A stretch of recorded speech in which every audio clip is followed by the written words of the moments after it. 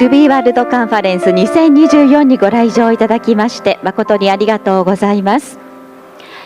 できるだけ前列の方空いておりますので、前の方からお座りいただきますようお願い申し上げます。まもなく10時からオープニングセレモニーが開催されます。どうぞ皆様会場内にお入りいただきまして、前の方からお座りくださいませ。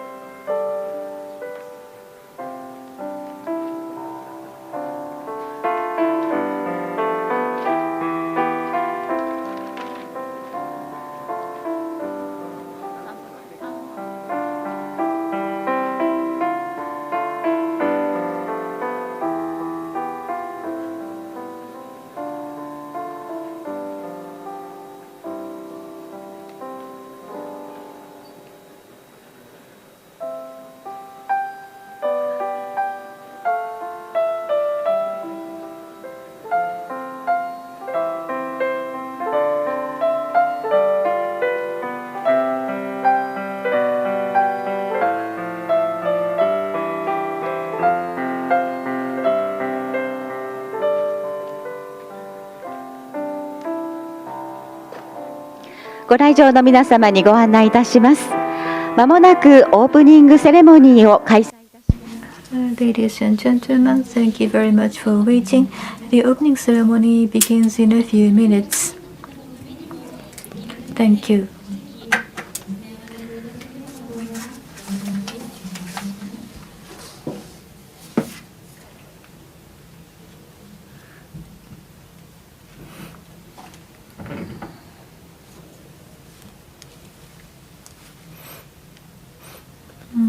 Nanka 外人たちもイヤフォンを使うとかいうそういう気は全然ない感じがしますよね。つけてない。まあそれはそれで。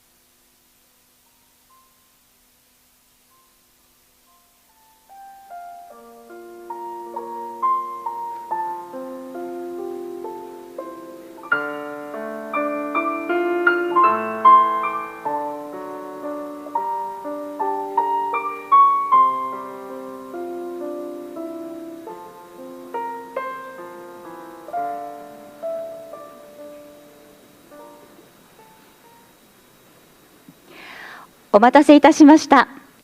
Ladies and gentlemen, thank you very much for waiting, and thank you very much for attending RubyWorld Conference 2024, taking time out of your very busy schedule. Let me introduce myself. I am Miwa Ishihara. I'm going to serve as MC for today.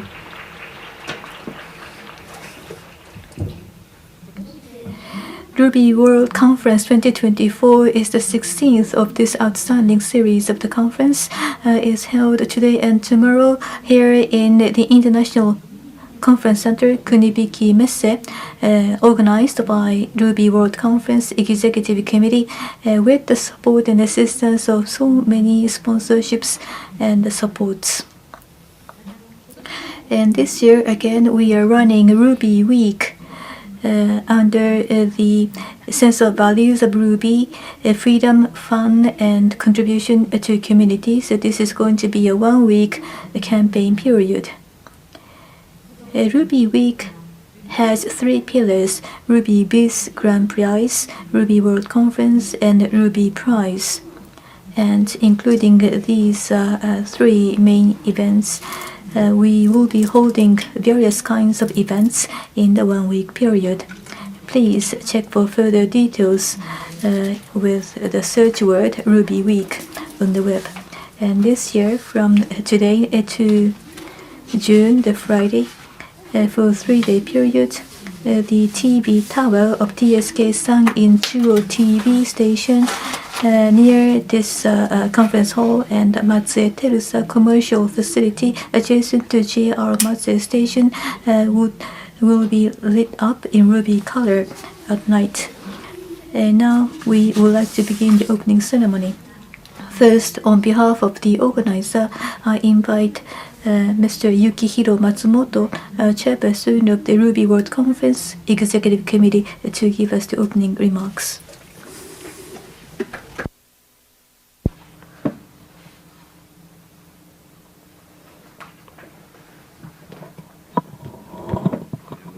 Good morning.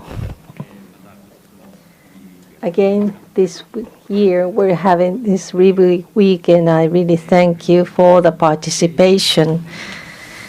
And I'm Yukihiro Matsumoto, chairperson of the executive committee of the Ruby Week. Well, there are many events going on at the same time, and many people, including people from the local areas, but also people from many places are gathered here, and so it keeps me very busy. But I will do my best for all of you. Also, some of the people were drinking until 2 o'clock in the morning, so I'm glad to hear that you have spent a lot of money for this area, so we have economic effect by that.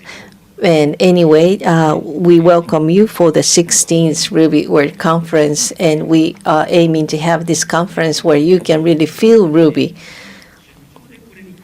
So this is a Ruby conference that you can come on a business trip. Of course, there are many other conferences that mainly they are the kind of a hobby meeting for the engineers.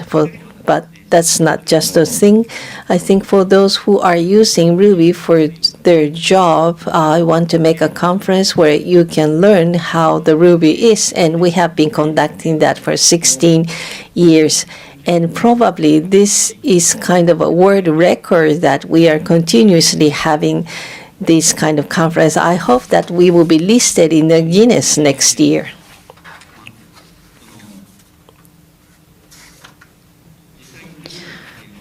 For people who are actually using Ruby and they're looking, this is going to be the place where you can see how the rubies are used in many places. And when I saw the Ruby Grand Prix yesterday, I think each people have different point of view. For example, somebody who go to a bookstore and you look at the computer technology place, there are so many books there. Maybe you can only find one book of Ruby. Nowadays, people don't buy so many books, so not so many publications are there. But people might think that Ruby is fading because you don't find any books. But when you come to this Ruby World Conference of today, or if you have been to the Ruby Grand Prix, most of the companies are saying that we want more Ruby engineers, and many companies are talking how much they're using Ruby. And so just by changing the place you are viewing, I think you can have the sense that if you study Ruby, maybe you can make a good income, or maybe this will make a very good business. So with these Ruby events, I think that many you can enjoy the way how enthusiastic and passion is here for the Ruby world. And if some of the participants will feel that they would become part of the Ruby world, I think that's a good thing. We would have many presenters, speakers today, including Andy.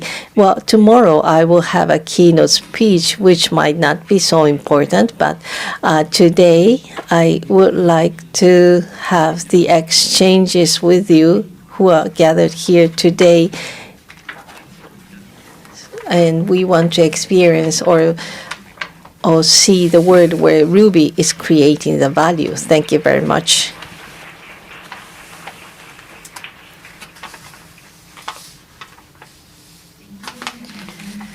Chairperson of Executive Committee, Mr. Matsumoto, thank you. Still, there are seats available, so for those who are standing, please take the seat. Now, following, on behalf of this hosting venue, Mr. Tetsuya Maruyama, the governor of the Shimane Prefecture, would like to give a few words. Hello, everyone. This is Governor Maruyama of Shimane Prefecture. We are pleased to welcome you to Shimane for the 16th Ruby World Conference this year. I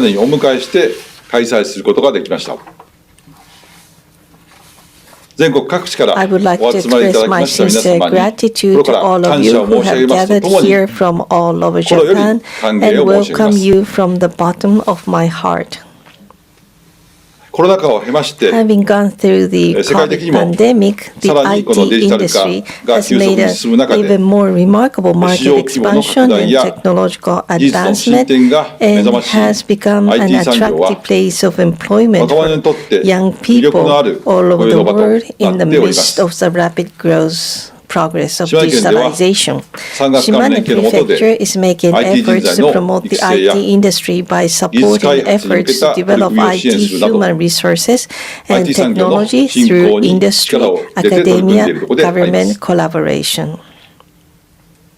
Shimane Prefecture is also home to Mr. Yukihiro Matsumoto, the developer of Ruby, a Japanese programming language now used around the world, and a growing community of companies that utilize Ruby. We are working to expand businesses utilizing Ruby by taking advantage of these strengths that other prefectures do not have. The Ruby Grand Prix was held yesterday. It was a valuable opportunity to see the further potential of Ruby as companies that are taking on the challenge of creating new services presented examples of businesses utilizing the Ruby's unique characteristics. We hope that many Ruby engineers who are attending today's conference will help to create new business that will create new value for the world. During the conference, various events will be held in Shimane Prefecture called the Ruby Week. We hope that you will be able to experience the atmosphere of Ruby Week, which will further promote the interest in and utilization of Ruby in Shimane. In closing, I would like to conclude my welcome address by wishing you all a great conference, the further spread and development of Ruby, and the continued success and health of all the participants. 歓迎のご挨拶とさせていただきます。 Thank you. 皆様どうかよろしくお願いいたします。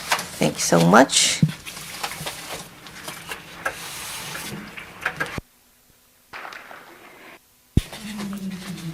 Thank you very much, Governor Maria. Now, advisor to the Executive Committee, Mr. Akihito Uesada, Mayor of Matsue City, gives us a few remarks.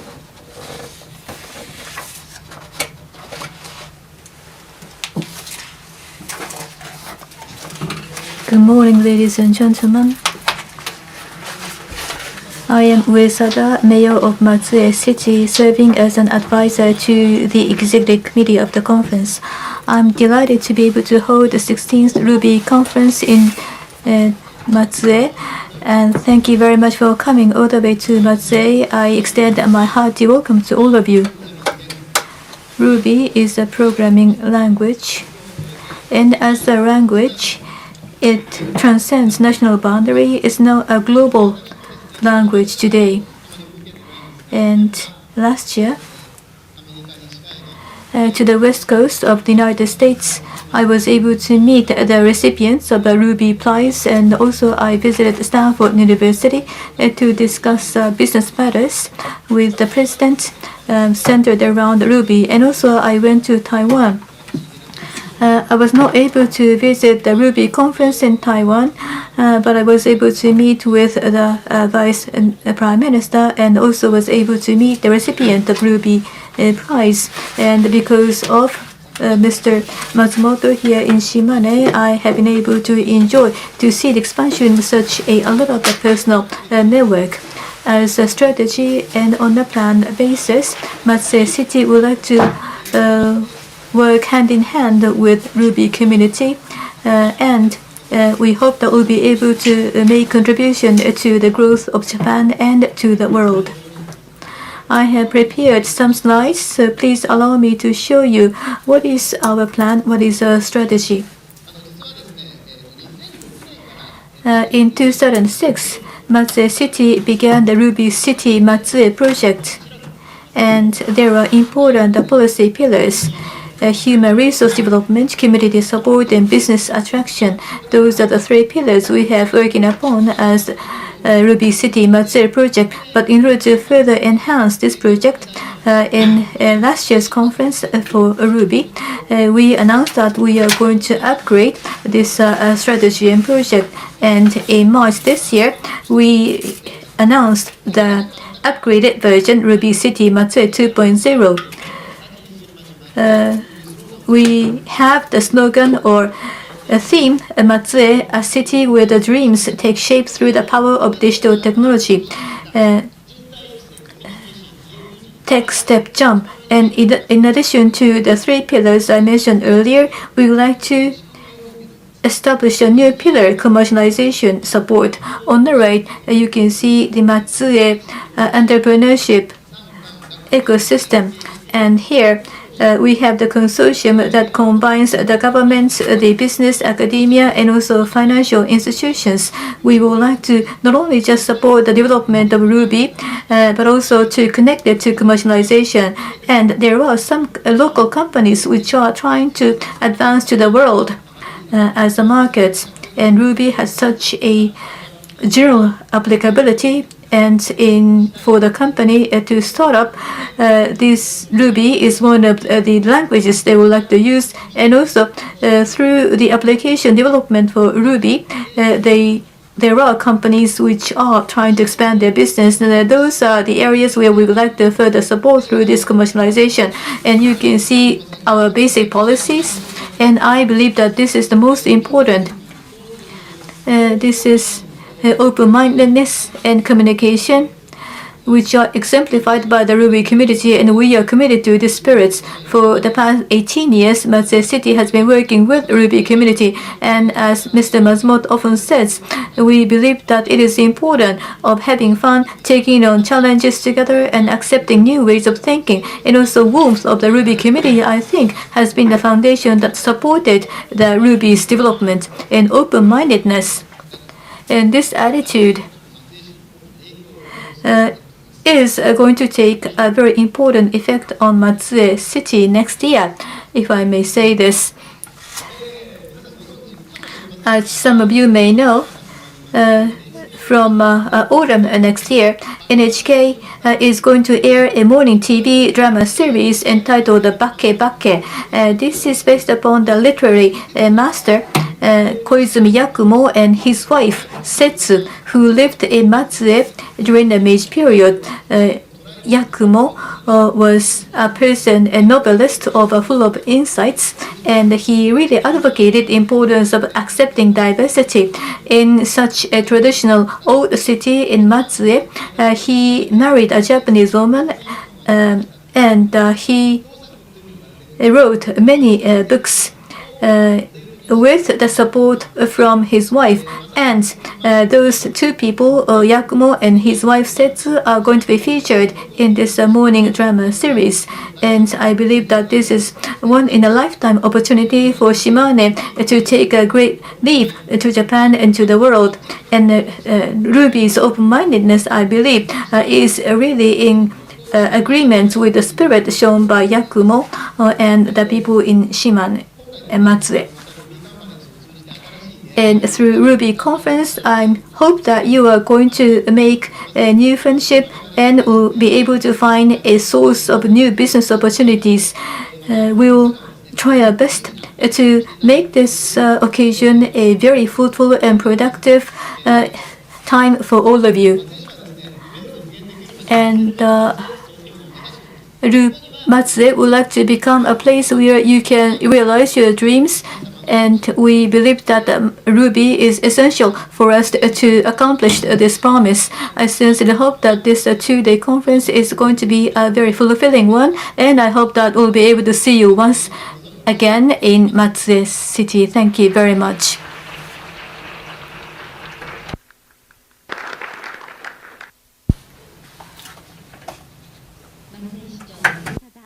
Thank you very much, Mr. Uesada, Mayor of Matsue City. Now we would like to move on to Ruby sponsor session day 1. And as we set the stage for the next session, please give us a few minutes. Thank you.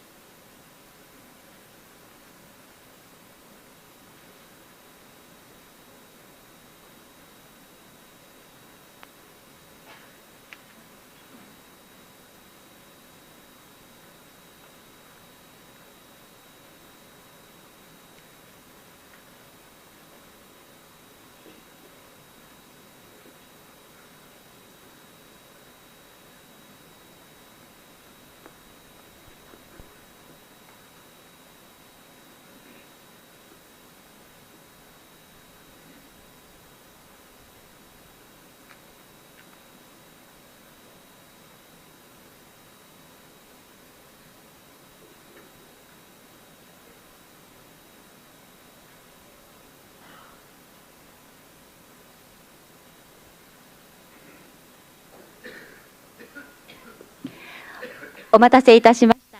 Thank you very much for your patience. We're going to start a Ruby sponsor session, day 1. RubyWorld Conference 2024. Let's start with 2 presentations of Ruby sponsors. The first presentation is going to be held by Mr. Yudai Hara, Network Applied Communication Laboratory. The title is NEAS meets Ruby. So, Mr. Hara, please. Good morning. I'm Hara, working at Network Applied Communication Laboratory. I'd like to say something about the event first. Well, actually, up until 2022, we had just held a small Ruby Goshen. That is going to start soon. That is a kind online contest with just own developed AI, and then the users should be older than 20 years old, and then students as well. And then the deadline of the application is the 1st 25th, 2025. And then if you can be a winner, you can just achieve 100,000 yen as well. And I'd like to just skip the introduction of the company, and the company president just asked me to say something that should be interesting to you. So I was wondering what I could talk, and I decided to talk about the Ruby programs that is run on NEC. Here, this is NEC, the Nintendo Entertainment System, that is a home video game console. At the time, there was no Ruby and that kind of just programs, and everyone tried to develop the software for NEC in assembler. And is it possible to just create a Ruby program that can work on just NEC? NAS? Well, actually, it is quite difficult because NAS has only small memory. And then NEC just has a memory of only 2 kilobytes. And nowadays, the PC has a memory at least 16 gigabytes. And the Ruby has a lot of functionalities. And if you want to just start Ruby or boot Ruby, actually it would take 30 megabytes. And it is quite possible to run a Ruby program on NES. So for that kind of a small memory computer, there is something else available that is mRuby, a kind of a brother of Ruby. And mRuby, actually the grammar that is the same to Ruby, but it just give up a lot of functionalities, but it can only small memory. And in terms of the difference of functionality, actually Ruby gems cannot be used. Instead of that, mRuby gems, that kind of library systems are available for this one, mRuby. And well, there is another just a reason that mRuby just use only small memory, and just ordinary Ruby just use .rb, read .rb directly for execution, but that is not the case for mRuby. And for mRuby, there must be some preparation using .mrbc command. And then as a result of that, .mrb files are output, and that is just put or executed on the system by mRB. And the .rb and the .mrb, what is the difference? The biggest difference is that .mrb files cannot be read by humans or human users, so because that is in a binary file format, and thanks to that, the file size is quite small.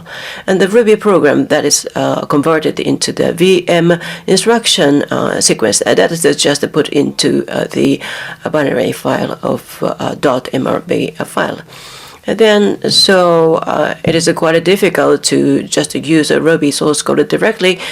Here, this is the addition calculation of addition. This is a method, just a reading or a loading.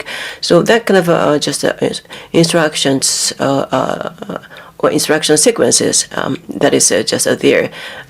But still, mRuby need to take 300 kilobyte, and that is still too much for NAS.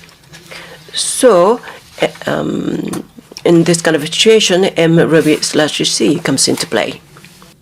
mRuby/C は mRuby からさらに機能を削った代わりに mRuby よりも1桁程度少ないメモリでも動くようになっています。このため mRuby/C なら例えばマイコン上でも Ruby を動かすことができます。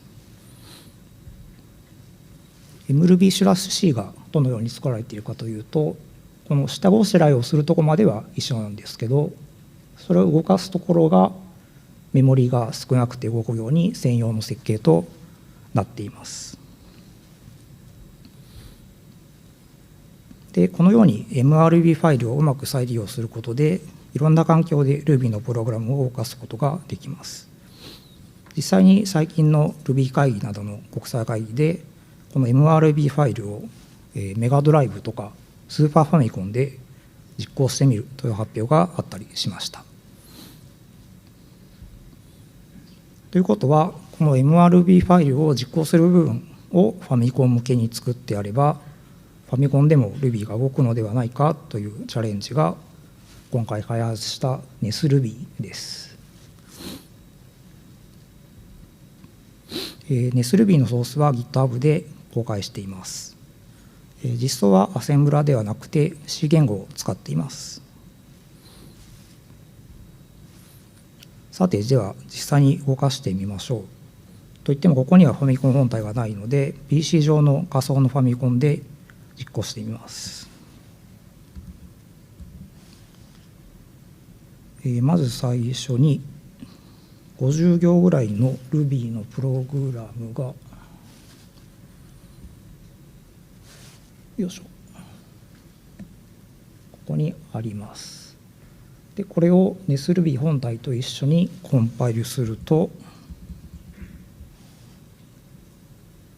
.nes という拡張子のファイルができます。で、これを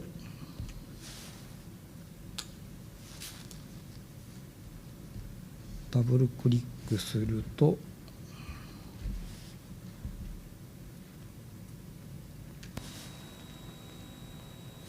こちら Ruby キャッチャーというゲームを作りました。こ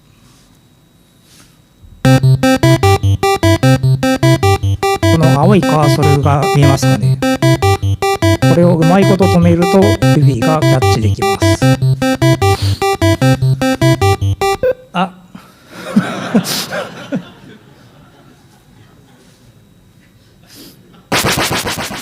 ちょっともう一回やっていいですか。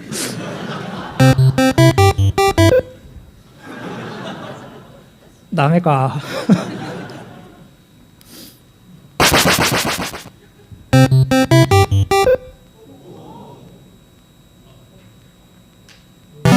いけました。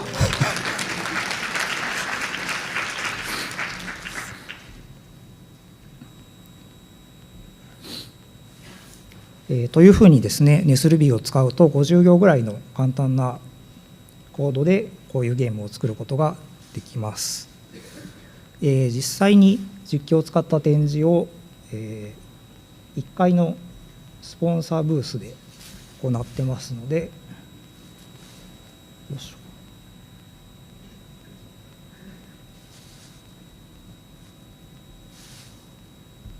よいしょ。ぜひ遊びに来てください。以上です。ありがとうございました。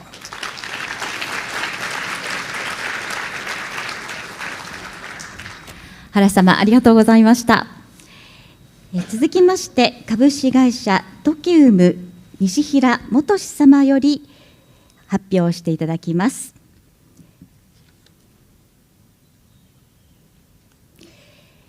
Ruby が支えたトキウムの成長の軌跡と題してご発表いただきます。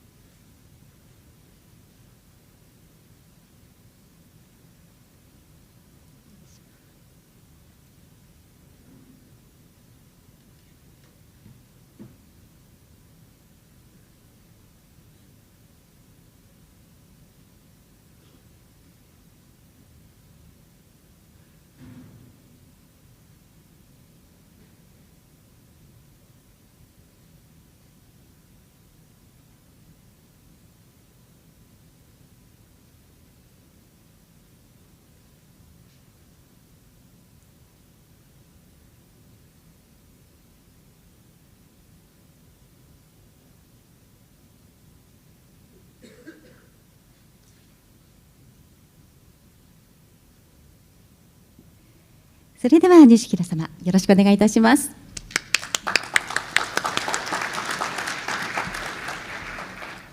おはようございます。本日は Ruby が支えた TOKIUM の成長の軌跡というタイトルで発表させていただきます。まずは自己紹介から、株式会社 TOKIUM の取締役 CTO の西平と申します。2012年に TOKIUM を共同創業しまして、CTO に就任しました。TOKIUM は学生企業の会社でして、筑波大学で代表の黒崎と出会いまして、同じ大学の同級生4名で創業した会社でございます。Ruby との出会いは2013年で、Ruby2.0 から使っております。会社の概要です。今年の5月時点でですね、従業員数は400名を超えております。ちょうど今週、新しい関西拠点も開設いたしまして、業用を拡大している、そういう会社でございます。いわゆる会社のミッションをですね、TOKIUM の志と、名前を付けまして掲げております。未来へつながる時を生むということで、現在はB2B の SaaS を展開しておりますので、お客様の企業様それぞれが掲げるミッションの達成をお手伝いするために、お客様のコア業務に取り組む時を生むということをやっている会社です。どういうものを開発しているかといいますと、法人支出管理プラットフォーム TOKIUM というものを開発しております。このプラットフォーム上でですね、お客様の支出に関する業務を効率化しまして、そしてその業務効率化を通じて、プラットフォーム上にたまった支出のデータを分析する、そういうことで、お客様の支出の最適化を支援する、そういうものを目指して開発しております。現在、プラットフォーム上には4つのサービスが展開されております。代表的なもので言いますと、経費精算のサービスであったり、請求書の受領サービスのインボイスというものがございます。導入実績なんですけれども、上場企業250社を含む2500社以上の企業様に導入していただいております。このように学生4名で作った会社は多くのお客様を支えることができるまでに大きくなることができました。これはもう TOKIUM の成長は Ruby とともにあったと考えております。本日はどのように Ruby が TOKIUM の成長を支えてきたのかご紹介させていただこうかと思っております。Ruby との出会いは2013年でした。当時ですね、我々はコンシューマー向けのサービスを展開しておりました。その時に、Ruby on Rails を採用しまして、家計簿サービス、ドクターウォレットというものを、リリースしました。当時、Ruby on Rails を、選択した決定的な理由が3つございます。一つは、スタートアップにとって仲間探しというのは非常に重要ですので、業用を拡大する、ためにも、この Ruby on Rails エンジニアの多さというのは非常に魅力的に映ったことです。そして2つ目は、日本語でアクセス可能なコミュニティがあり、さらに豊富なジェムという、財産が多くあったことです。これにより、安心して開発を進めることができると考えました。そして最後に、ベストプラクティスの存在です。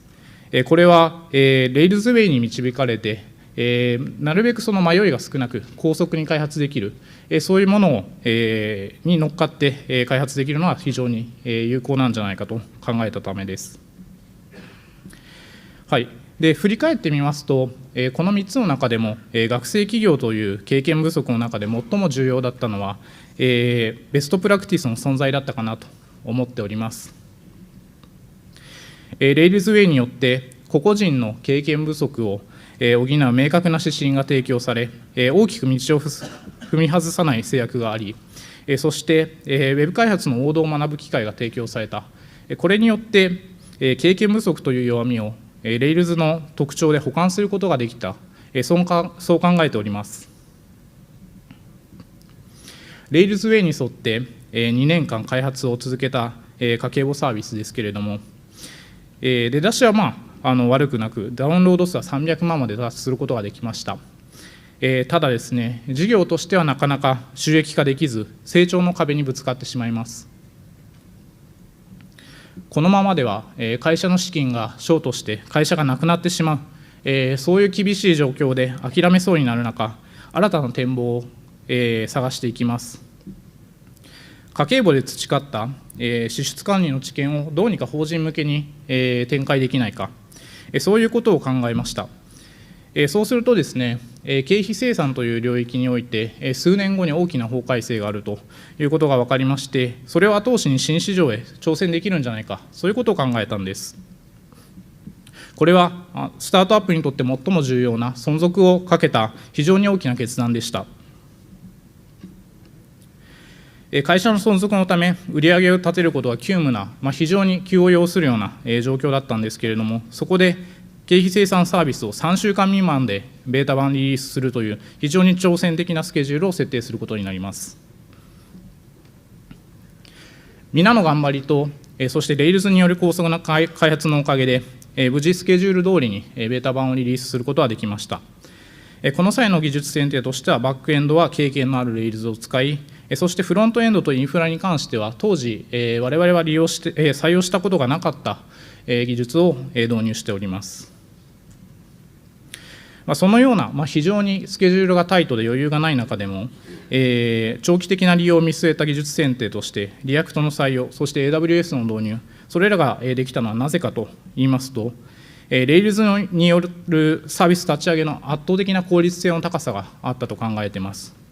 そして、レイルズに導かれた2年間のウェブ開発の学習経験によって、レイルズ自体の知見もすごくたまったんですけれども、その周辺領域において、ウェブ開発のベストプラクティスというものを非常に学べたということは大きかったかなと考えております。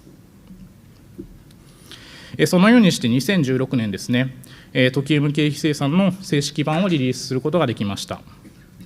これは会社にとっても非常に大きな意味を持ち、これを機に縮小していた組織が増員に転じる、そういう重要なターニングポイントになりました。トキウム経費生産の立ち上がりは、うまくいきまして、軌道に乗り始めた、そういう流れだったんですけれども、ここで世界的にコロナ禍に突入していきます。我々のお客様は、経理部の方々なんですけれども、リモートワークが進む中で、経理部門の方々は、出社せざるを得ない状況でした。これはなぜかと言いますと、紙で物理的に届く請求書を処理しなければいけない、そのために経理部の方々は出社していたんです。そこで我々はその課題を解決すべく、請求書をお客様の代わりに受領してデータだけ返すという、請求書受領サービスのリリースを決定します。しかし、ここでも大きな課題が発生していました。会社を支える屋台骨である経費生産の開発もこれまでと同様に進めたい。そして、請求書に関しても法改正が近くに迫っておりましたので、それに間に合うよう、とにかく素早くサービスの立ち上げを行いたい。これを両立することが求められたのです。そこで技術的な決断として、開発スピードを重視して、経費生産とインボイスの機能を両方とも同じコードベースで開発するというモノリシックでの開発を決断しました。一方で、このままですと技術的負債がたまってしまうことは見込まれましたので、ネームスペースによる最低限の分離というものを設計に取り組んで、負債化の軽減を少しでも図ったんです。この決断によってタイトなスケジュールでの開発を実現しただけでなく、会社全体で2年で 4.1 倍以上の売上を増すことができ、法改正のチャンスをつかみ、そしてプラットフォーム化への布石ということも実現することができました。この2020年のインボイスのリリースによって、数十名の組織は数百名規模に拡大することができた。これも非常に大きなターニングポイントになりました。振り返ってみると、創業からピボット、そして急拡大における非常に大きなターニングポイントをすべて Ruby on Rails と Ruby によって支えられてきた、そういう10年間だったかなと思います。ただ、直面する課題としては、プラットフォームとして複数のプロダクトを同時に開発するため、サービス間の依存を解消することが不可欠であったりしています。そこはですね、非常に技術的に難しい挑戦ではあるんですけれども、次の成長のための機会と捉えて、我々はリアーキテクチャに取り組んでいます。最後にですね、この10年間のこの成長を振り返りますと、Ruby 開発のプロフェッショナルの方々との出会いとご協力なしには、もうこれは達成できなかったことかなと思っております。皆様、いつも本当にありがとうございます。最後にRuby エコシステムへの感謝で締めくくらせていただきます。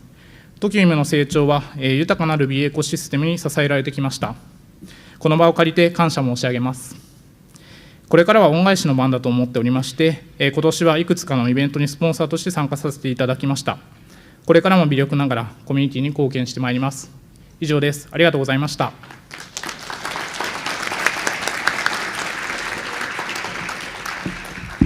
西平様、ありがとうございました。以上をもちまして、Ruby スポンサーセッション DAY1 を終了いたします。続いて、マストドン G ゲームベハーアンディ・パイパー様によります基調講演となります。ステージの準備が整うまでしばらくお待ちください。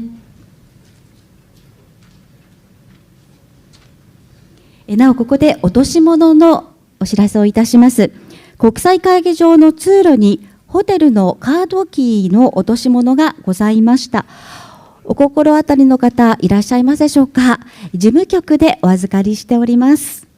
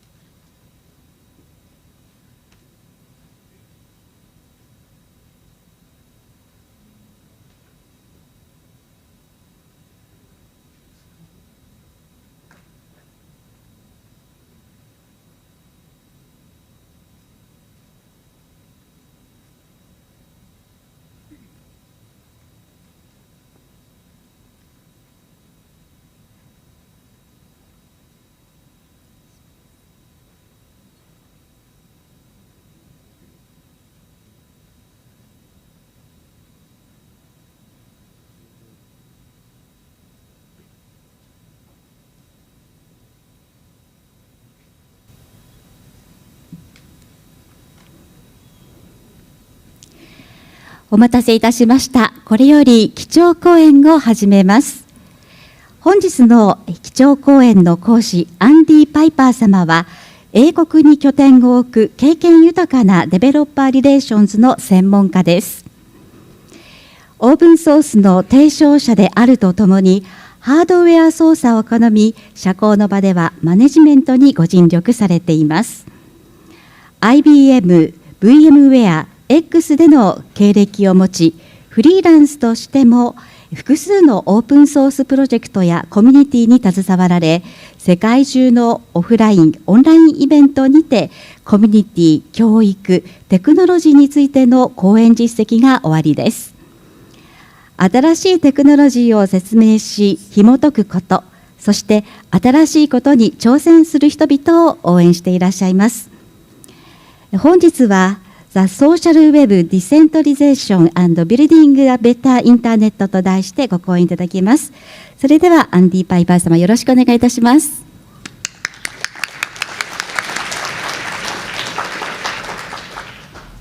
Well, good morning and hello, everyone. こんにちは。アンディ・パイパーです。インターネット上の開発者、それから推進者としてご存知かもしれません。これまでのキャリアの中で、主にメッセージング API と相互運用性についてお話をし、発信してまいりました。現在、私はフリーランスの技術者でありまして、しかしこれまで同様にウェブとオープンソーステクノロジーに関心を持ち続けております。私がウェブとオープンソースに実際に貢献する方法の一つが、マストドンチームと一緒に開発者関係とコミュニティに関して協力し貢献するということです。今回本当にこの会議に出席でき嬉しく思っております。日本は初めてではありませんが、前回この素晴らしい国を訪問してから数年経ちました。またご招待いただきまして本当にありがとうございます。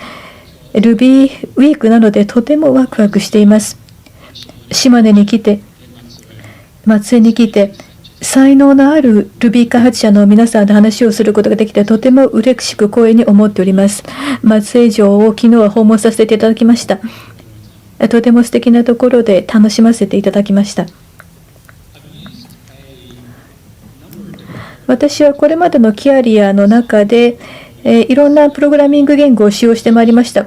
その頻度はいろいろですが、Ruby との私の関係についてまずお話したいと思います。私が初めて Ruby に触れたのは2012年でした。VMware と Pivotal でクラウドファンドリーの初期バージョンに取り組んでいた時でした。クラウドファンドリーはその後、コーサービスにGo に切り替わりましたが、当時は Ruby を多く使っておりました。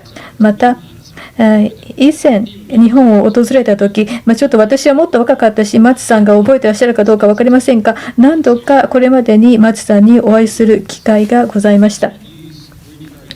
私自身は今は Ruby をあまり日常しているわけではありませんが、それでも Ruby の価値と重要性を認識しておりますので、今日はその話も絡めてお話ししていきます。ではなぜ私が今日こちらに呼ばれているのか、このオイゲンロホコではなくって、そして私はこのオイゲンロホコというマストドン、彼は今回日本にすることができないということで、その代理で参りました。オイゲンから短いビデオがありますので、まずそれをお見せしたいと思います。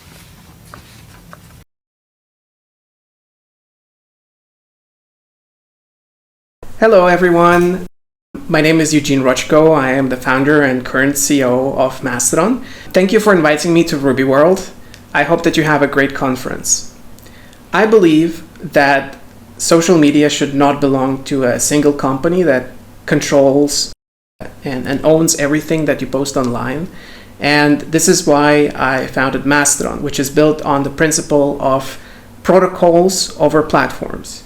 Mastodon is built on the ActivityPub protocol and is part of the Fediverse, which is a network of interoperable social media platforms that include many different open source software projects like Miski, Pleroma, PixelFed, and so on, as well as commercial platforms like Flipboard, Threads, and hopefully many more in the future. Users from all of these platforms can communicate with each other seamlessly as if they're on a single network, but at the same time, control over the network does not belong to anyone in particular, and everyone has control over their own part of it. This allows different approaches to social media, to user experience, to business models, to sort of coexist together. It allows limitless experimentation, and it gives developers the security that they can build on these standard APIs without the risk of anyone shutting them down.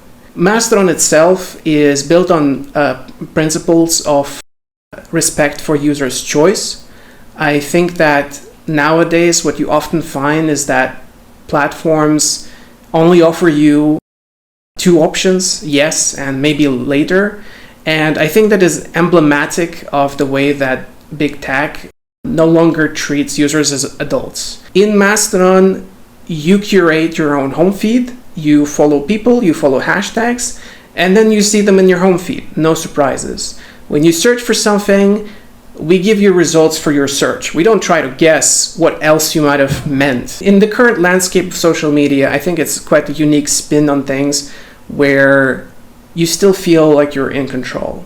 Building a social media platform to compete with Facebook and Twitter, who have thousands and thousands of engineers, is not easy. But it is a little bit easier with Ruby on Rails, because Ruby is a very beautiful and expressive language that is just very pleasant to work in.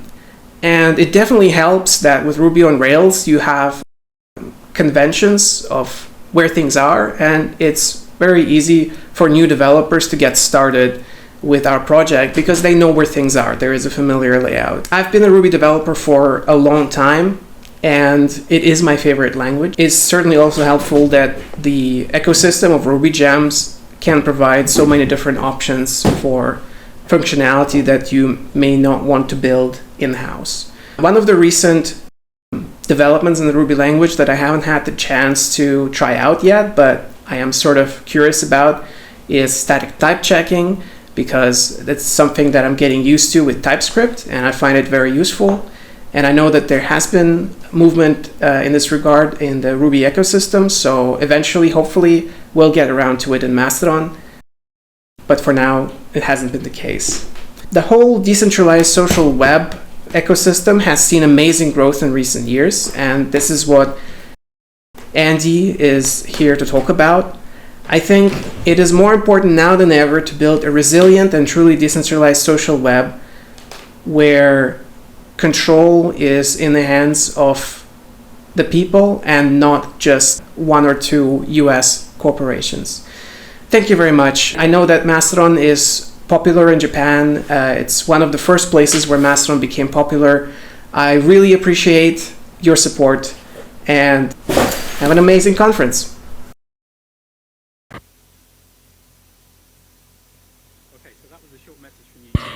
ユージンさん、オイゲンさんからのメッセージでした。それでは今日の私のお話の内容を紹介していきたいと思います。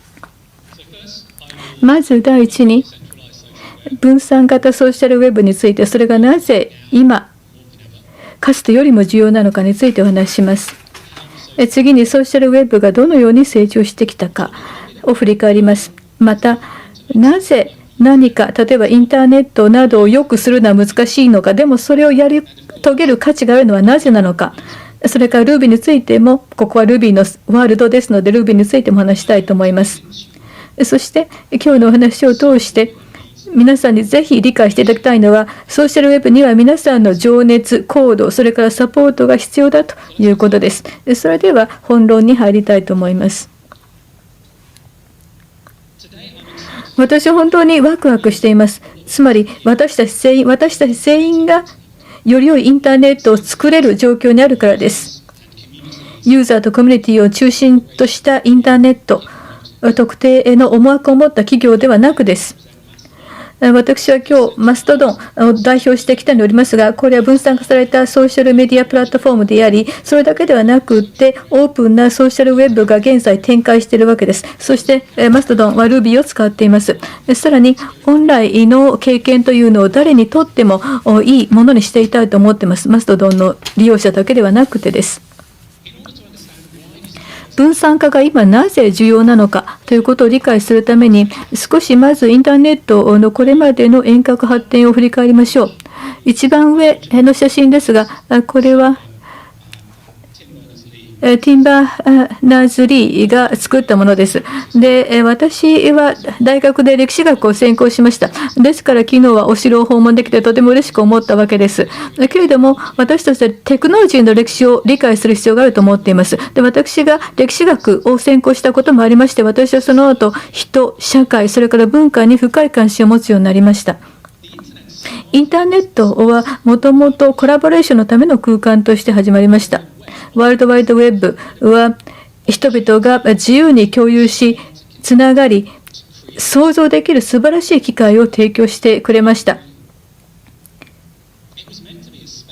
ウェブというのはオープンな交流の場となるべきものでした。ティンバーナーズ・リー彼は私と同じようにイギリス出身のウェブの発明者ですが、彼はウェブは全ての人のためのものだという有名な言葉を残しています。けれども問題はウェブが成長するにつれて少数の巨大テクノロジー企業の力もまた強まったということです。今日では少数の有力企業がほとんどのオンラインスペースのルールを設定しています。社会とテクノロジーというのは密接に結びついています。これは私たちが日常実感していることです。私たちはデジタルな公共広場を構築していると思っていたのですが、それはしかしその後、広告のためのデータ収集とユーザーの幸福よりもエンゲージメントを促進するアルゴリズムを優先するような営利目的の民間のプラットフォームの集まりへと進展していきました。それから他のことも皆さん気づくことがあるかもしれません。こういったプライベートプラットフォームはユーザーが皆さんが簡単にコンテンツにアクセスしたり共有したりことを望んでいないわけです。で、ユーザーがコンテンツを自分たちのプラットフォームに投稿し、その同じプラットフォームに留まるように望んでいるのです。多くの場合、ユーザーに別のツールを選択させたくないのです。よって、チャットやビデオや商品の販売など、独自のアプリにさらに多くの機能を追加して、ユーザーがプラットフォームを離れる必要がないようにしてしまうのです。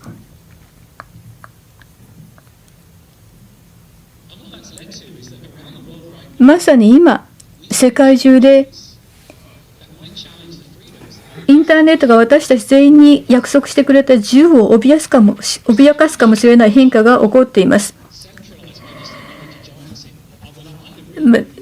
アメリカ、中国、その他の諸国の巨大テクノロジー企業が大きな権力を集中させ、私たちのプライバシーやデータセキュリティ、さらには民主主義そのものに影響を与えるような決定に彼らが影響を及ぼしているということです。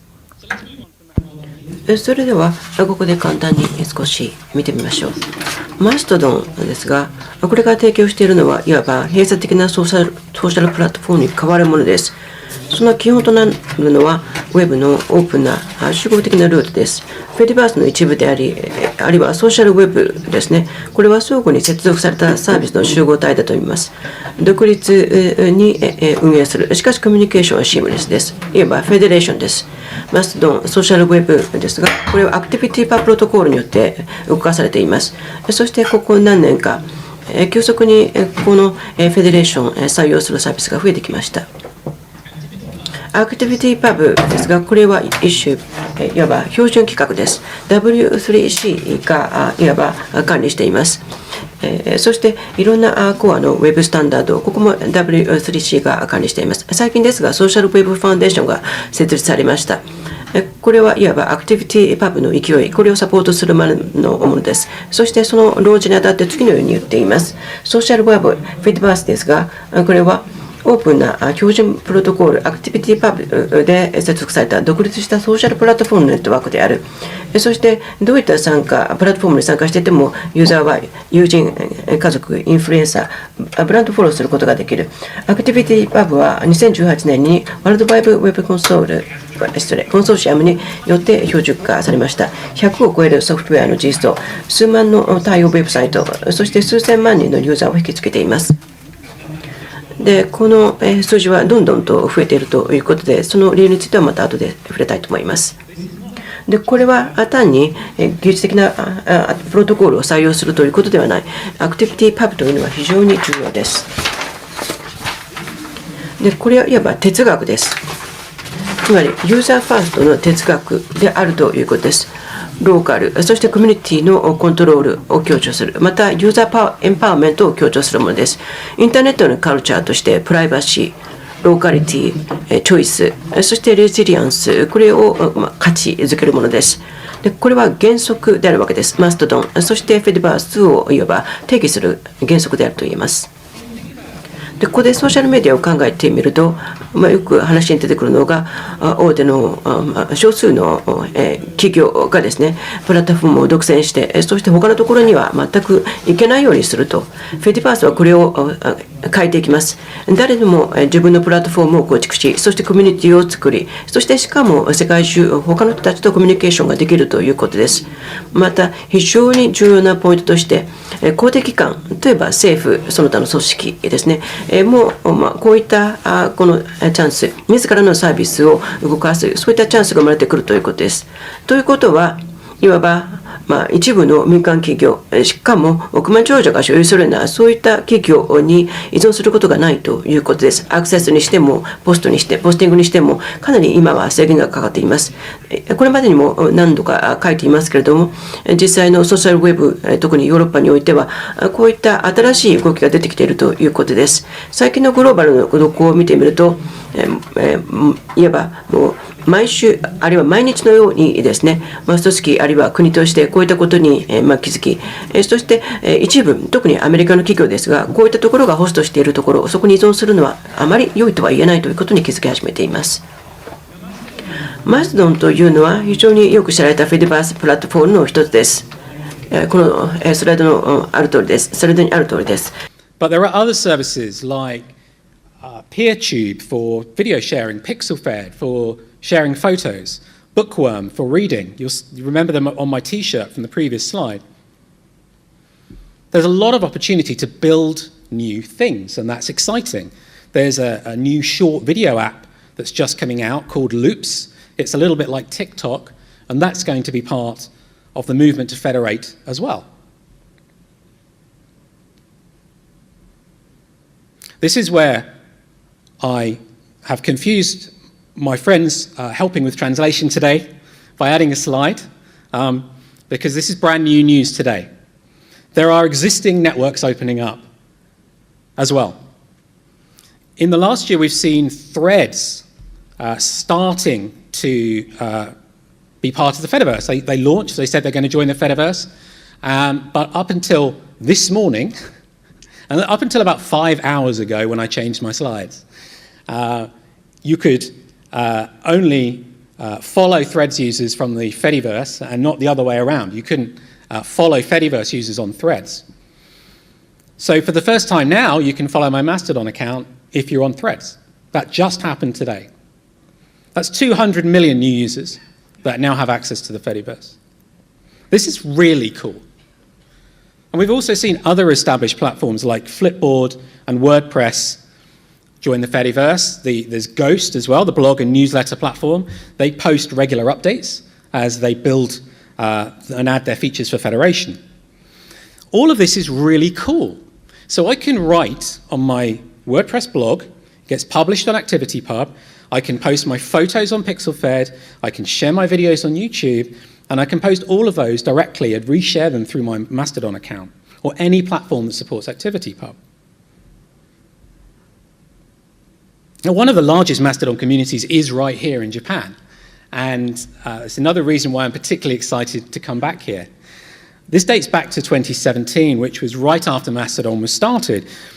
mstdn.jp was created in April 2017, and it went viral, saw a growth of tens of thousands of accounts within a few days, and it's been a catalyst for Mastodon's popularity here in Japan. If you look here, you can see that the mstdn.jp server is still the second largest Mastodon instance worldwide by numbers.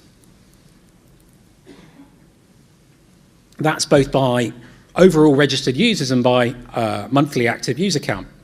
So, and we also really want to say thank you to our friends here in Japan at Sujitech, who operate that instance, and for their generous support of Mastodon. A Mastodon is not only about those individual big instances. It's important for us to have a diverse community of different servers with their own rules and owners to accommodate many different interests and make it more resilient.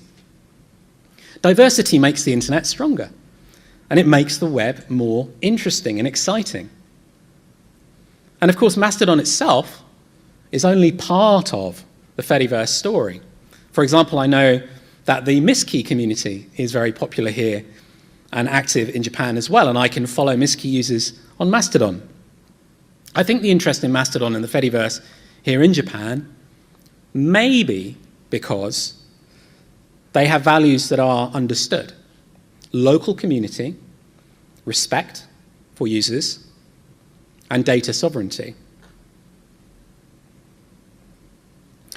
Building a decentralized social network like Mastodon has a unique set of challenges, both technical and social. And I want to spend a bit of time talking about those because we need to make an effort together to overcome them if we want to build a better system together.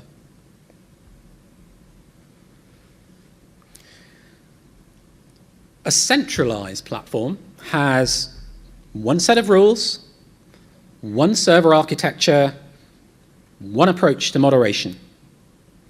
And there's usually only one owner with one business model as well.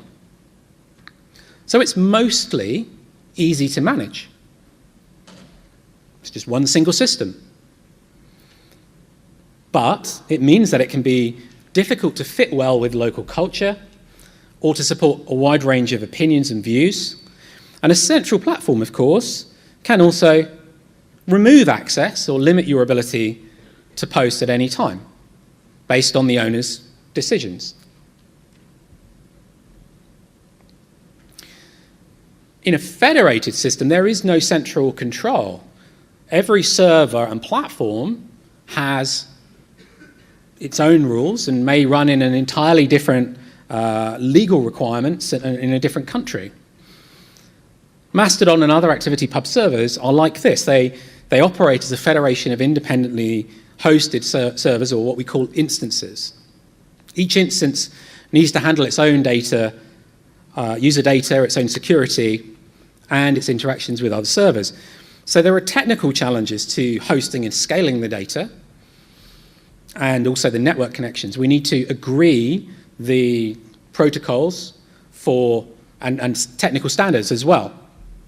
The Social Web Incubator Community Group at the W3C and also the less formal Fediverse enhancement proposals at Social Hub are parts of this discussion for deciding on these interactions.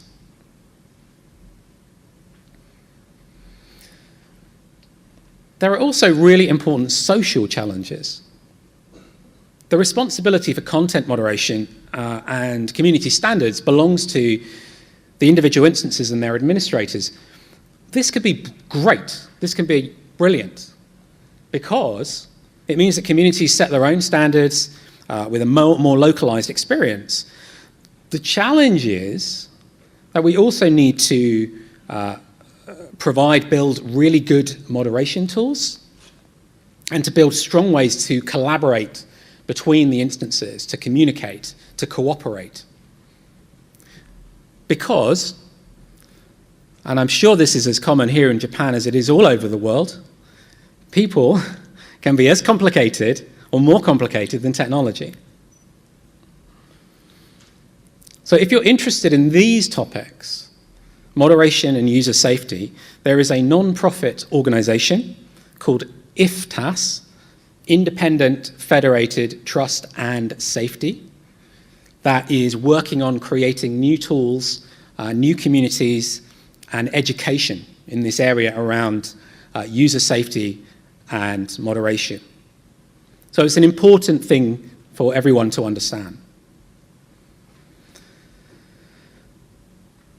This is the internet, and the internet connects our world. And this means that we must truly think globally.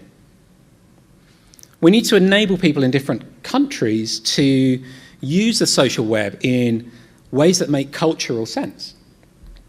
We need people from places such as Japan, and other countries in this region to take part in the conversations about technology standards and user expectations. And this is difficult because there are language barriers between us and time zones. And it can be a bit scary when we feel less confident about how to communicate. I myself speak no Japanese except the very basics, and sometimes I get a bit scared. So I understand it can be tense to try to communicate. There's a lot of work to do, and a lot of tools to build, but there is a lot of opportunity to make the decentralized web, social web successful, and it makes, and also to make it as accessible to as many people as we want it to reach. And finally, this brings me to my final section. You'll be glad, because you're here at a Ruby conference.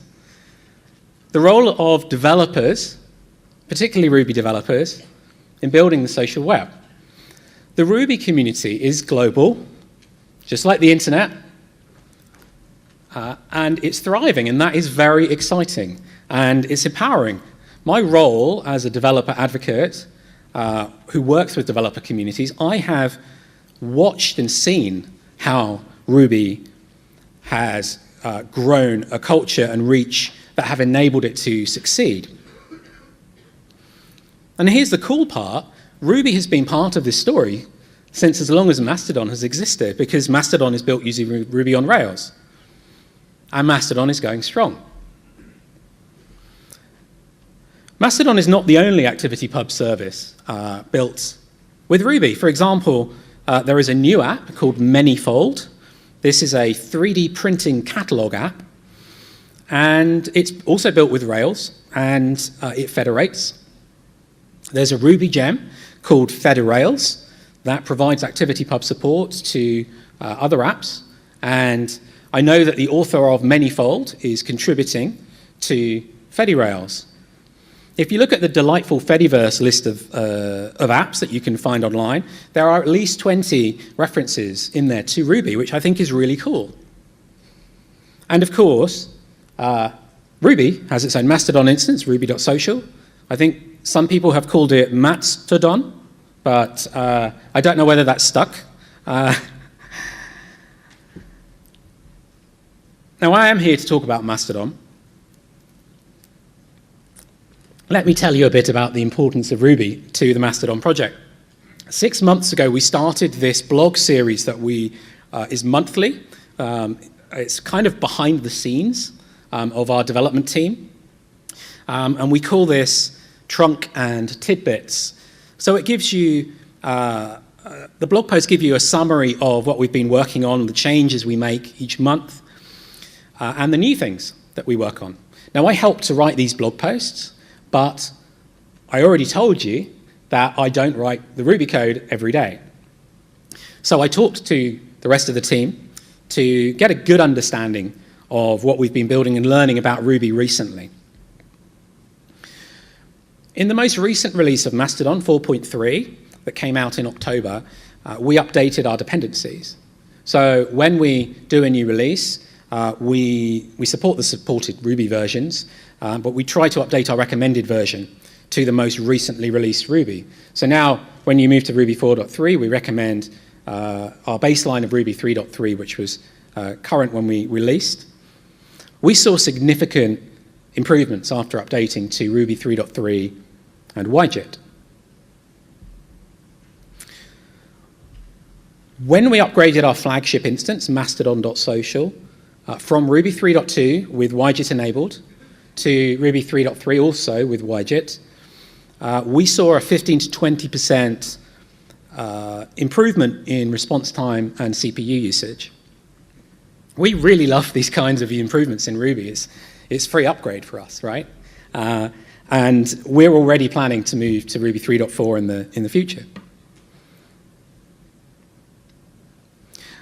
Our backend stack is a classic Rails app with Sidekick and with Postgres in a big monolith. The developers are happy with this. We serve more than 150,000 requests per minute at peak on mastodon.social with our 120 millisecond P90 response time. We process more than 200 million sidekick jobs per day on 160 CPU cores. So I think that's quite impressive numbers from a scale perspective. By the way, as well as mastodon.social, we operate a second instance, mastodon.online. We get the latest code from GitHub running on mastodon.social and mastodon.online as much as we can, so that we get new features to many users and also to get a good idea of the performance and usability of those updates before we ship them as a release to other instances.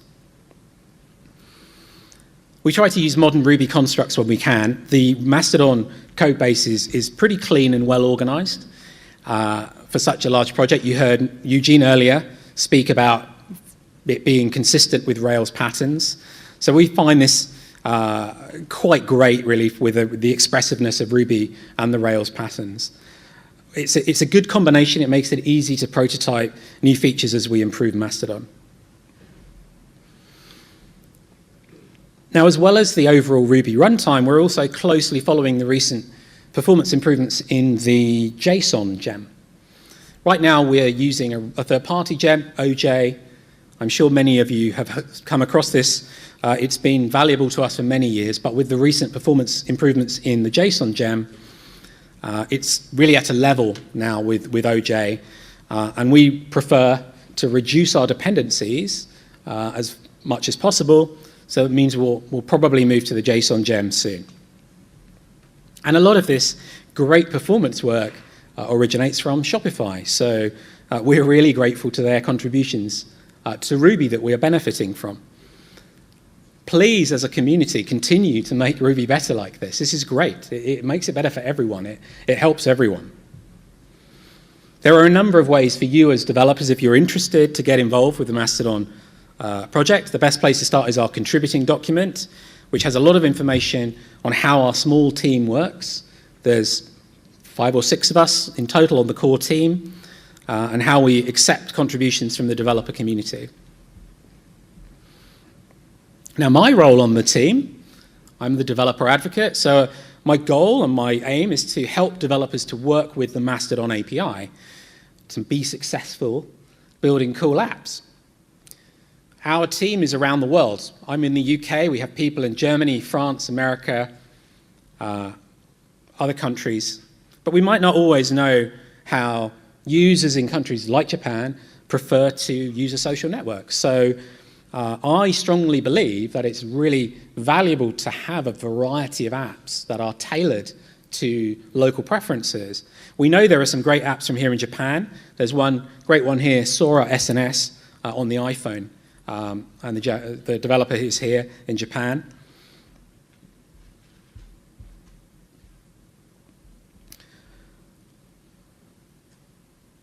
So I want to finish my talk today with this message. It's not just about Mastodon. I'm here on behalf of Mastodon. This is not just about Mastodon. It's about you. It's about all of us. You Ruby developers have an opportunity to help to expand the Fediverse and the open social web. You've already done that. You've brought us Ruby. Ruby's brought us Mastodon. We've got a thriving social web. You can build new libraries, new apps, even whole new platforms. Go make some new things. The mayor said this morning, open-mindedness and communication enrich the community and give shape to dreams. Wonderful, wonderful statement. The website for RubyWorld describes Ruby Week as a campaign that expresses the values of freedom, fun, and contribution to the community. I love this. I love that description, freedom, fun, and contribution. This is great. This is what I am in technology and society for. This is what I'm interested in. It's not just about writing code. We, all of us here in the room today, are able to shape the future of the internet with our contributions to the community. We all of us here in the room need to tell the story of the web to our friends and our families. We need to opt where we can to support open platforms over closed algorithms.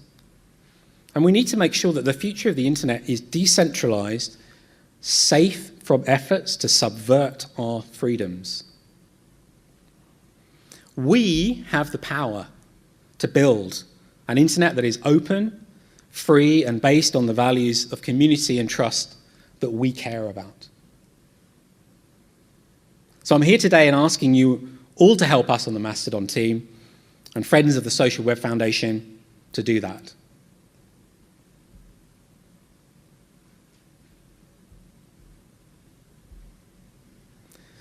Finally, again, Mastodon is a non-profit organization. We rely on donations to keep us going, so please support us if you can.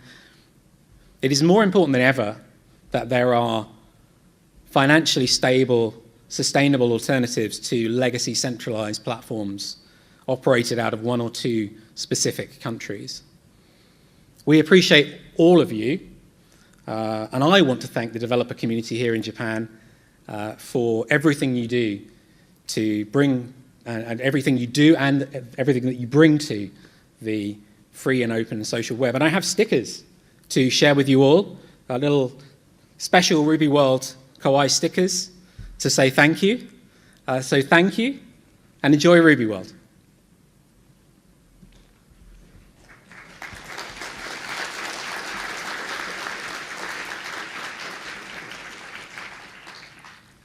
ありがとうございました。 Thank you very much, それではせっかくの機会です。 As this is a great occasion, so I'd like to open the floor for questions and comments.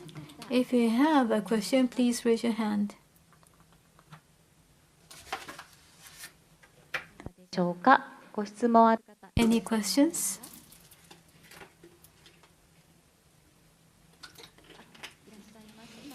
I see a hand. Please wait for the microphone to come to you. Thank you for coming today. I'd like to ask you about the Fediverse. If you could develop an app using Ruby to be decentralized on the Fediverse that currently isn't there, what would you develop?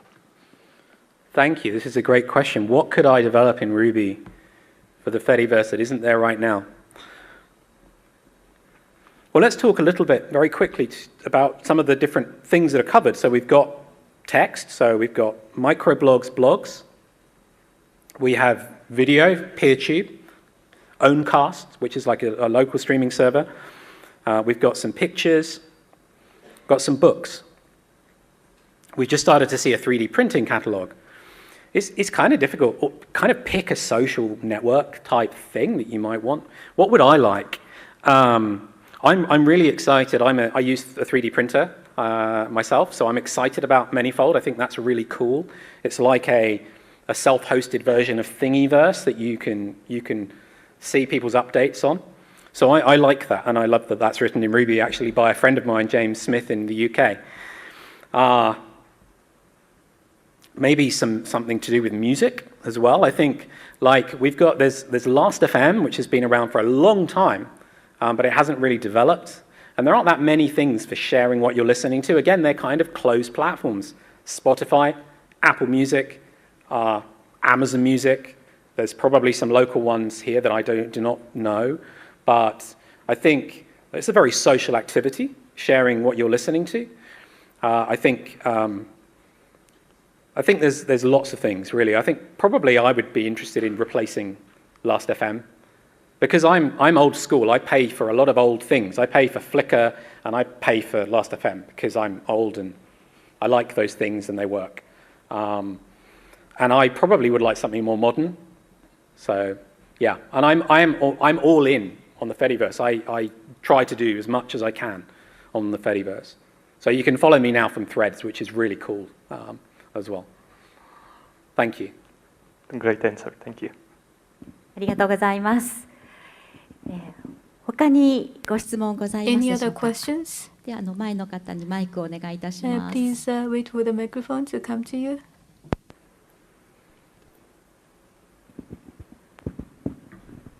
Hello, Thank you very much for your talk. Andy Itogawa from Itogawa Software. Could you share some more ideas how we could try to motivate local governments in Japan and elsewhere to use Mastodon and the social web? Thank you. That's a great question. How can we motivate local governments to use Mastodon and the social web? Well, I have a couple of blog posts. I have a friend, Stefan Bohacek, who's written also a website about the Fediverse platforms for government institutions. There are a few in Europe, so the EU itself has a social web platform which runs on Mastodon, and I think the German and French governments as well. And I think my perspective, for those of you that do not know me, my previous job was at a company that no longer exists called Twitter, and I'm really sad that it no longer exists, and one person is now making choices that are problematic to me, and I'm sure to many people, and I think that recent events have shown that that is a challenge. So having these platforms that you are putting all your data into, I know that quite often there is a belief that that is where the audience, where the people are, but that audience can be taken away from you instantly. If you run and host your own social platform, your own network, your own communications channels, you probably have your own email already for local government and government.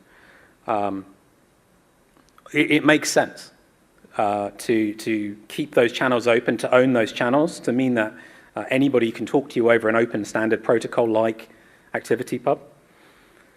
Motivation is hard. There is not a lot of money in government, in local government, and people want to choose an option that will give them big reach for no money, less money. And I think that if we care about democracy, if we care about keeping those communications open and true and honest to our values, then we need to be taking those hard steps and trying to do that. I don't have an answer. I have stickers. But I can't, I think we just have to tell these stories and explain what's happening. I'm a big believer in education. But I'm happy to talk with people. If you've got people who are trying to make the choices, I'm happy to point them at good examples where this is working. I hope that helps a little bit. Thank you very much. ありがとうございます。それでは Thank you very much. 他にもご質問、Yes. 前の方の Yes, 方 please. 手を挙げてください Yes. ましたので、 There is a person, お願いいたしま another す。 person who's raising his hand. Thank you for the talk. Hi. I'd like to ask, what do you think are the largest hurdles for non-tech savvy people to entering the Fediverse? And do you have upcoming plans or developments in Mastodon to address and help people overcome these non-tech savvy people entering the Fediverse? Thank you. So the question is about how we can improve the Fediverse, the social web for non-tech savvy people, because probably all of us, or many of us in this room, are techies, right? We kind of get how stuff works. I kind of love that.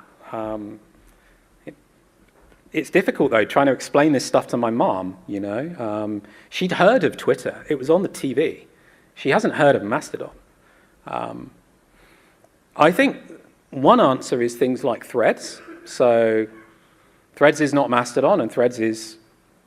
You can say, well, Threads is Meta, and Meta is good or bad. It's big, and they've got a successful, large, easy-to-use platform. And if people on other parts of the social web don't like that, they can choose not to interact. So part of the answer is more of those mainstream platforms beginning to come along, like WordPress. Many people have got blogs or websites that run on WordPress, even if they don't know that they've got that. In Mastodon, we've made some changes. We've reduced the friction in choosing a server to sign up at the beginning. We've got a designer who helps us to try to make things look nicer. We've got a new feature in Mastodon at the moment just on mastodon.social, or one's running the very latest GitHub code. It's called Rapstodon. It's like Spotify year wrapped, or Spotify Unwrapped, or whatever they call it, where you can see like what your most popular things were. So we're trying to be a bit more fun.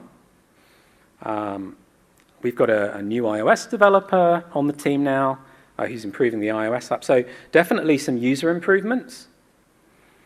But I think there is a broader communication, a broader education, and I think that's partly what the Social Web Foundation wants to do, is really explaining that this is not much different to us having email addresses, and they may be in different domains, but we can still send an email from one person to another on different Hotmail and Gmail and wherever you might be. So that is one source of confusion, and I think that over time that hopefully will go away. Some other things we're doing in Mastodon, we're going to be adding quote posts. People have asked for that, so that will come to Mastodon in the future. And really, we spend a lot of time thinking about how we can make it easier to use. I think that we've got a really nice core team right now, and we are talking a lot more and discussing how we can take on contributions.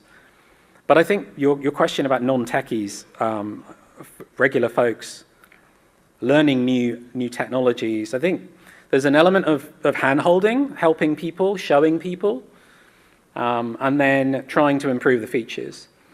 But ultimately, I think it's about explaining to people that when they are in a platform like Instagram's a good example, because Instagram doesn't federate. You know, you're always, and Instagram's got chat and shopping and video and all kinds. Instagram used to be take a photo, share your photo, and now it's everything, out of order. Things not from my friends, you know, and I find that overwhelming. So I don't know, it's hard. I think just being patient and explaining to people, but hopefully it will become easier over time. Thank you. ありがとうございます。他にございますでしょうか。あ、お願いします。前の方です。Is there any other question? Yes, please.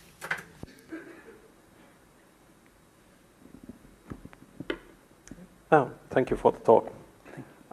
My question is that with the Fediverse, I think that there will be different kinds of, like, well, if we call it censorship, or like some places accept certain kind of talk, but others won't accept it. How does that work with the Fediverse, since everything is connected? Thank you. So with different political opinions, personal opinions, how do we deal with disagreements, how everything is connected? Well, partly it can be to do with finding communities that fit well for you. The Fediverse Activity Pub has some abilities to create blocks.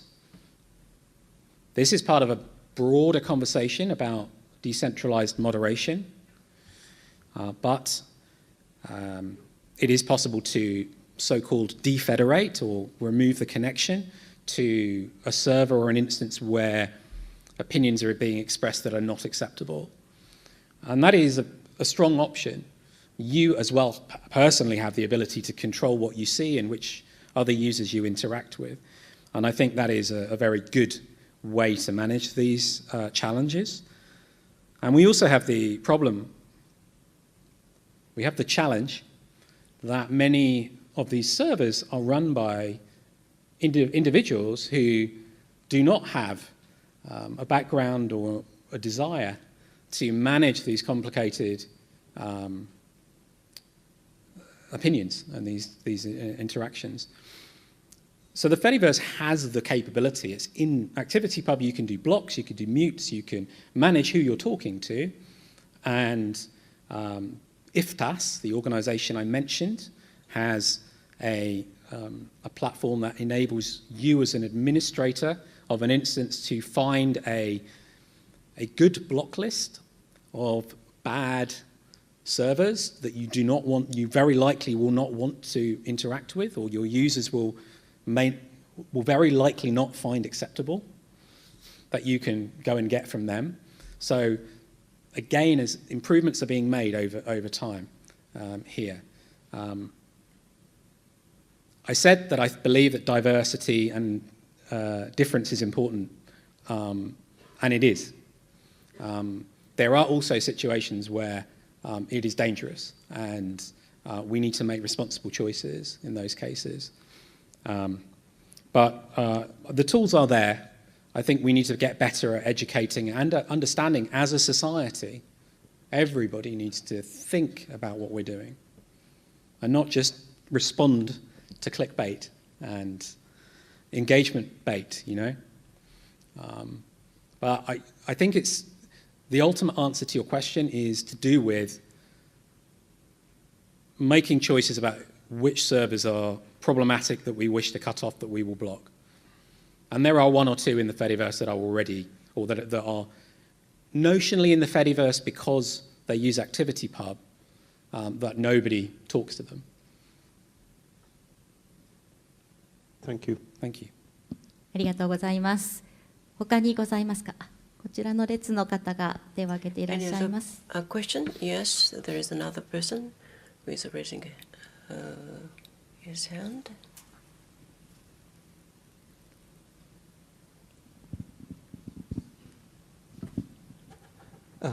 Nice to meet you. Thank you for the presentation. I have a question. So, social network is for content that people can produce, but now we have a problem that we have services that can produce content without people. So, how you have this problem, and if you have, how you deal with it? Thank you. Yes, thank you.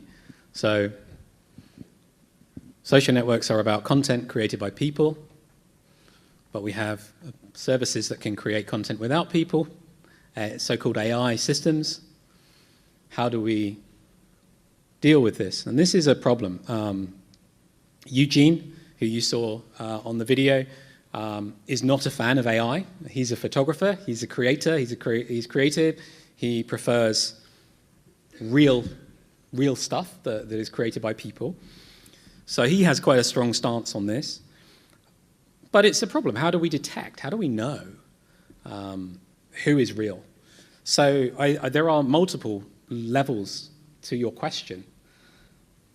Verification, knowing that a person is a person, that is a problem.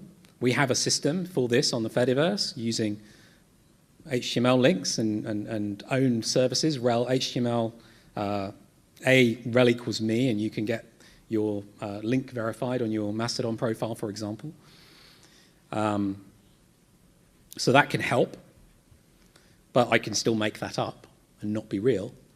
On our internal conversations just yesterday, I saw that one of our team was talking about how we can use the metadata that's tagged in some images when it's not from a real person.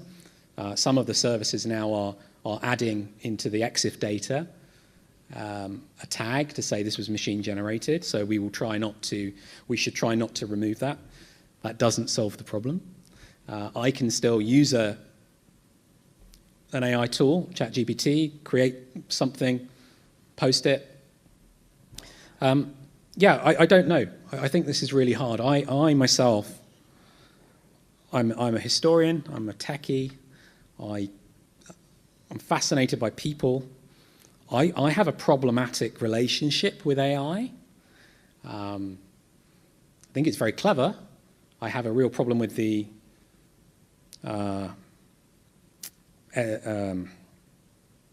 ecological, environmental impact of it, and I worry that it has been trained on stolen content. I think that rules for servers saying we only want real people, some of them, there is a Mastodon instance called I think handmade.social, for example, which is kind of like an Etsy Mastodon instance, and they are very clear about identifying and connecting personally with the people signing up, so they know that they are people. But that doesn't scale very well. I think just choosing services, and the art servers on Mastodon in particular have, I think, had some challenges trying to identify real artists versus made-up art. One of my hobbies, and one of my side things, is that I make art using pen plotters, robots. Now there's a question, is this real art? Well, I've got a robot drawing my designs. Yes, but I designed the thing the robot is drawing. In fact, maybe I wrote code. Somebody here this morning gave me a sticker for, forgive me, I'm going to look this up, creative coding with Ruby, which is a very beautiful little sticker here. So I'm excited now to go and try doing some of that. Is that real? Yes, I've written it, I've coded it. I don't have a really good answer to your question. I think again, it's a society problem. I think we can do what we can to set rules for our services. People try to break rules all the time. People are difficult. Thank you. ありがとうございます。他にございますでしょうか。Thank you very much. Any other questions? No more questions? はい、それでは質問は以上とさせていただきます。 that was all たくさんのご質問ありがとうございました。 Thank you また so much そ for の many 一つ一つのご質問に丁寧にお答えいただきました。アンディ・バイター様、今一度大きな拍手をお送りしたいと思います。ありがとうございました。 Please give him big hand. 以上をもちまして午前中のプログラムを終了。 So this concludes the program for this morning session, and the afternoon from 13 o'clock we would start the ceremony award presenting ceremony. We have a card key of hotel which was lost, so if you think it is yours, please approach us. で、1階大展示場にお越しください。なお、当会場内での飲食はできませんので、誠に恐れ入りますが、1階大展示場にてご飲食お願いいたします。ゴミは大展示場。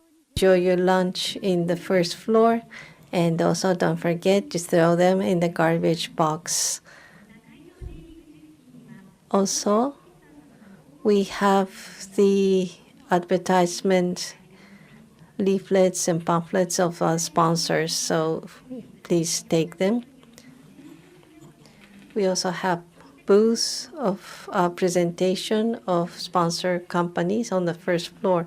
We will also have short presentation after this. AWA system will make the presentation from 12, and from 12:10, Agile company, and 12:30 by the lead company and Liberty Fish Corporation. So if you are interested, please visit them. Also, we have Ruby Catcher on the first floor, so please enjoy that. And for those who need the receiver for simultaneous interpretation, please approach us. And don't forget to return them after the conference. If you have any problem with the receivers, please let us know. 料金の無料サービスを行っております。1階大展示場。大展示場では電子機器の充電スペースも設けておりますので、どうぞご利用ください。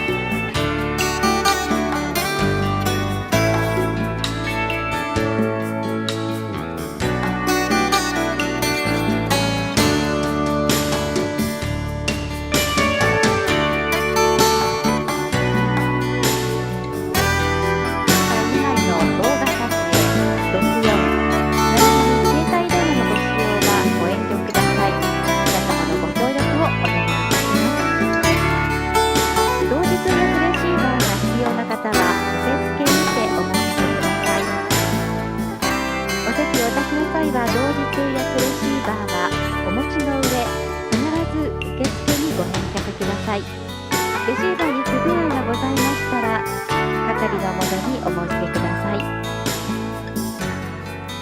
くじ引きメッセ駐車場をご利用の方は駐車料金の無料サービスがございます。1階大展示場にお越しください。また大展示場では電子機器の充電スペースを設けております。どうぞご利用ください。この会場出入り口付近には協賛スポンサー様の広報物がございます。ご記入にお伝えください。まもなく午後のプログラムを開始いたします。ご着席の上、今しばらくお待ちください。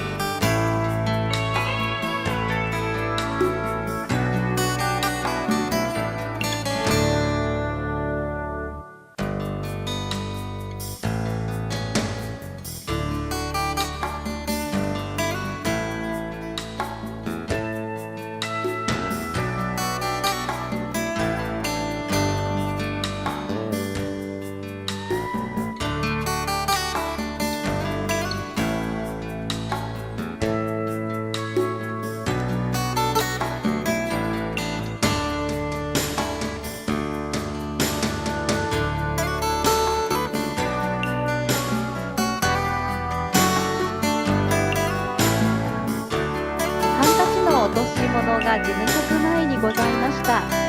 事務局でお預かりしております。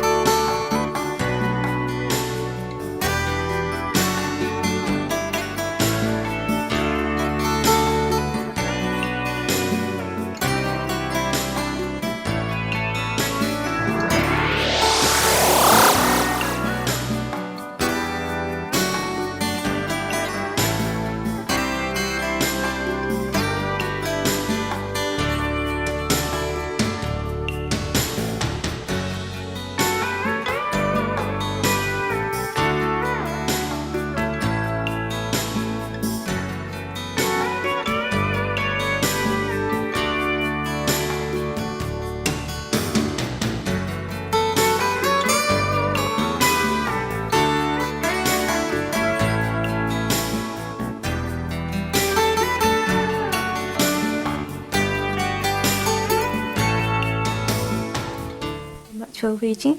Now we begin Ruby Prize 2024 award ceremony.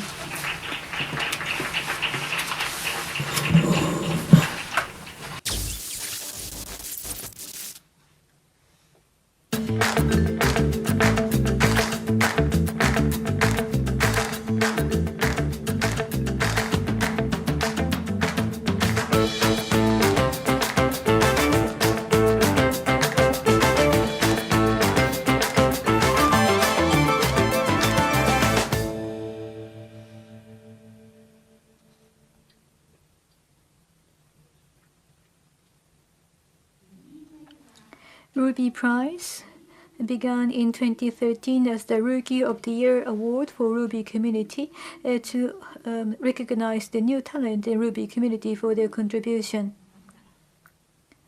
And then it was replaced by individual award for Ruby community in 2020. And now nominations from all over the world are accepted. And upon selection by the Ruby Prize a committee representing the Ruby Association, Japan Ruby Society, and Matsue City, awardees were chosen, and today we are here to announce the awardees and recognize their contributions in the ceremony.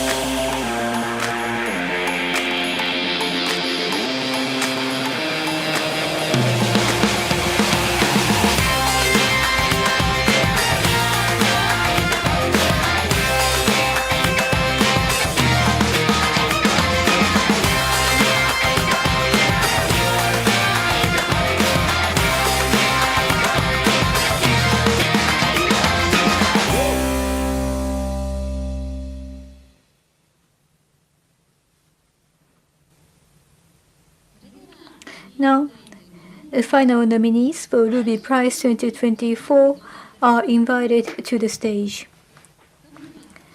Mr. Tomoya Ishida, Ms. Shioi Misaki, Mr. Yuichiro Kaneko. 3 people. Please come to the stage.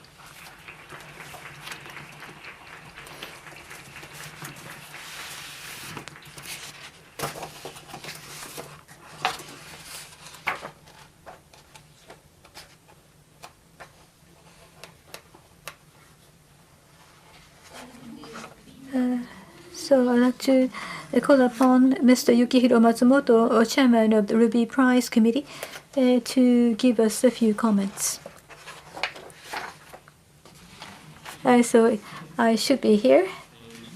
Now Ruby Prize, upon consultation from Mr. Matsushita, when it comes to business and services, they are often given recognition, but individual engineers don't have opportunities to have a formal recognition in any way. So I propose the initiation of a Rookie of the Year award for Ruby community. But rookies seem to sound very new talents in the community. We could also think of engineers who have made many years of contribution, so we decided to replace this by individual award for Ruby community. So we have 3 final nominees, including them for the development of Ruby. Many people have a wish to contribute to them, and I wanted to select those people who could be role model for the Ruby developers because of their presence and their contributions and their enthusiasm as a developer, or a group of outstanding developers. We decided to select those people, and we are going to recognize their contribution by giving this award. Of course, this award is supported by Matsue City, and I sincerely hope that we will have many more individuals who will be a great contributor like the 3 people. Thank you very much, Mr. Matsumoto.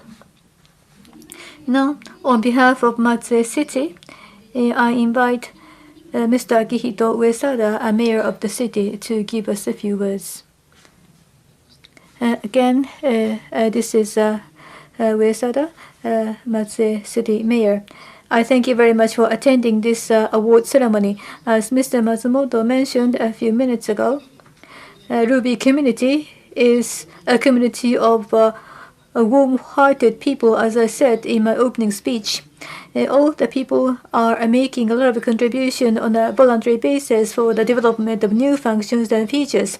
But I think we have depended upon too much on their work in 2013 to recognize this contribution by individuals, and also to further motivate all those involved in Ruby community for further development. We decided to install this award, and we have final nominees here on the stage: Mr.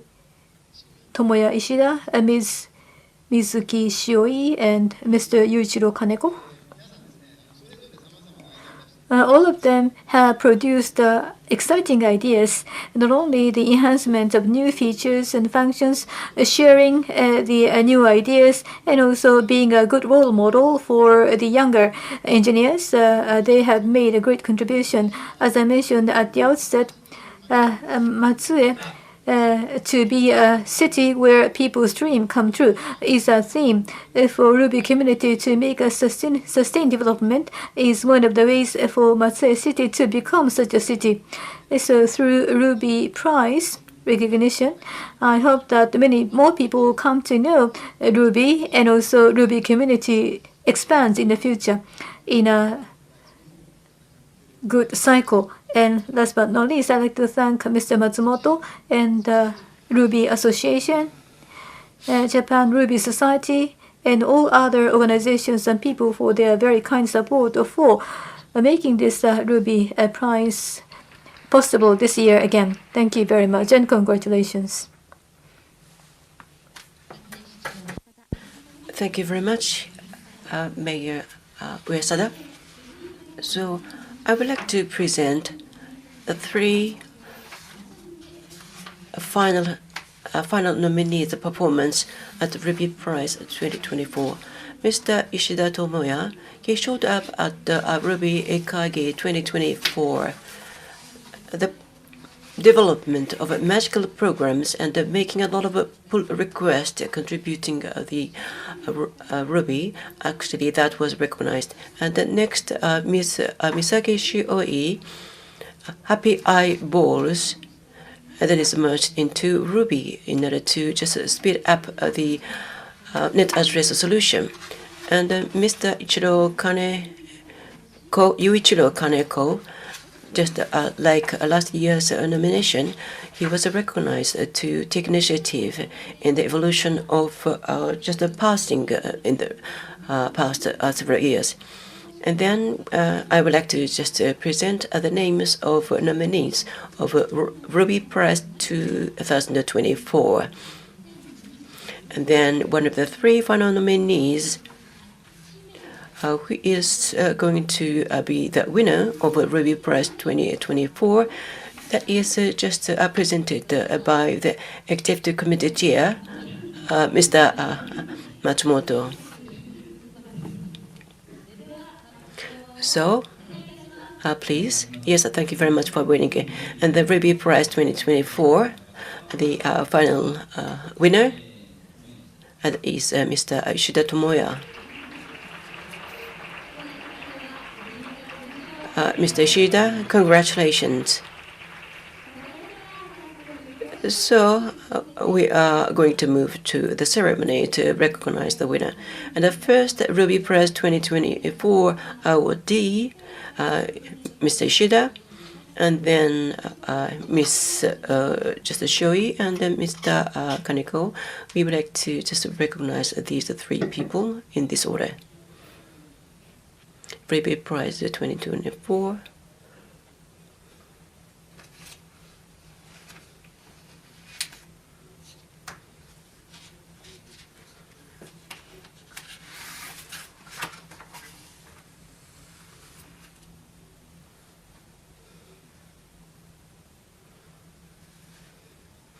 Congratulations.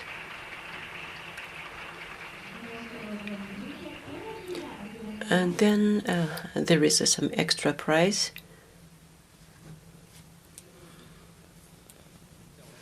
A trophy, this is heavy. So, trophy, please just feel the weight of the trophy. We would like to have just a picture together.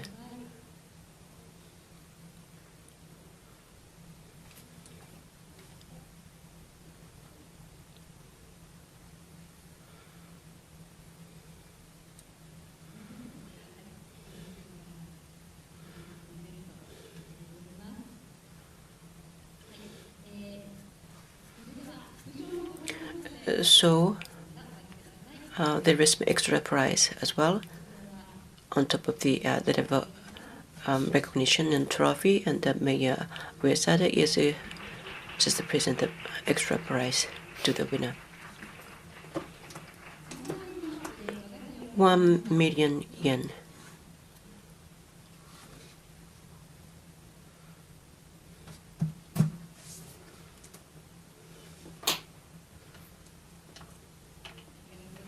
Thank you very much. So, Mr. Ishida, would you please give us some comment as the winner of Ruby Prize 2024? Well, thank you very much. I'm very happy to be recognized. So that's all. Thank you. Thank you very much.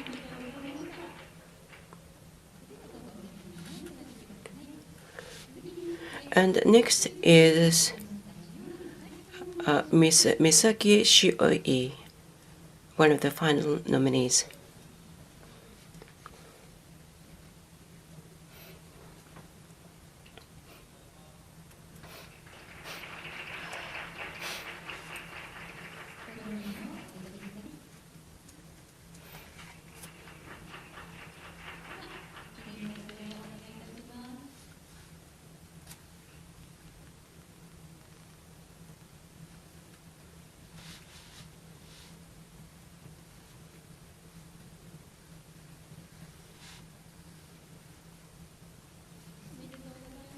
Congratulations. And then extra prize by Meya Uesada.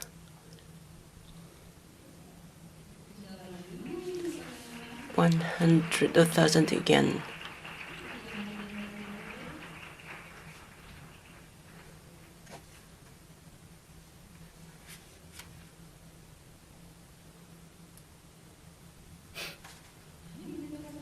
Congratulations.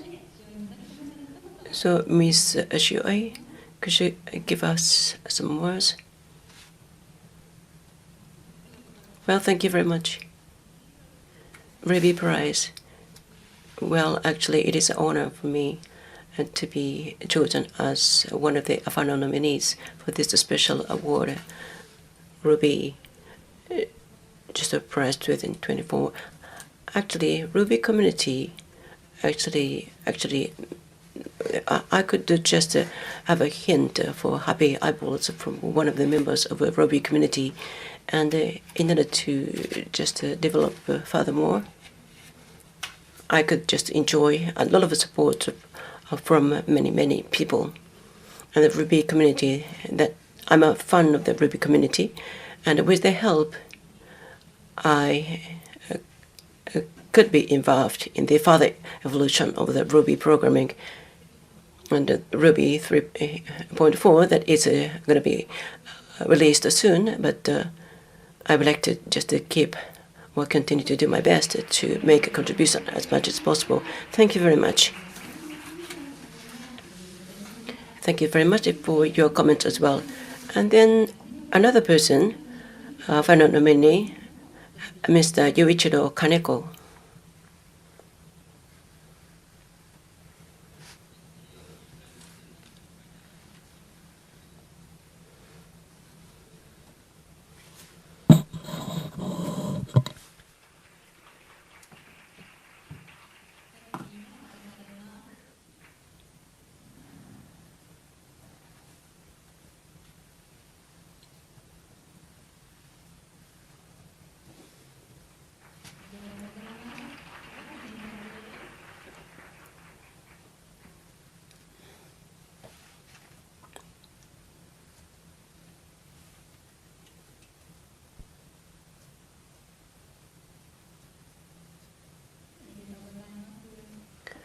So congratulations.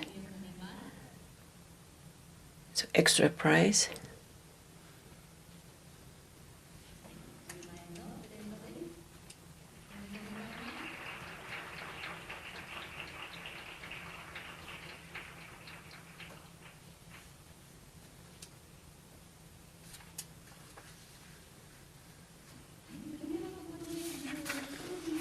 And can we ask you some comment, Mr. Kaneko? Good afternoon. Well, thank you very much. And actually, just I was drinking up until 2 o'clock in the morning.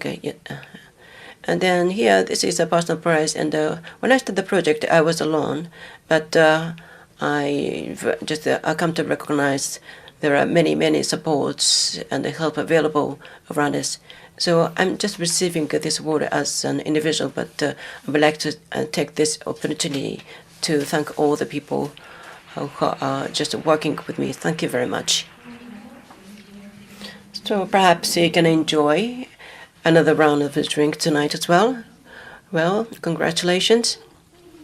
And then lastly, but never the least, we would just have a special speech by the winner of the Ruby Prize 2024, Mr.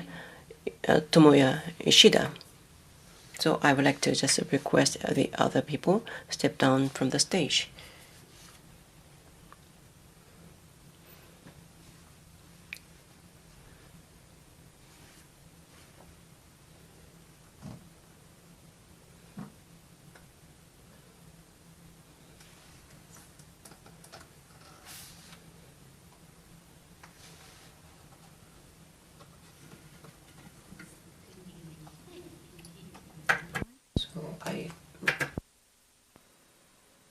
Ready?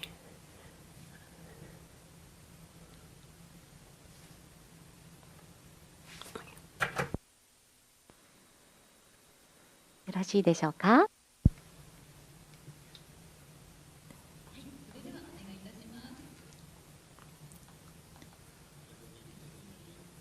IRB 2024 is the theme of my presentation today.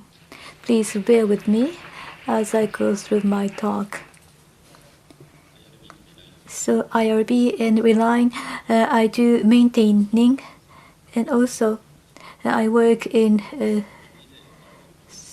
Kotak, which is a silver sponsor, and I love writing such an interesting code, and I'm wearing this t-shirt printed with such a interesting code.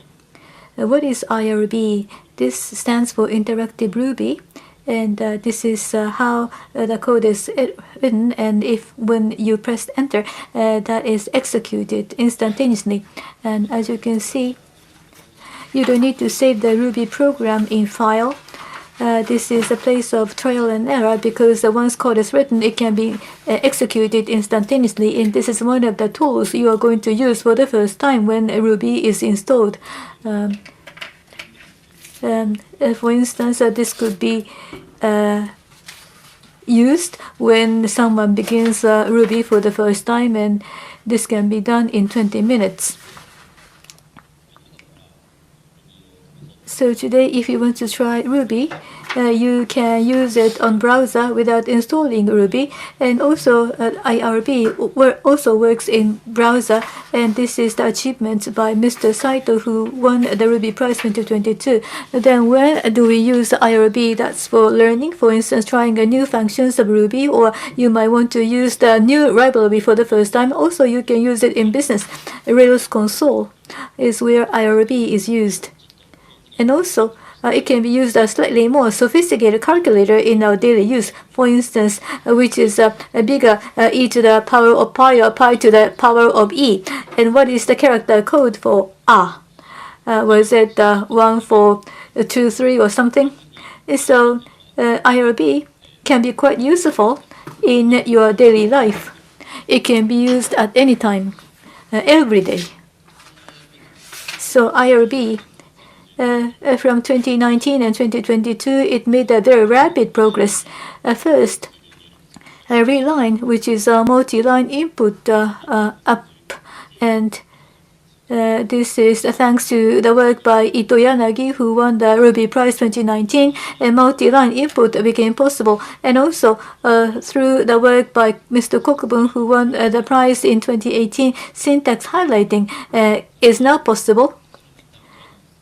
And Ito Yanagi further implemented the auto completion function with the dialog display. And also documents can also be displayed, not just auto completion. So this is almost an editor. IRB is now almost an editor today.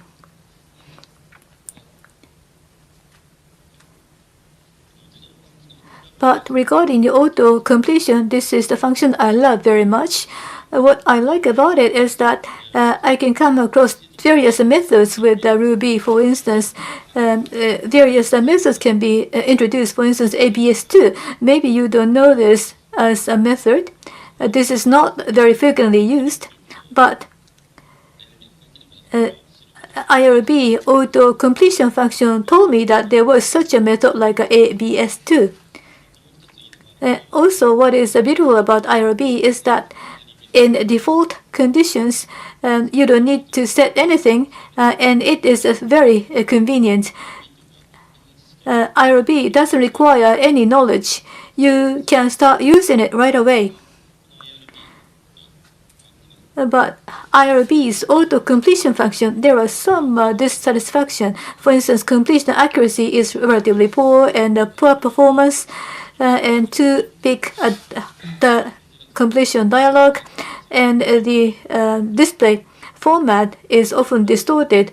So some people say that although it works on a terminal, it's not easy to get the right function. And also some people say that IRB should be off in default status. So that was the situation in 2022, but from 2023, we have begun to work on IRB Reline as a team of 4 members, and we began to develop a common system, collaboration with the debugging, and the character and background colors are now made customizable, and we repaired many bugs. And also, I really worked upon the improvement of auto-completion functions to raise users' satisfaction with the auto function. So what I did is follows. That is, first is to improve display size, and 3 others. What I mean is that IRB within this display, it's impossible to display a menu that extends beyond the terminal window. That must be within the window. That means with the auto-completion, the cursor positions goes up. And this really is intrusive and difficult to use. So in such a case, we can reduce the number of lines for dialogue for auto-completion so that the cursor doesn't go up. But when the cursor doesn't go up so high, we can enlarge the dialogue display size. And second is the improvement of the screen formatting. And we produced many displays for debugging, and often the case certain lines are hidden behind the scene. Why does it happen? One key input, a single keystroke, can change the screen, the display very dramatically. Some dialogues are hidden, and some dialogue behind is hidden, or when such a dialogue is eliminated, then you can see what was behind the scene. So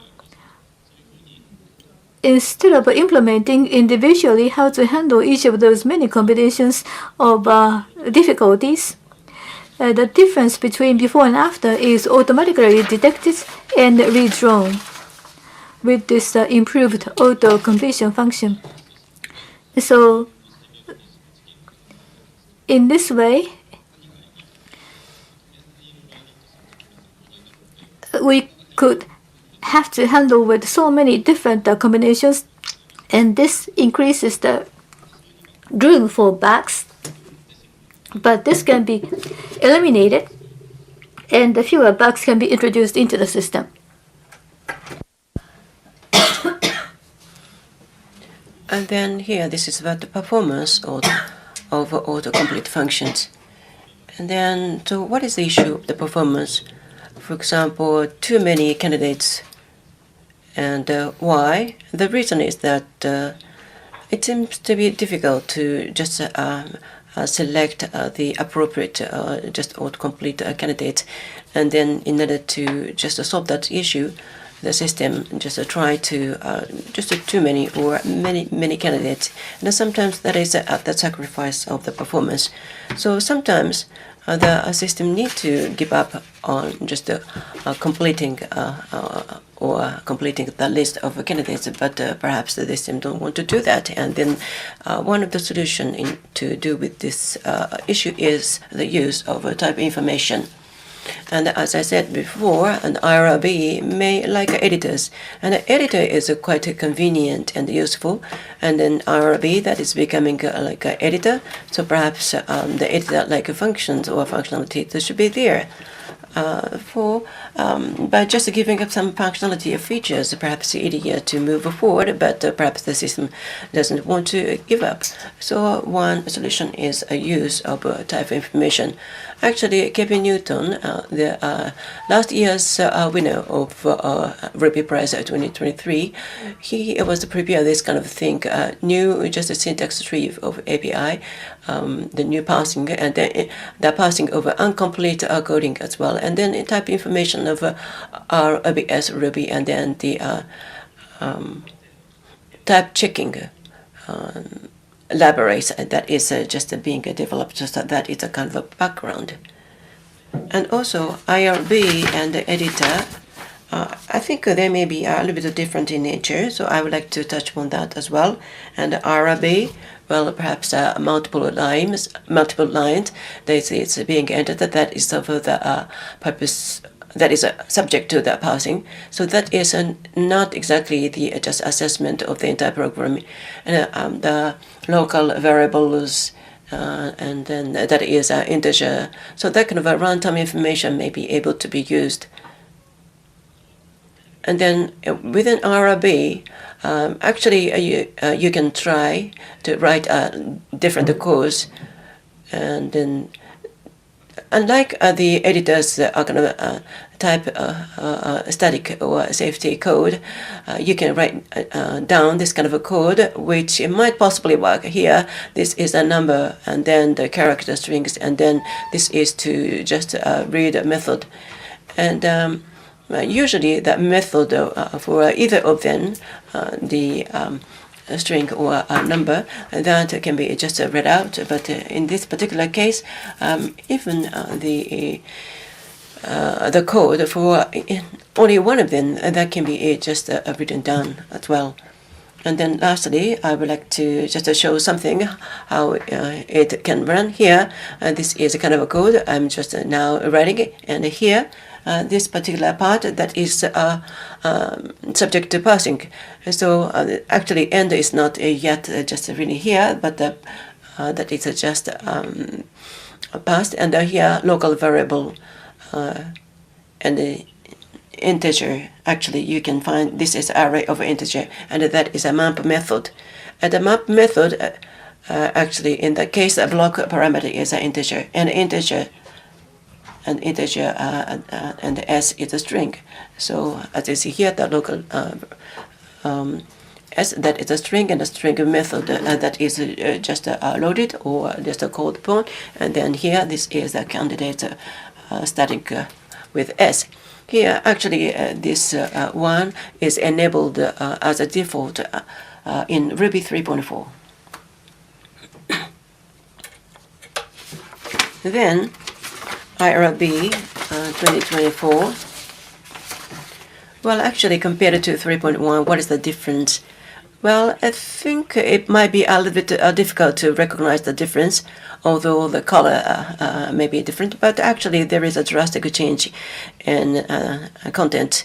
And compared to the previous one, actually, you may recognize actually the display is quite stable, less just vulnerable to the breaking. And I think that is a matter, of course, because up until Ruby 3.1, well, IRB with a multiple line, just writable, and then others, actually, there were some development. But after that, towards Ruby 3.4, the debugging functionalities and others, yes, there are some differences. But so far, what we try to do is just improve the kind of established path or established method. But I would like to just use the metaphor of this particular difference as a kind of a road. And here, this is uncharted mountains where no roads exist, and there is a pioneer who wants to just carve out new paths. And here, actually, there are some other people who would like to just improve and maintain the road within the mountain, something like reline features, and then type information feature. I think particularly the using of type information, that is just a quite a good contribution. And using this kind of thing, that is a contribution as well. And then the just entering some unique, extraordinary, just instructions, that is one way you can make a contribution. And then sometimes you may realize that this time the display breaks, but someday you just come to realize that it's just solved, and then this order and that order, perhaps by using the actual just a program or the system. And why don't you please just recognize or try to recognize some errors or issues and report that and share that information with other people. So anyway, there are many things, and then so one thing or multiple things. So whatever it may be, if there is anything you can, why don't you just try to do that and make a contribution to the community. So that's all from me. Thank you very much.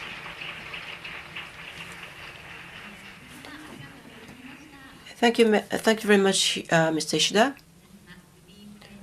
So Ruby Prize 2024, the winner, Mr. Ishida, and the final nominees, Ms. Shioi and Mr. Kaneko. Why don't you please just give another big round of applause. Thank you very much. So thank you very much. That's all about the ceremony of Ruby Prize 2024. Thank you very much. Now, after that, we would like to have the lecture by Ms. Koshiba. But before that, we would like to have a break. So the next lecture, we will start at 13:45, so 15 minutes break.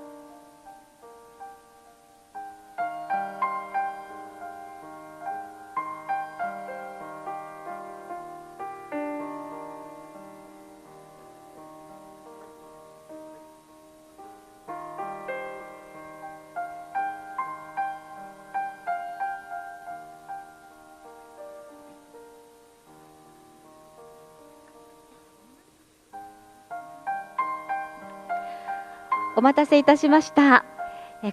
Thank you for waiting. Now we would like to move on to the next lecture. And the presentations that we are having today has been applied and has been selected by the program committee. And today, first, we're going to have the lecture by Ms. Koshiba Miyuki, who is working on the software development using Ruby, but also providing the workshops and lectures, so by the so-called creative coding, where people from beginners to the experienced people can enjoy the programming. And today she's going to give us the lecture titled The Ruby Study by Creative Coding. Good afternoon. My name is Koshiba, and recently we are active as Chobishiba sometimes, and currently I'm working in a server-side engineer. I have been working as a software engineer for the past 20 years. And recently, in many ways, we are trying to solve the issues of money with our product, which is SmartBank B43. And the smartphone app uses Ruby for the backend. And we entered on the Ruby Biz Grand Prix this year. And we're going to do the engineer event in Tokyo. And we're going to talk about that in detail. So if you happen to be there, please visit us for this talk session that will be held in Tokyo on the 18th of December. And I'm doing my work on a daily basis with Ruby, but today I'm going to talk something different from that. This is about the creative coding, which is a way to learn Ruby. And what is a creative coding? How can we utilize for the Ruby studies, and also what kind of workshops we can do? So I'm talking about these three things. Maybe you are not familiar with the word creative coding, and programming in a wide sense means all the creative actions, and in the narrow meaning it means visual work of art. And today I'm going to talk about this narrow meaning. And I brought the samples, which might be easier to understand, and you will see the Ruby code among the HTML tag using the ruby.wasm, and by using that we can make this kind of drawing, which is a hexagon and surrounded by circles. And I believe that this is a very wonderful, beautiful logo of marks. So making a visual image is called the creative coding. What I have shown right now is made with Ruby and p5.js. For the processing, many types of language is prepared, and you can base many things, but basically it is made with Java basis. So I have to switch my mind because I use Ruby on my daily work. And by combining the Ruby syntax, we are making this specialized in drawing. Maybe it's not only myself that wants to do this job with the language you are used to, and many languages are used, JavaScript, Python, and Go, and I think you would like to choose someone that you're familiar with. Of course, many attempts were made with Ruby, and by putting together these three are the ones that works stably. And so let me introduce one by one. One is the one made by Tokujiro, which is a Ruby sketch and can be used with iPhone and iPad, and the gem is embedded in the processing to Ruby, and it is now more powerful. And RV Canvas P5. This is a web editor using opals from Ruby to JavaScript. It's been converted and combined with P5.RB. And this is P5RB made by Ongaeshi. This is also a web editor using the web RubyWasm. And the logo is also made using this system. And I will show you how the graphic is completed. So you first designate the area to draw and decide the width and height.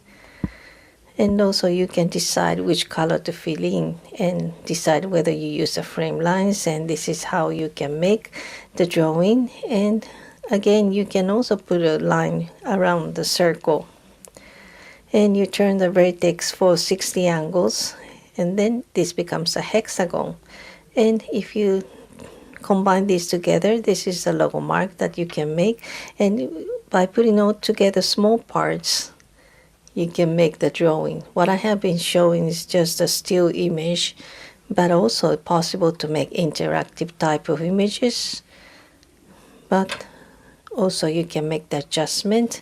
And it's better to have a very quick way of drawing, but in Creative Code, taking time is not a bad thing.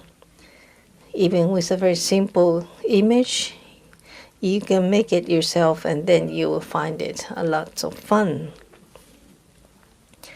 Now, how can this be connected to the learning of Ruby? For the creative coding, this is the basis of programming. Without using the variables you can draw, if you change the conditions, for example, with the functions, repetitive use, and also by the orders of which programs to run. And what if it's 100, what this is 10,000, by the number of the repetition, that makes a difference. And on the Java basis, you cannot have to set what are the initial numbers and so on. And if it's intuitive, it's easier for the beginners to understand. And this is the next sample. This is in April, the Rail Girls Tokyo 16th LTs was held, and we presented this idea in that event. This was a workshop for the beginners. Of course, you can make the work with your own class, and the small particles to put together becomes one object and give them the attributes to make them move. If you change the attributes, what would happen is something that you can test by changing the codes. And the basics of the programming is that, of course, you can run it by the command prompt, but the results will come up on the screen as a visual, so it is easier for you to feel what you are making. Of course, there are other ways of programming, and you can make the web application from that. But there are so many things that you have to prepare beforehand. But for the creative coding, the steps are very quick until you can enjoy the results. And by having the purpose, then you would check what you can do. So you will start to deepen your understanding and also change little by little on what you have to do. So it's going to be an independent work. What happens beyond that is that programming is not just a work. There are many aspects for the programming. For example, those who practice to sing does not necessarily become professional singer, and those who like to make the sweets does not necessarily become patissier. So just like that, programming can be one of the hobby for the people, where you can enjoy the programming and to make their life richer and made. So the proposal is to use programming for those purposes. And the programming coding, how can we use for the Ruby study? There's one proposal for that. This is the definition of the workshop. Workshop is a type of the experience study with the support from the facilitators.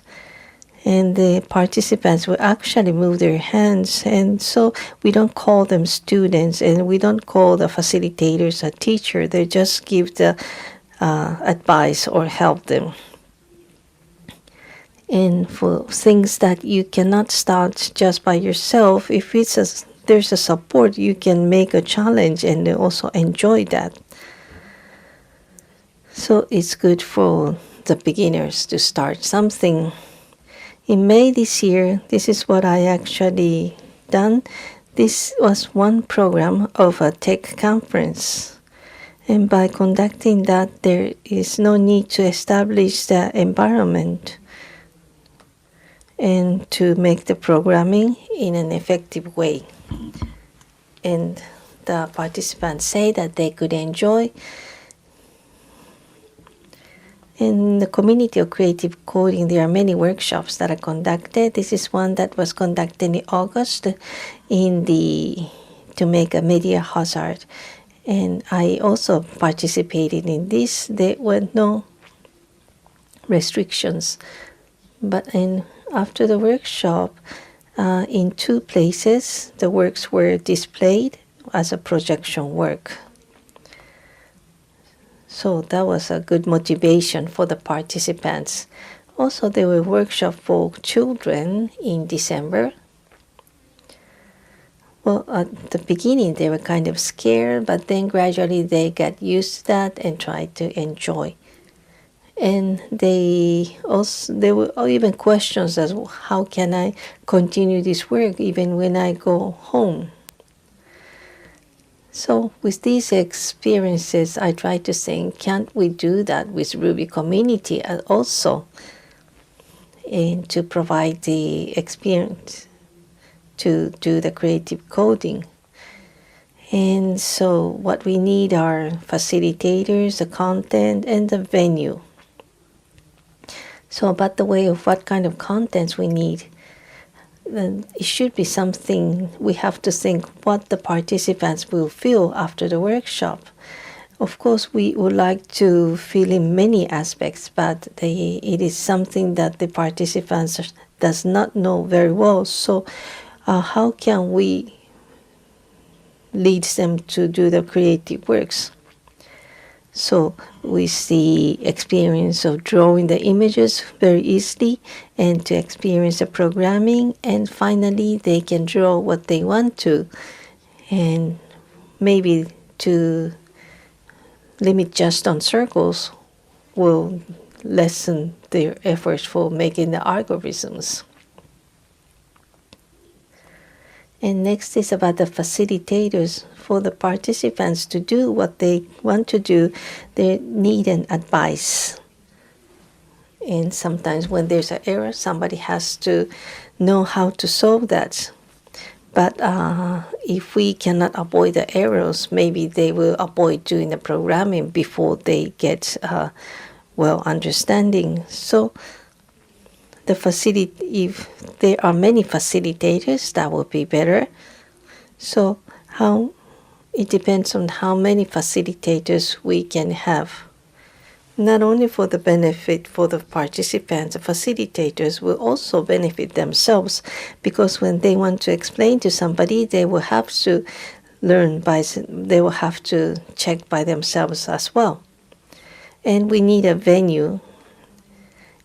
Sometimes it's going to be a single event or maybe part of one conference event. And also there might be cases like rail cars where we use the part of the office as an event space.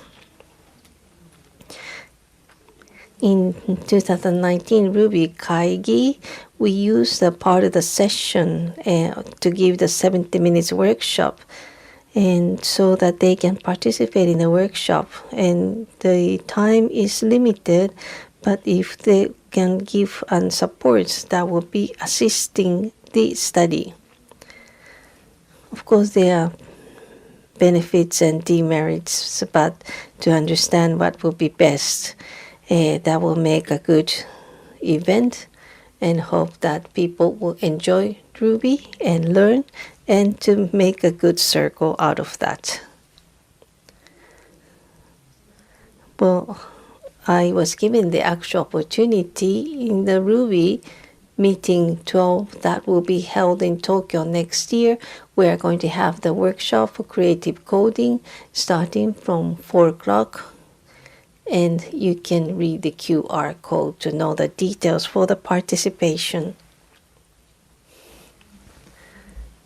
So putting together, The creative coding is to make the visual art work with the code, and how can we utilize that for the study of Ruby. And by doing the creative coding, we can experience the variety of Ruby. And the workshop is the best way to experience that. And the workshop will be the first step, and that was my proposal. So I would like to propose of experience the creative coding, and those who are interested would like to participate in the workshop. If you are interested, I hope that I can talk to you during the break. 小柴様ありがとうございました。お時間の都合上 Thank you very much. Due to time constraints, we will not be able to receive questions or comments from the floor. If you have any questions, please exchange your business cards with her and ask her questions or discussion on an individual basis. Please keep Ms. Koshiba at the end of applause.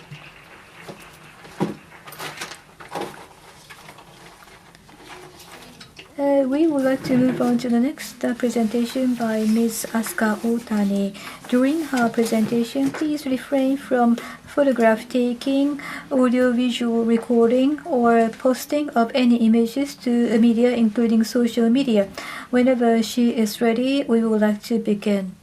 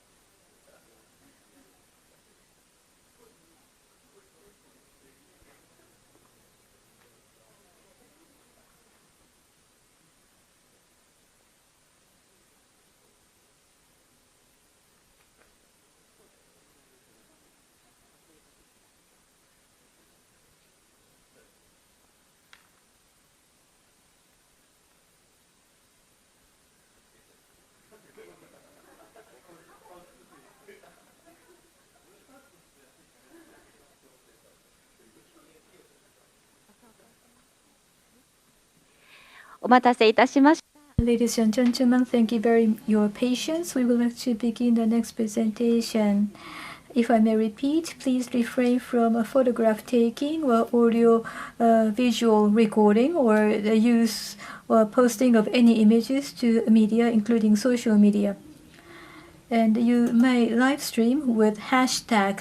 This is what she has permitted us to do.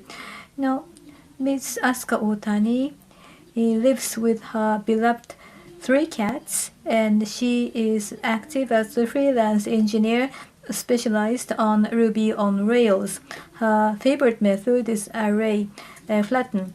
She is going to discuss on the theme of how have programmers who receive programming training, including Ruby training camps, grown in the last 15 years. Ms. Ohtani, please. Thank you very much. How have programmers who receive programming education with Ruby training camps grown in the last 15 years? I would like to rush through my presentation as I have so many slides.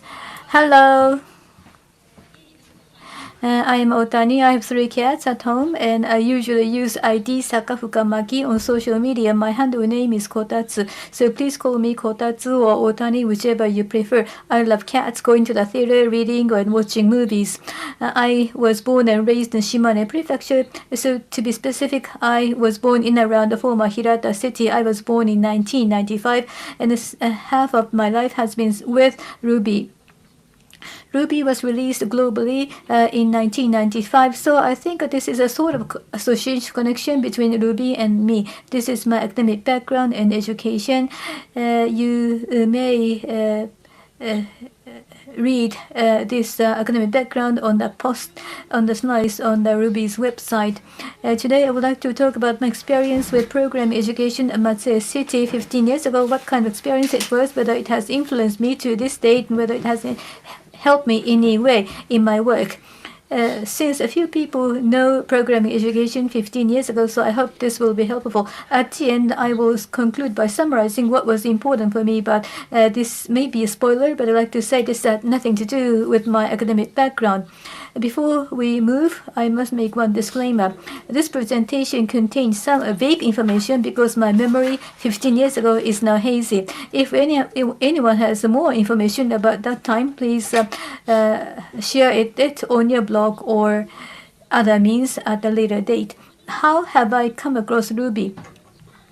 I was producing my individual web page, and I've been using Ruby for about 15 years, Rails 10 years. It was in 2010 that I first encountered Ruby. And it was Ruby 1.8, and 8.0 was released in around 2003. So based upon my memory, in around 2008, I was using Ruby 1.8.7 released in 2008. It is after I began to work that I learned Rails and version 4.2 December 2014, and it was right before Ruby 2.2 was officially released. This table compares the history of development of Ruby and Rails in my history. I was around 15 years old that I came to use Ruby for the first time, and Rails is probably 2.3.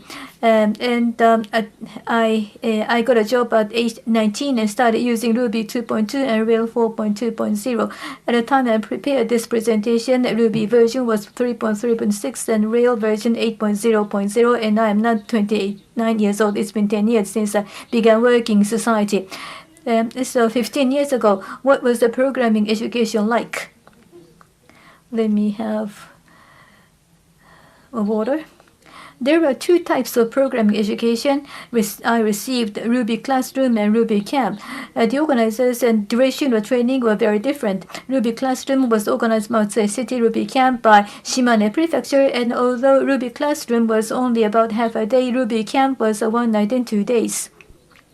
There were 3 things that Ruby class and Ruby camps had in common. Both started with learning about Ruby. It began with learning about puts, hello world, and difference between print and puts.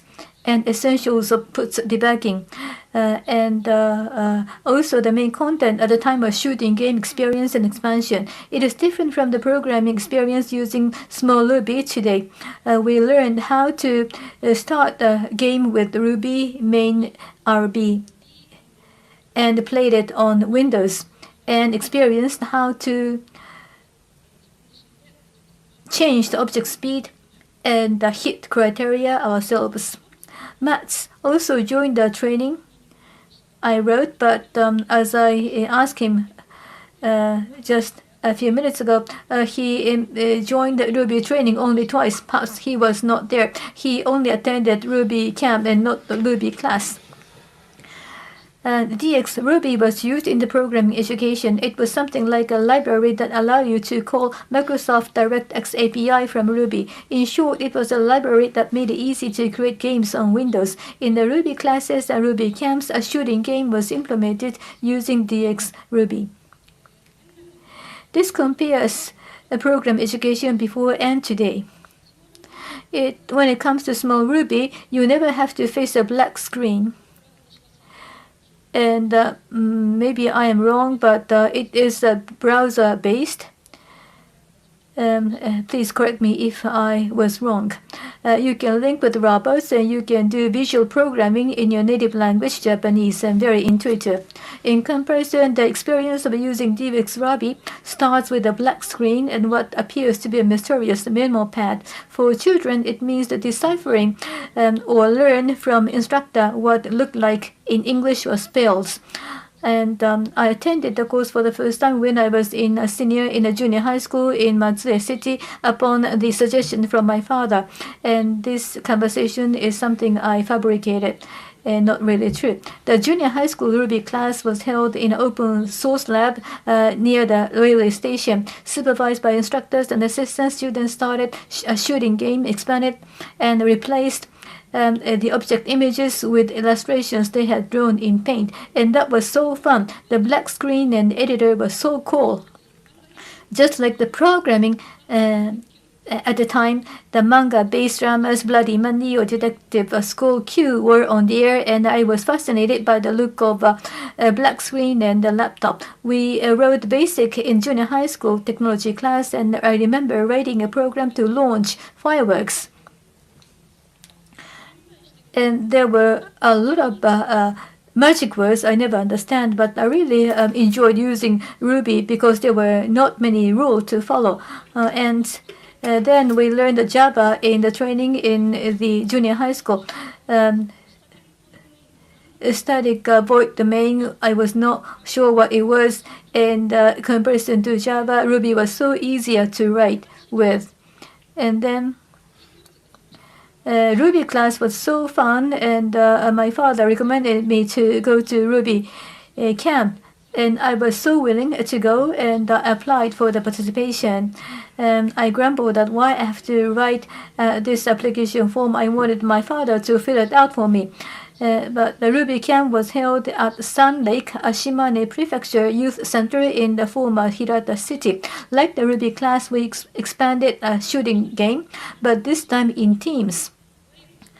It was a team development project. The year I participated, JIT was considered too difficult for beginners. So in that year I participated, they gave up on using Git. And so we have to rewrite the code, but it was much faster than learning how to use Git. Then we went on a bus tour to visit companies in the prefecture and listen to the talks of people who worked in IT companies. And it was a very nice time that we talked till late at night with people from different ages. For a person like me who was very young, I really enjoyed, and I wanted to participate many more times in Ruby camp, although the participation was restricted to just once participation. I was so helped by the staff and assistants who come from IT companies and the prefecture, and also I enjoy talking and playing around with university students on the same team. since I already had some knowledge of DX Ruby expansions in my junior high school, I didn't have much problem, so I was able to enjoy the camp very much. And one of the adults who participated in the Ruby training camp became a very important person to me. And then 5 years passed. I got a job when I was 19 years old. It was 2024, and I joined Shimane Information Processing Center.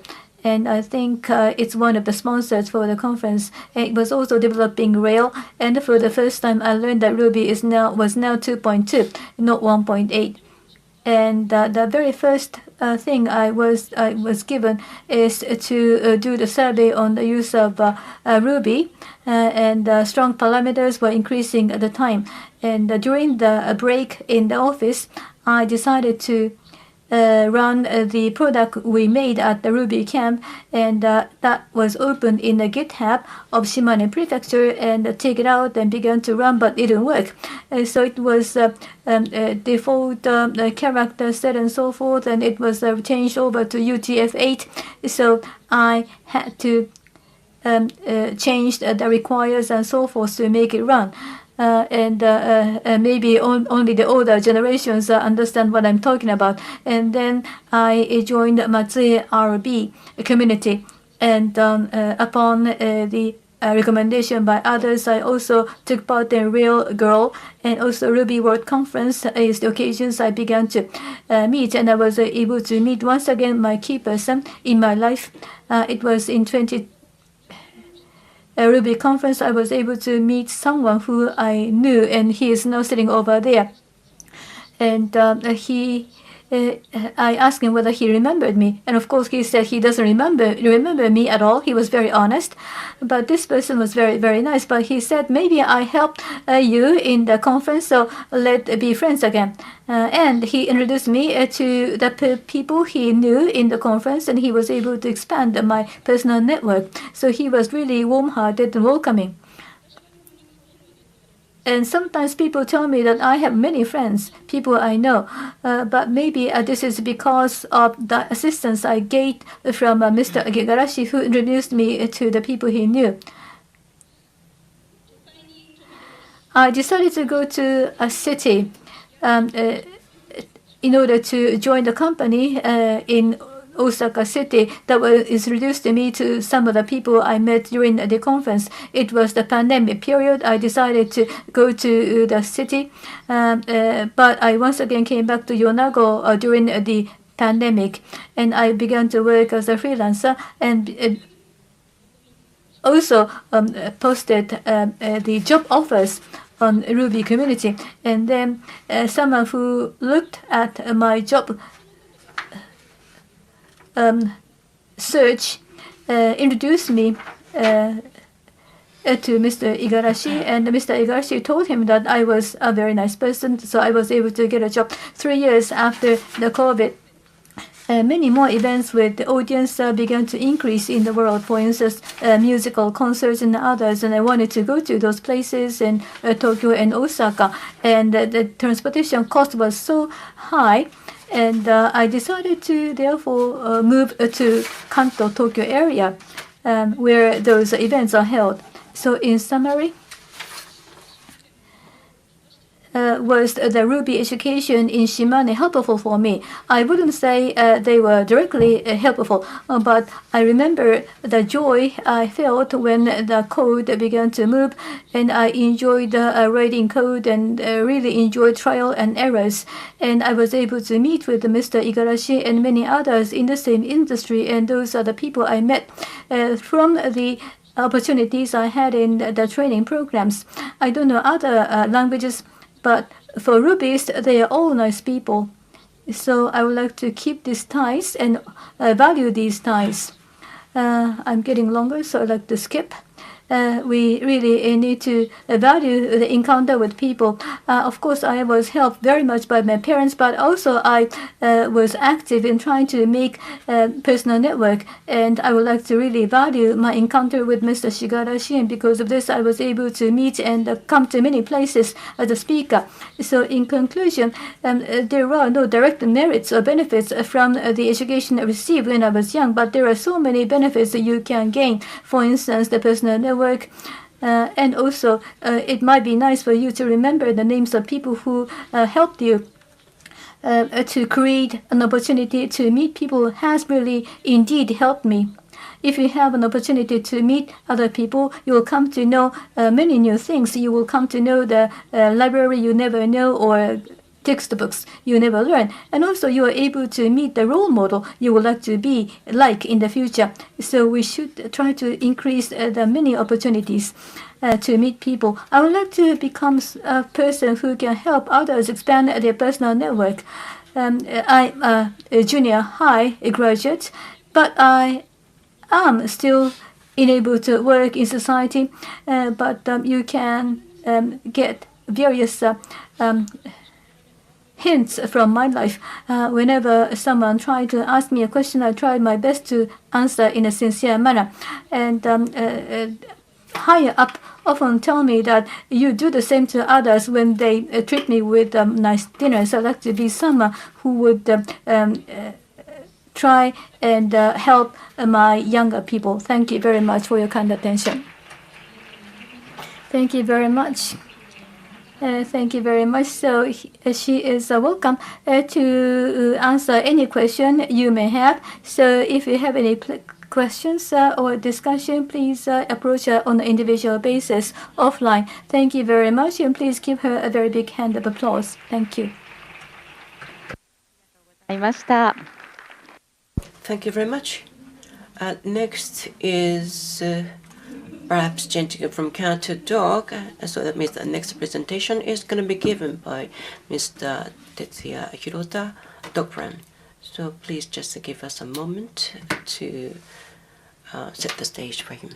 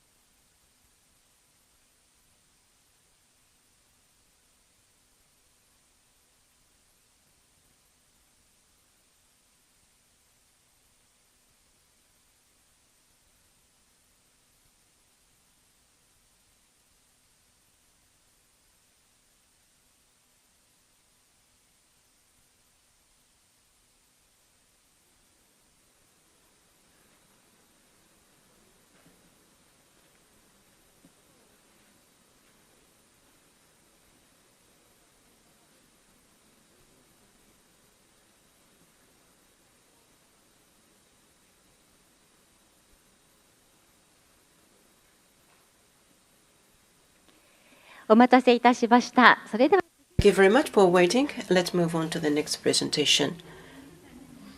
So, Mr. Hirota is a CPO of the company named DAY1.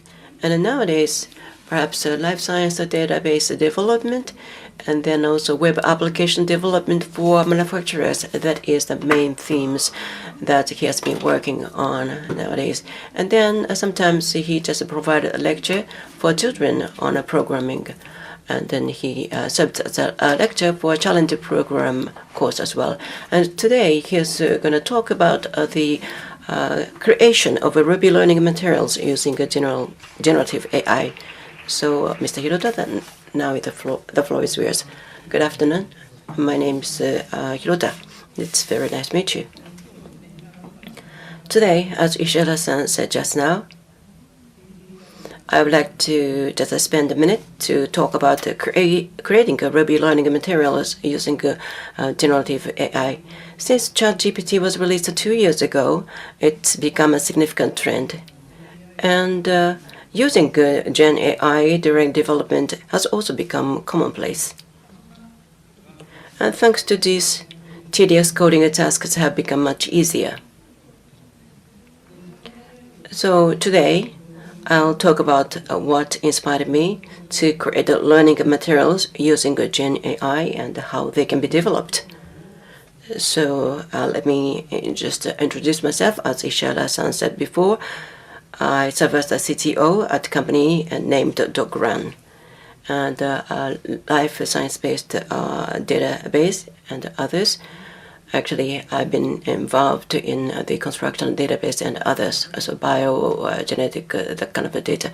And then also, I just involved in the database construction for manufacturers as well. And then also, I just serve a kind of a programming course for children as well as adult for 8 years, particularly in Hara city. So I would like to just spend some time on the last part, volunteer part of this just a slide. And then just I've brought some novelties to this event. A leather cable tie, something like that. And that's some of them are just available on the back of this, in the back of this frame. And what I do, just help yourself. And at DAY1, perhaps you don't know what this company just does, but some life-related data business or something like that. So if you're interested in, why don't you just reach me later? And here, this is some additional information. I've chance to speak at this conference several times before, so I thought I'd summarize what I've talked about so far. In 2011, I gave a talk about Solaris. For those unfamiliar with the Solaris, it's one of the Unix operating systems. And the discussion was about running gorillas on it. And the next is about mRuby. And 2016 and 2017, I shared the story of studying the course I'll be discussing today. And in 2018, I spoke about developing a system for the manufacturing industry using Ruby. And the last year, I talked about parsing gigabyte-sized XML. Actually, this is my favorite talk, but that is what I talked last year. And then here, let's dive into the main topic. Since 2016, I've been running a programming course for children as a part of the lifelong learning programs in Hara city. And actually, some materials are available in the public domain. And 2023 and beyond in Hara city, actually there was some change in the course. So challenging programming, that is the name of the course. And then actually from 2016, we started this course as a parent-child program. Started about from 2023 challenge program that is only for children. And well, the hour of code. Well, actually, that may be the easiest way to start programming because the number of blocks that is quite small. Then from the second time, actually, we just asked them to pick up some books I'd selected beforehand, and then there is a kind of just a showcase presentation at the end of the year. And we couldn't do that in the COVID pandemic, but sometimes we put PCs and then ask visitors to just interact with the creations. And so far, around 30 participants have attended. Now, perhaps a total of 50 participants over years, but anyway, usually we have around 30 participants. And what kind of thing I wanted to do at the beginning for this programming course, actually Scratch, just using the just programming with the Scratch. That is what I wanted to do. And a small Ruby, using a small Ruby to bridge into Ruby program, that is another thing we want to do. Perhaps 1 year may be too short, but I hope that the participants would be able to do this kind of thing, but that didn't work successfully. At the present moment, Scratch-based unique programming, I think that could be achieved perhaps 5 out of 30 probably. I don't remember the exact number. But some participants just could just create a program using this kind of program, and then yes, sometimes one of them just become the winner of the contest in Shizuoka, and this is the last year's program. And then one small programming Koshiba, and one of the participants just became the winner of that small Ruby programming Koshiba in 2017. And then the more full-scale programming or Ruby program, actually none of these participants just start just tackling this kind of task, and JavaScript and Python, actually 4 of them were interested in this one. And then the Unity, one just tackled or started challenging Unity as well. That was good. And then why this kind of thing happened, I tried to do that. First of all, well, the just unique creation of a unique programming with the Scratch, actually the number of participants who could do that kind of thing, that is as we had expected. So we could just explore the potential student or student who would be able to do that. Yes, we could do that. And then bridging that to the Ruby programming, actually that was not so successful, because and the participants could do just almost all things they wanted to do with the block programming. So Ruby, full-scale Ruby programming, actually I have a lot of books on the Ruby programming, and then I offer this kind of books in the course as well. But visual programming or creative program, actually there is no good books just who lead just the users to create that type of programming. So none of our students were interested in the Ruby programming. So that may be one of the reasons. And at the opening, Matsumoto-san said something. Actually, when you just visit bookstores, actually this is a Junkudo, a bookstore named Junkudo, and it's quite difficult to find Ruby books. And the Ruby, and here only 2 shells, and the Python, all these books are just the Python books, so totally different situation. And then JavaScript and TypeScript, there are 2 shelves for that kind of books, and gaming or game programming and others. Yes, Python and JavaScript, yes, many books are there in the shelves, but that is not true for Ruby. And also here they are kind of beginners, so perhaps it is easier for them to just read books to learn something.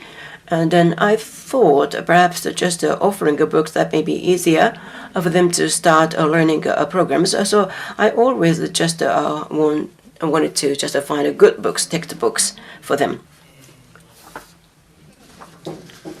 But anyway, So I planned to do something, but not everything was successful.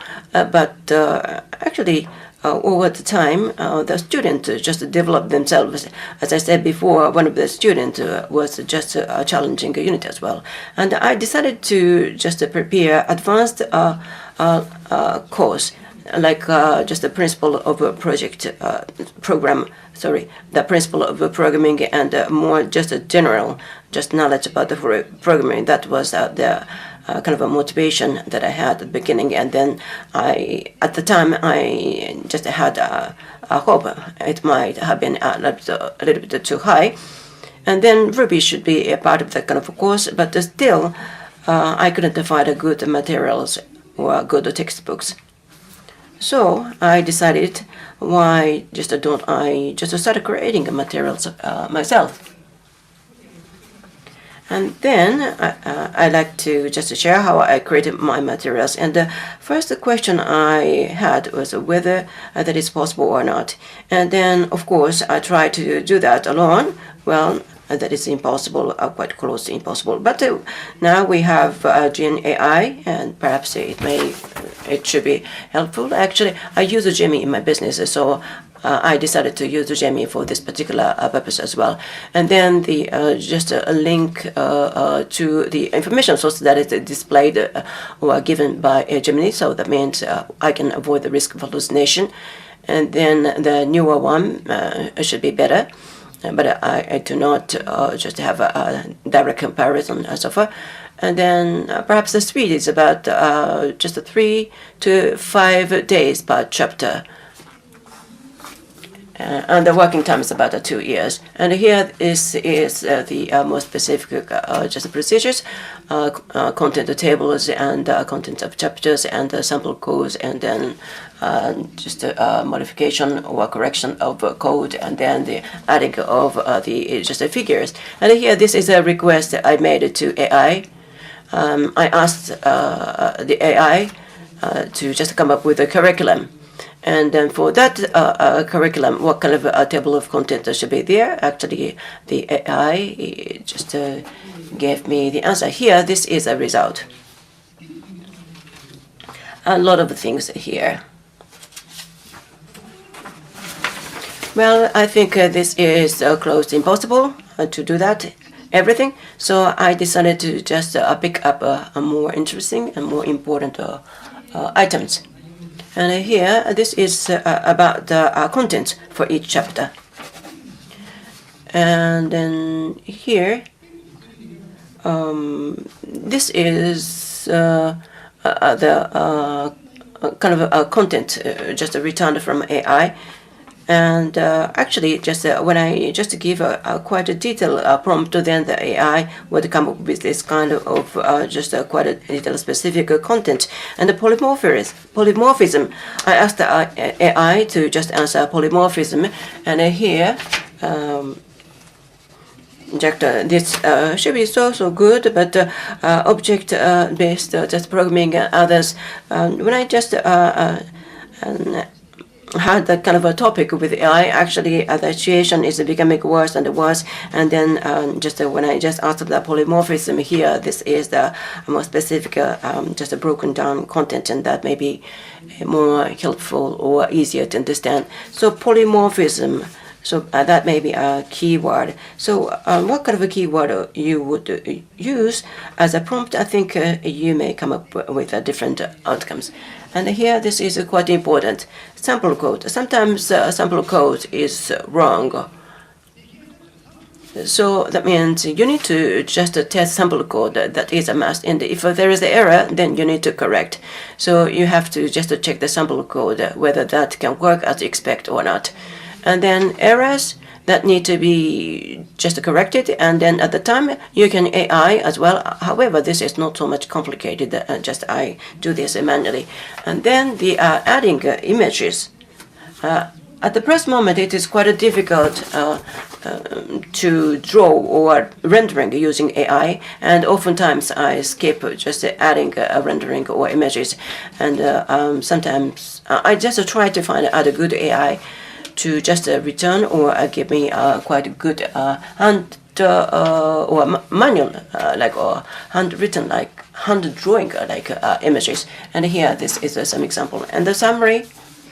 So it is possible or not actually you can do, and then if you are just a persistent and patient as well. Actually, I use Gemini personally, but perhaps you need to, or you can test different AIs. And then how many times do we have to just use?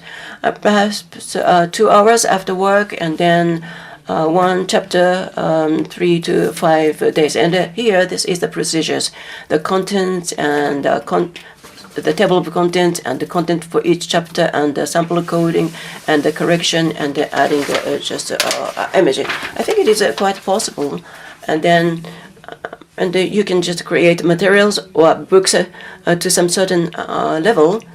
And then if just more and more people just try to create this kind of materials, I think that should be quite helpful for many people to learn programming. And then if you just create materials and then share them with other people on the website, I think that is very helpful and useful for others who are still just learning this kind of program. So that's all. Thank you very much. And if you have any question to Hirota-san or Mr. Hirota, why don't you please just reach him later after this presentation. Thank you very much. So give him another round of applause. Thank you. Following from the DAY1 System Management, we would like to have Mr. Ito to give us a lecture. Please wait a while.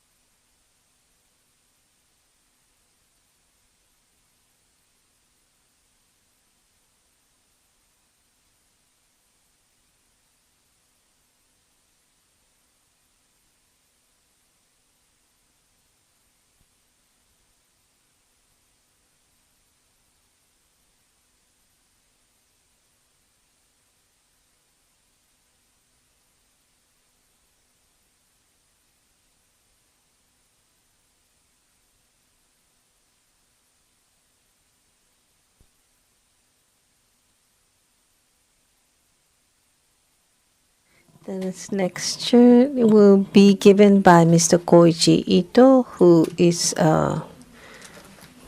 working on the web application development using Ruby on Rails, with having the agile software development method in the background, and also doing the engineering management based on the practice and theory. And on the recent years, he is working as a developer of the core team of RubyWorld for the open source software development. Today, he is going to talking with the title Carving the Way to Ruby Engineering. Mr. Ito, please. Good afternoon. Thank you very much. Very good introduction, so I'm pleased. And today I would like to talk about recruiting and developing the human resource for the programming of Ruby. And we are mainly working on the Ruby's development with the System Agile company. We have the presentation downstairs. Well, there are many ways of working these days, and remote work for Kanto area, Fukui, Shiga, Wakayama, Shimane, Miyazaki, we are providing these remote works. To make the Ruby agile, even with remote style, if you need some kind of service like that, please come to us. Well, for our company, there are many ways to enter our company. In the past, it was mainly new graduates or the mid-careers, but now we have about 30% hiring from schools who were also been doing in a different work before, like policemen and veterinarian or teachers or the chefs. So it's very interesting that they have many diversified backgrounds. So when I look at the Ruby conference definition, it says that how the Ruby will be penetrating and to grow, and so to aim for the promotion and the development of Ruby on the use of business. So when I read this definition, I try to think how will my talk fit here. For those who want to become the engineer, I think the school will be one way of the entrance. So where you study the Rubies and the basis of that, and once you have some kind of know-how, then you can enter the companies, and sometimes you can become a mentors or any other types of engineers, and to be part of the community. So there are various schools. Of course, we do have close ties with some of the company like Field Boot Camp, but I'm not going to talk something too much dependent on schools, but we have so much close ties that maybe I should be talking a lot about those schools. So one is a fractal community. So to know the overall community and the schools. And there are many things that are similar in between. When you talk about Rubyist, you can know that they are very Rubyist kind of people. When you want to study the programming language, there are people or community for certain language, good design, bad design, and also Ruby type of design. So within the Ruby, the good codes are resembling to each other. So those who think of good algorithm, and when Ruby comes the first thing in your mind, maybe that's a Rubyist. So for those who has the Ruby in their mind, in their brain, they try to think the way of Ruby. In the daily work also, this was Kage on Rails case to do the application in the daily work, But then when it comes to the next step, it is important to think of the feeling of the engineers. We do write codes, but I think in most of the cases, we read codes rather than writing. We have to think, what is the author's idea behind the code? It's just like reading the literature. And not only what you see on the eyes, but what kind of person has written that is something you will imagine from the codes that you're looking. And the Ruby, which is the entrance to this, to what you have learned at schools, I think Rails are very well made, like setting files are included, convention over configurations, and you have to be on the rail to just like getting on the car. So the schools and work development are kind of a seamless link in between the schools and the development. But schools part is very important. When we don't hire so many new graduates like the huge companies. So when you hire people, it has to be somebody who is specialized in training when it comes to large companies, but we don't have that. So the school is very important for us. As long as there are schools, we can see that it's a very good environment. Now, for those people who want to work in a company, starting from the schools, or when the companies want to take the students from the schools, I think the sponsors in the list is just part of that, and we have to think of the good matching between those schools and the place to work. In our case, in 2005, the Ruby is agile. Is something to make Matsumoto-san talk that way, and that was our belief. And among that event, Mr. Junichi Kobayashi, when he had the interview, he was asked, why are you sticking to Rubies and also to Agiles? When the question was given, he said that Agile's development starts from the idea that engineers are also human beings, and to be able to have fun working on that. So the work we do is like a group of these kinds of people getting together and working together. And if somebody like that will join us, we will be very happy.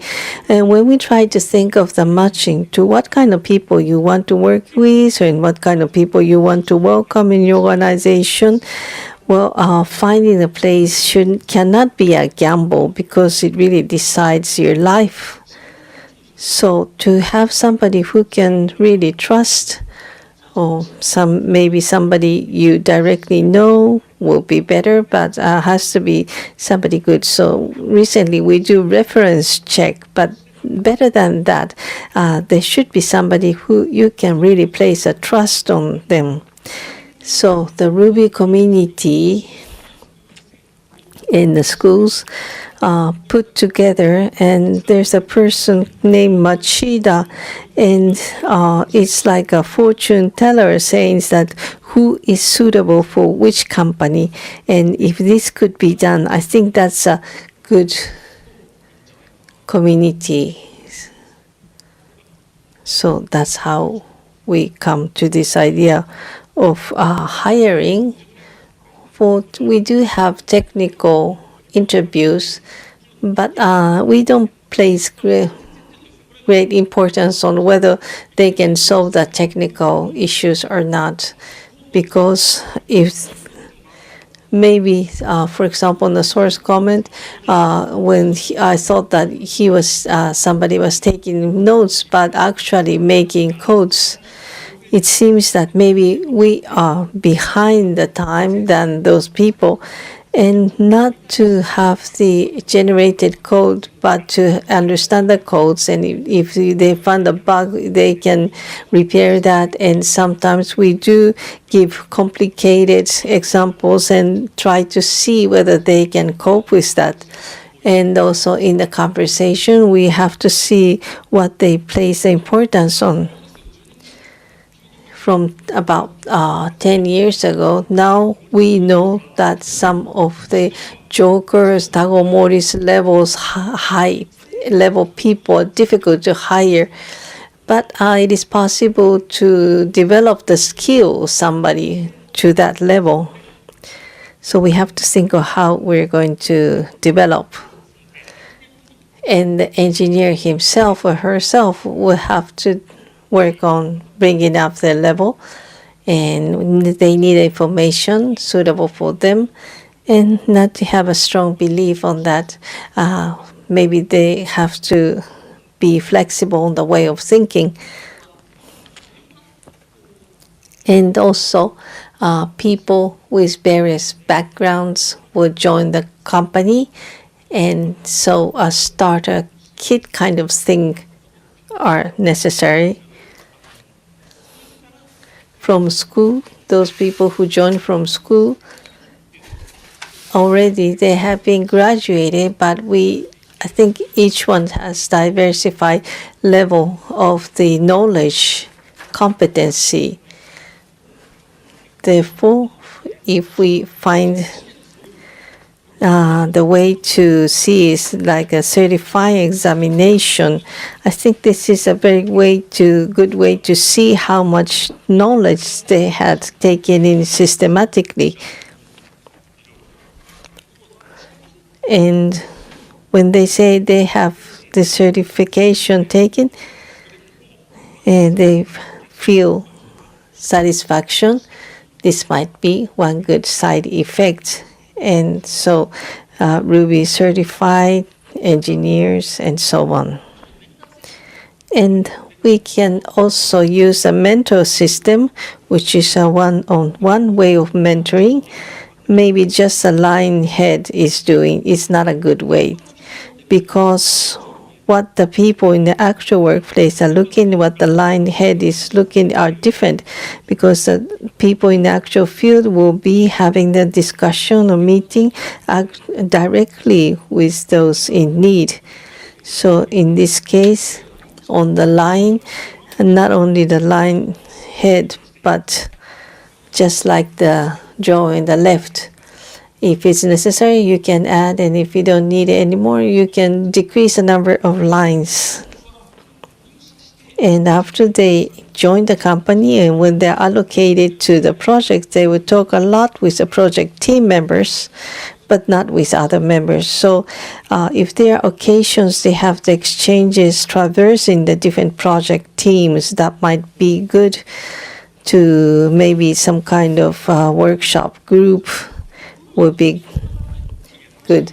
And you intentionally have to create those opportunities, because those who have just joined will not know where to go to have those connections.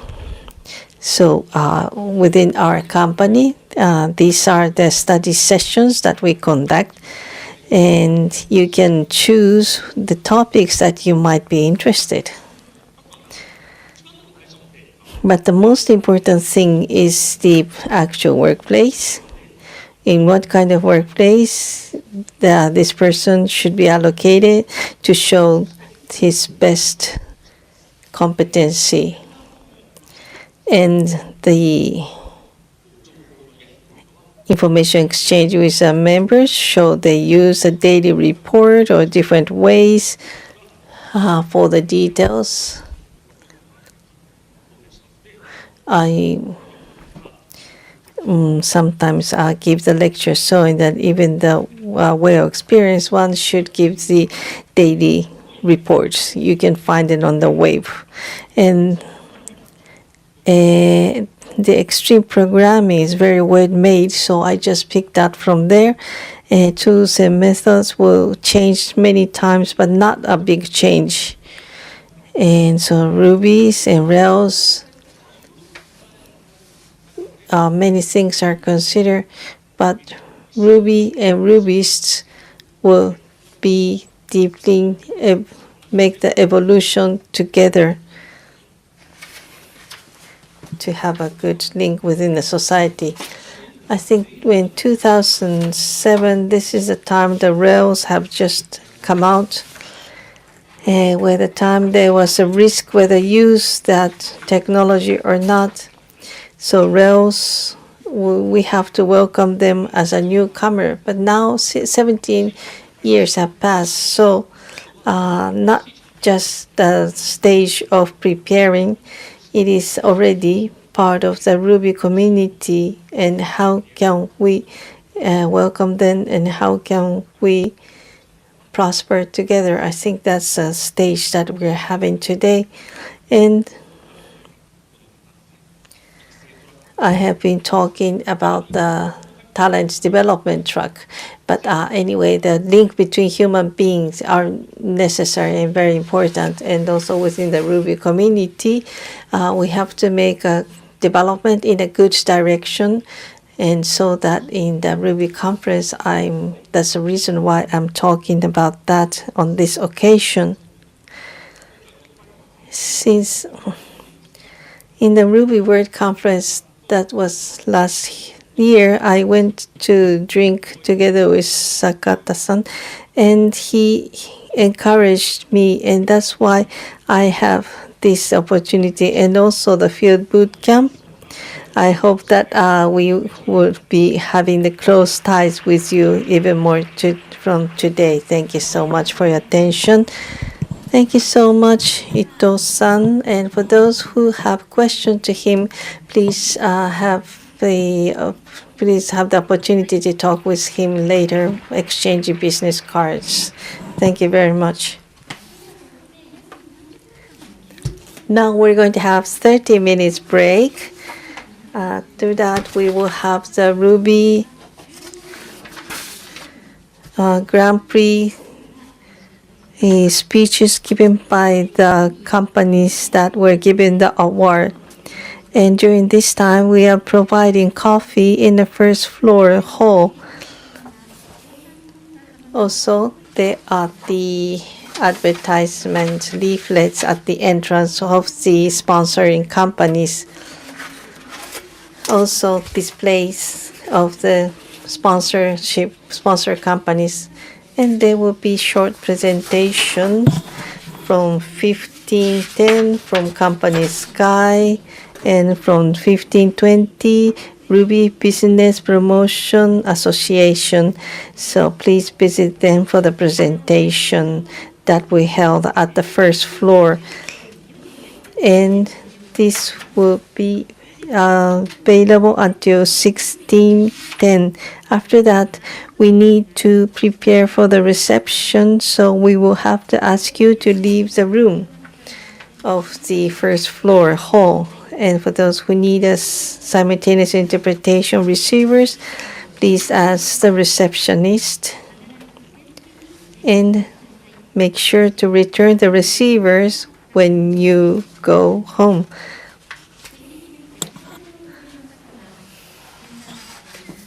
For those who are using the parking lot, we provide you the free parking ticket.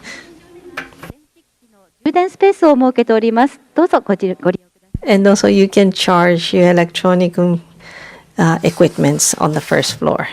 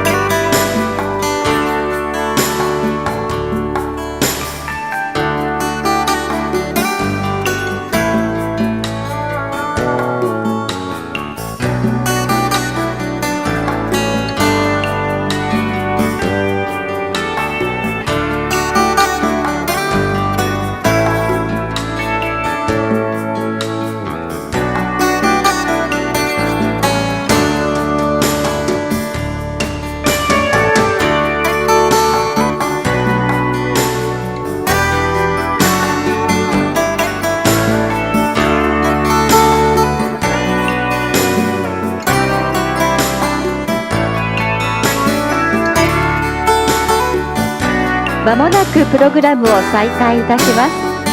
お席にお座りください。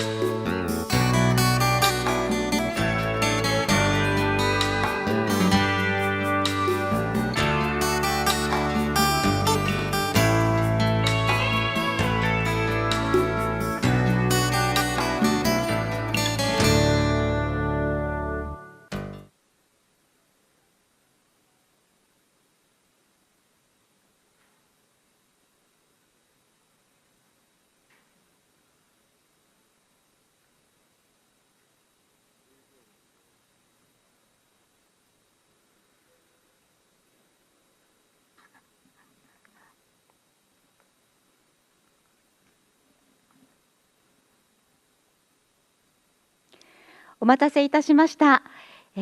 Ladies and gentlemen, thank you very much for waiting. I would like to begin a speeches by the winners of Ruby's Biz Grand Prix 2024.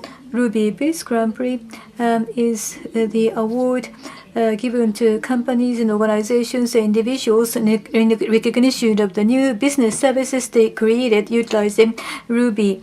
And this began in 2015. Yesterday,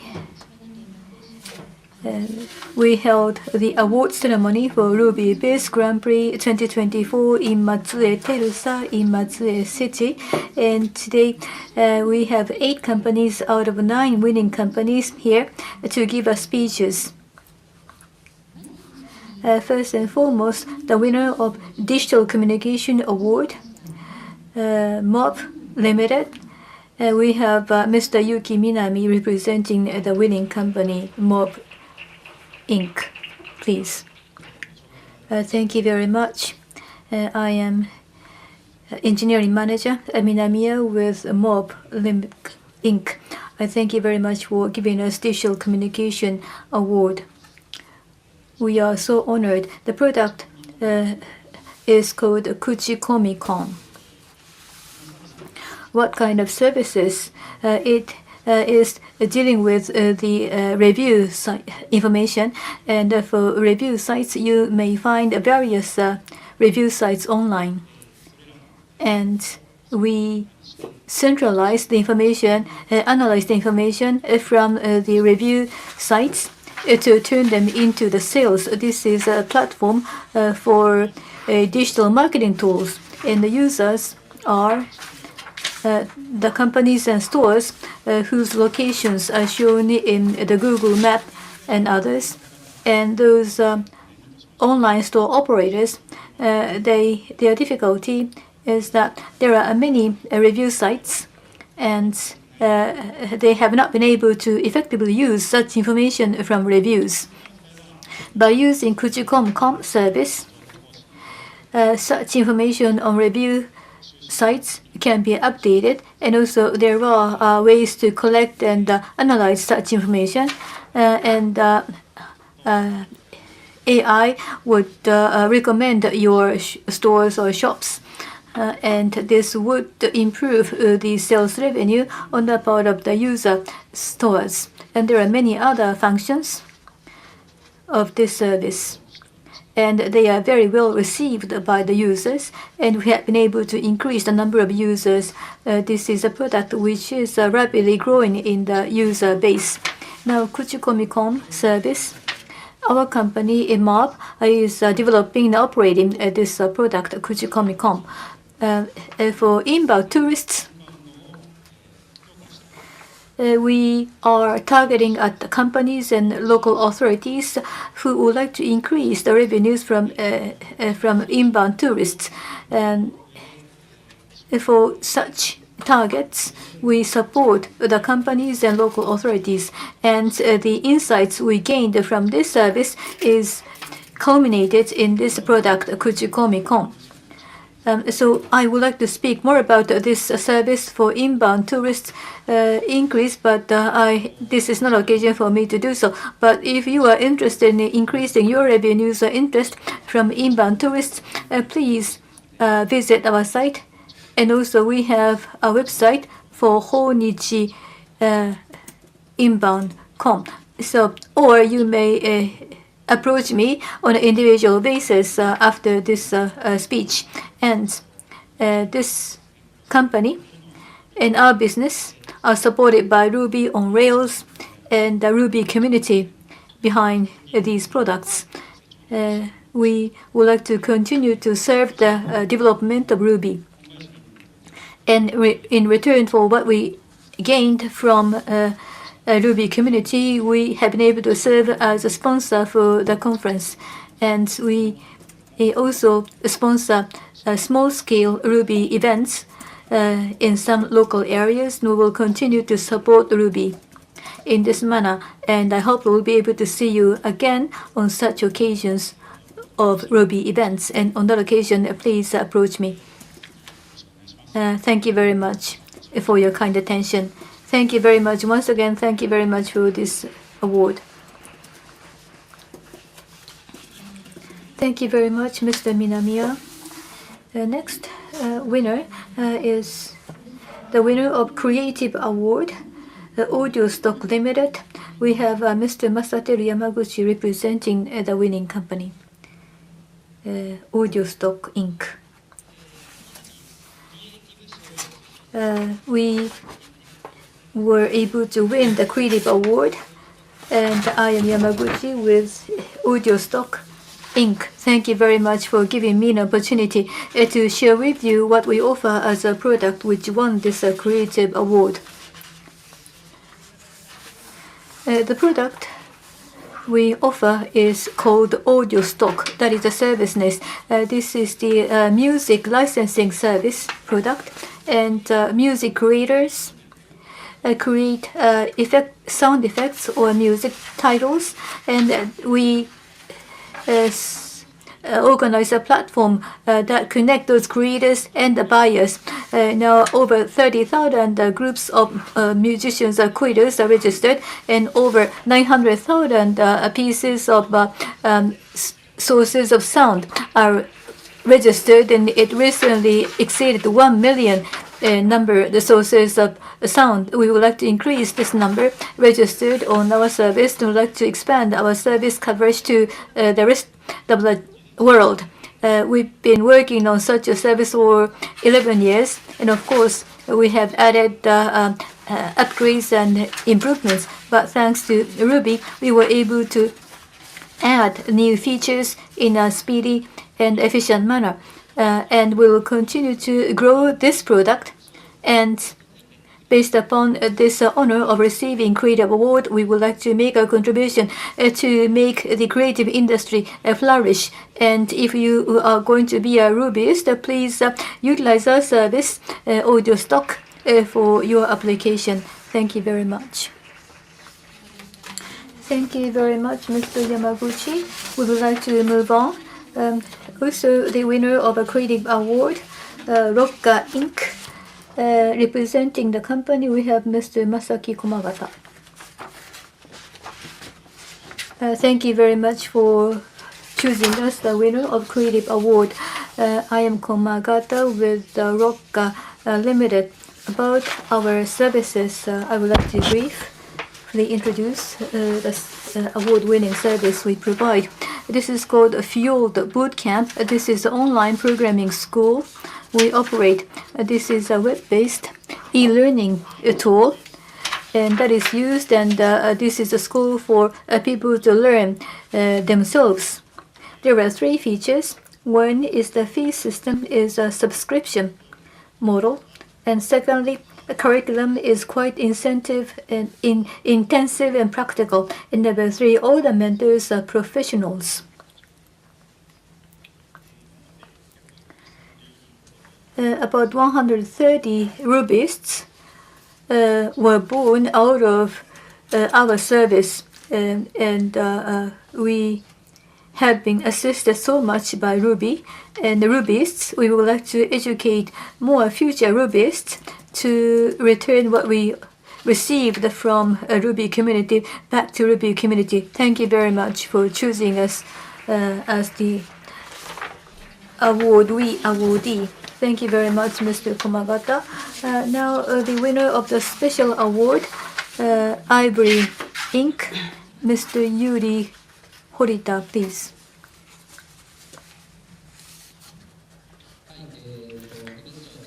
I am with Ivory Limited. I am Hirota, engineering manager of the company. Thank you very much for giving us a special award. Briefly, let me introduce to you what we offer from Ivory Inc. As the name may suggest, the IVR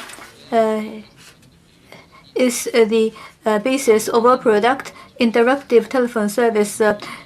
Please push number 1 or number 2. Along with this guidance, the users are to press the button to give us the message, or you may use your voice, and that will be listened to by AI, and depending upon the questions, automatic response are given from the telephone, and the questions can be answered automatically. And such a IVR system can be constructed very easily and can be utilized quickly by any user. And on the part of the stores or shops, they don't need to handle any longer with the telephone call. And also on the part of the caller, they can telephone at any time, 24 hours a day. And also, I'm not good at answering or using telephones, but if I could use such an AI service, IVR, I feel more comfortable telephoning. And also, some people may say that they are able to complete their booking quickly if the AI answers. So such AI VR automatic response service can help people in many ways, which is very interesting. And our system uses LLM and other AI functions with the evolution of AI technology. There are many areas where Ivory and our system can help, and we are able to deliver such products and services quickly to the world with the help of Ruby and Ruby on Rail. And I would like to continue to support the Ruby community, which is contributing to the improvement and growth of Ruby and Ruby on Rail. And fortunately, our business is growing dramatically, and within our company, there are other high quality, good quality issues which can be worked upon. So Ruby engineers and many people we would like to hire as new employees or assistants. So we would like to speak with you if you are interested in working with us as an engineer. Thank you very much once again for giving us this special award. Thank you very much. 堀田様ありがとうございました。 Thank you very much, Mr. Hirota. And next company who will receive a special award that is a Smart HR, Mr. Ryuichi Saito. Yes, thank you very much for the introduction. My name is Saito. Thank you very much for giving us a special award. It is a great honor. And then, well, I would like to just spend a minute to introduce my company, Smart HR.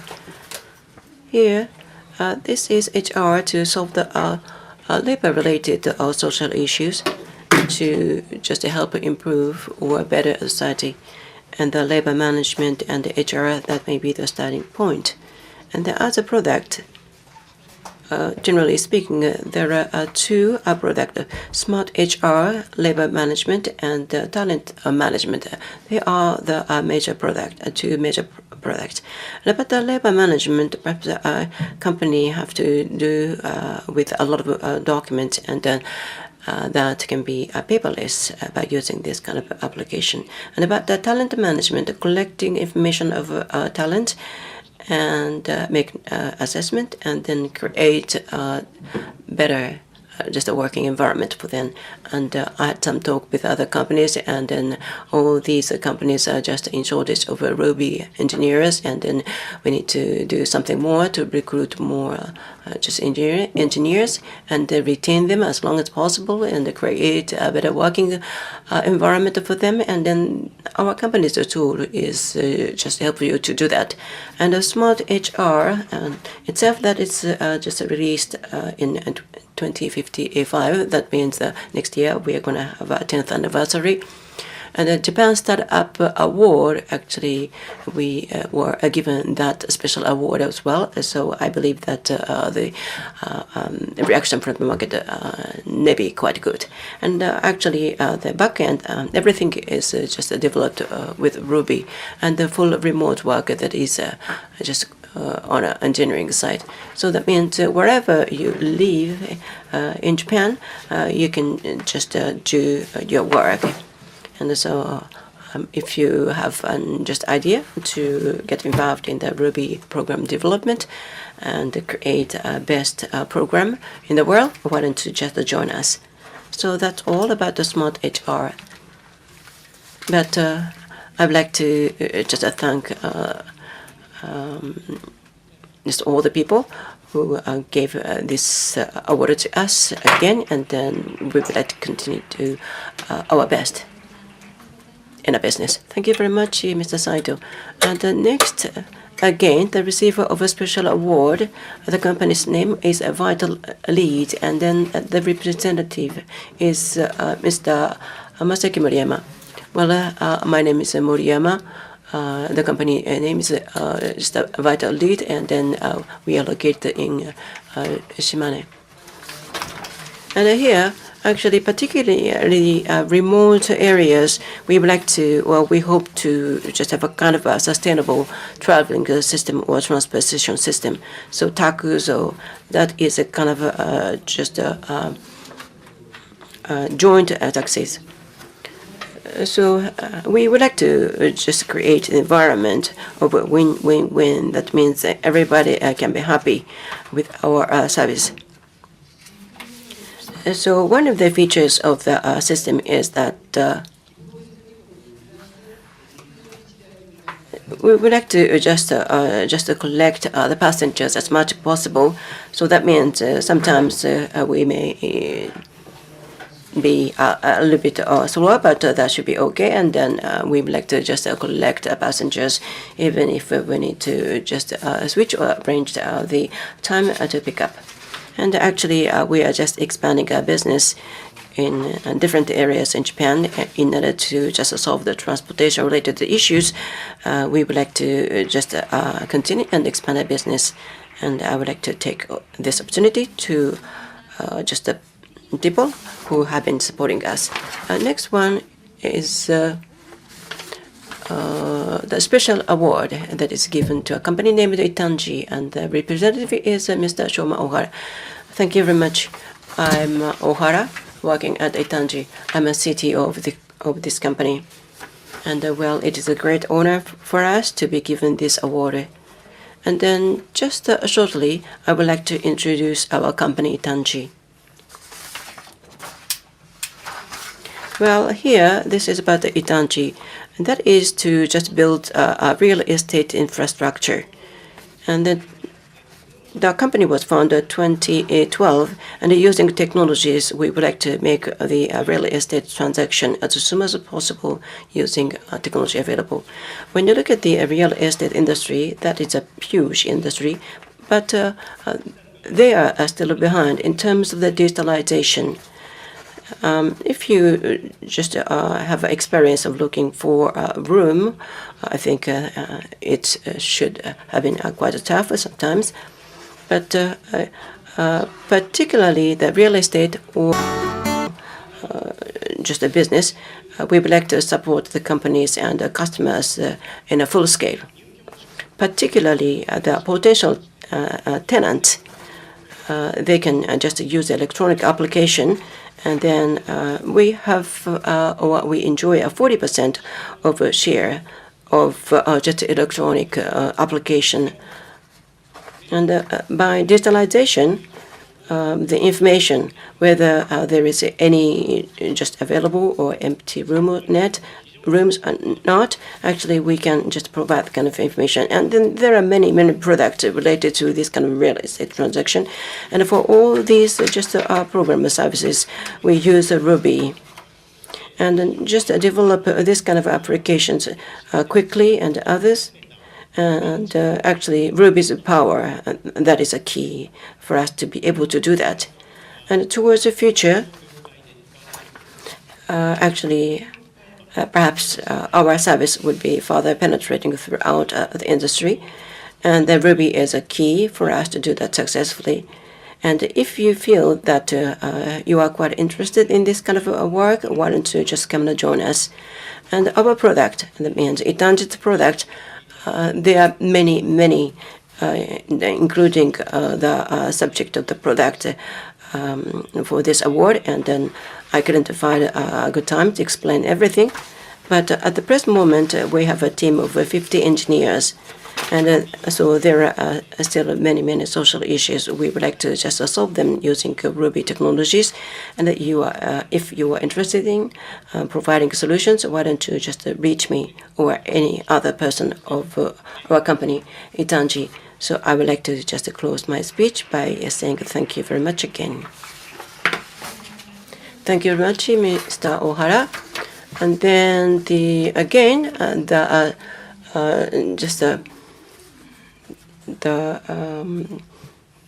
grand just a special award that is given to another company named Tami and Mr. Takuya Onda. Well, thank you very much. It is a great honor for me to just have this kind of special or grand award. I would like to spend a minute to talk about our company, particularly in relation with the Ruby.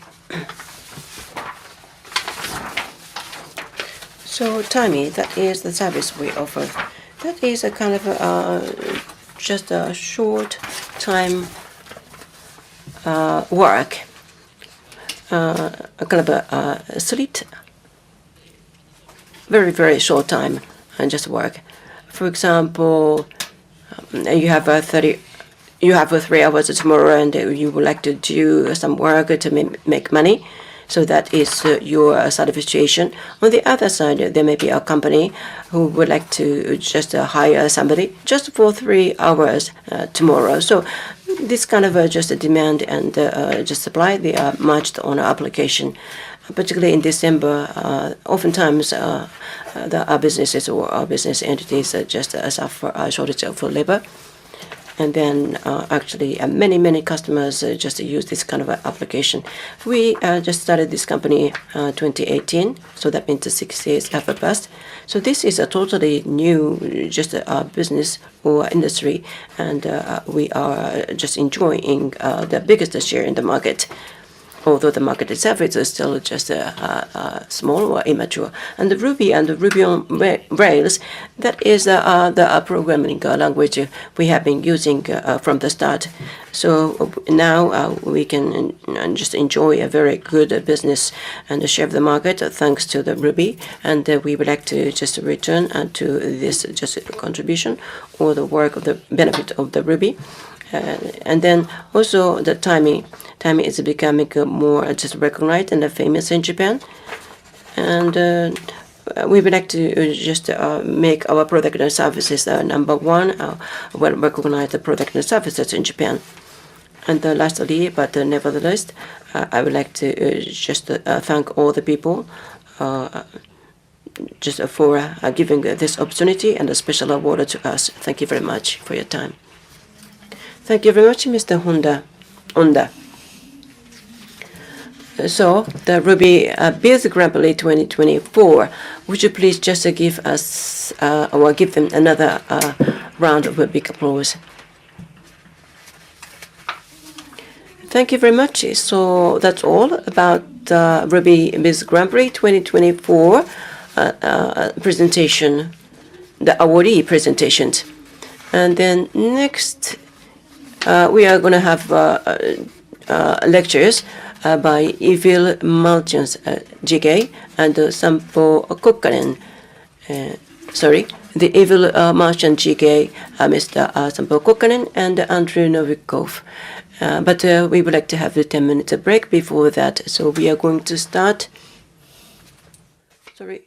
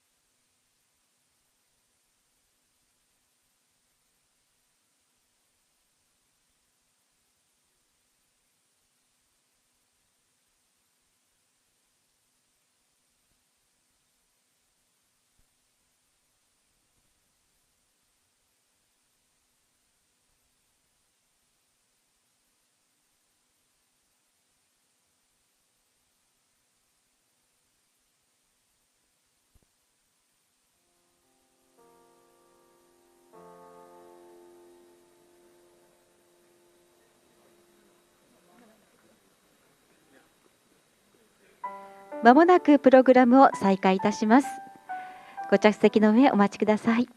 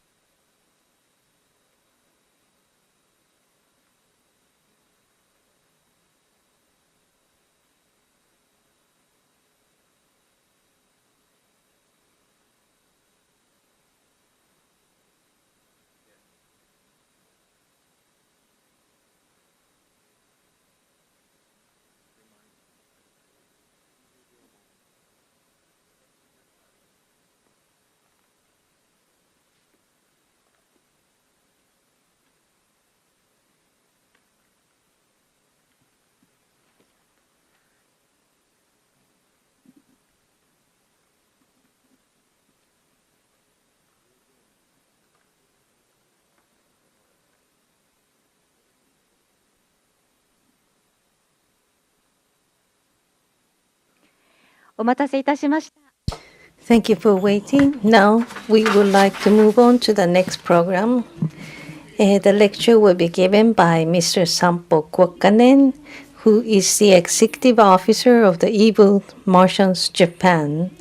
And besides the management work, he is involved in Ruby project and contributing to the development of the Rubies in Japan. And Mr. Andrey Novikov has been using the Ruby on Rails for more than 10 years and developing many types of applications, currently living in Osaka. And he is working on the development and support of some Ruby gems and to provide a DX tool to the developers who are using the Rails. Now today, keeping it Ruby while your products need to have Ruby SDK is the title of the lecture. Now, please. Thank you, and hello world, or hello Ruby world. That's a really bad joke, but I wanted to say it. Okay, today we are diving into why your product needs a Ruby SDK and why Ruby remains a powerful choice for so many of us in 2024 and beyond. I'm Sampo Kuokkanen from Evil Martians. I'm thrilled to be here today with my colleague and friend Andrey Novikov. Thanks to Ruby, we have been able to afford not Lambos, but a K car and a 50cc scooter. So we have 710 cc's of power. Now a word about Evil Martians. Evil Martians is a consultancy that transforms growth stage startups into unicorns, build developer tools, and create open source products. Evil Martians' headquarters are in New York, United States. But Evil Martians is also in Japan. We have an office in Osaka. Be sure to contact us if you happen to be in Osaka and are interested in Mars. There are many of us here all year round. So reach out. We are always happy to connect and talk Ruby. At Evil Martians, we are passionate about open source. We love to use it, and we also love to give back enhancement to the community. It's a win-win. Some open source products have even grown into commercial products, like any cable or image proxy, still staying open source at their core. And today, we will be using image proxy as an example of a non-Ruby open source product that has a robust Ruby SDK. It's almost the end of 2024, but Ruby is still going strong. Let's look at some of the reasons for it. This slide shows what makes Ruby special. There's Ruby Gems, with its ever-growing library of gems, and GitHub stats proving Ruby's strength in web development. For businesses, this means access to tried and tested solutions and dependable language that gets things done. The startup popularity of Ruby proves that with Ruby, it's possible to move fast. Ruby is a beautiful language that allows to write very concise code and develop fast. No surprise, it is our language of choice and has been for decades now. We love Ruby. But at the same time, many of our open source products at Evil Martians are written in Go. Performance, memory usage, and concurrency are things that weren't Ruby's strengths for a long time. And while Ruby is getting more performant with every release, sometimes it still might be worth to make that trade-off. As an example of a problem that is better to offload, let's take a look at handling of images uploaded by users. Many web apps have to get pictures from users. And of course, not only one needs to receive images, but also then display them back in various forms back to the user. And even now in year 2024, it is a bad idea to let browsers download original images just to show them in a list downsized to a little thumbnail. Someone may need to resize the pictures, crop them if aspect ratio differs from desired, maybe add watermarks. Also, you need to strip sensitive metadata, like GPS coordinates, etc., etc. And there's a kind of traditional way of doing it. You upload image to the server, store it, generate all required thumbnails, store them also, and finally serve them to the user. And this way is long and full of dangers. Preparing all variants takes time, background jobs can queue, and that means latency. Adding new images means having to process them prior to displaying. Does anyone ever clean up old unneeded variants? Maybe you have them even in your product. And oh yes, you need to install ImageMagick or libvips to your servers and containers too. And it's also a security risk, as you need to process images on your servers. So any script kit can do a denial of service by uploading a PNG bomb to your application server. But to be honest, even if we got to use this approach, it is not the only one. Do things have to be this way? No. What if we could just generate thumbnails on the fly? And there are such services. They're called image processing servers. All they do is taking away the burden of image processing from you and your application servers. As you can see, application server doesn't have to even pass images through itself. All it needs to know is the source image URL. All pains are gone then. It is much simpler. Throw away all the code made for image processing, all background jobs, and server provision recipes. Deploy a microservice from a single Docker image instead. Latency is gone. No more packed up queues. Craft URLs when you need them, browser makes a request, and gets its thumbnail mostly instantly. You want a new thumbnail variant? Just construct a new URL, request it, with different parameters, of course. Let's see it and cache it, and done. Removing old variants? You just run. Let the CD and cache expire. Care only for the originals. Security also isn't your headache anymore. Even if some malicious code would be executed, it will find itself in an empty Docker container. But which one to choose for a Ruby app? Should it be one written in the same language? But if it is a dedicated service, does it matter? Maybe it's better to choose one that is most easy to use for a Ruby app. What is the first thing a Ruby developer looks for when choosing which service to integrate with? And I think we all know the answer for that. It's a Ruby gem to add to the gem file. We always go looking for gems.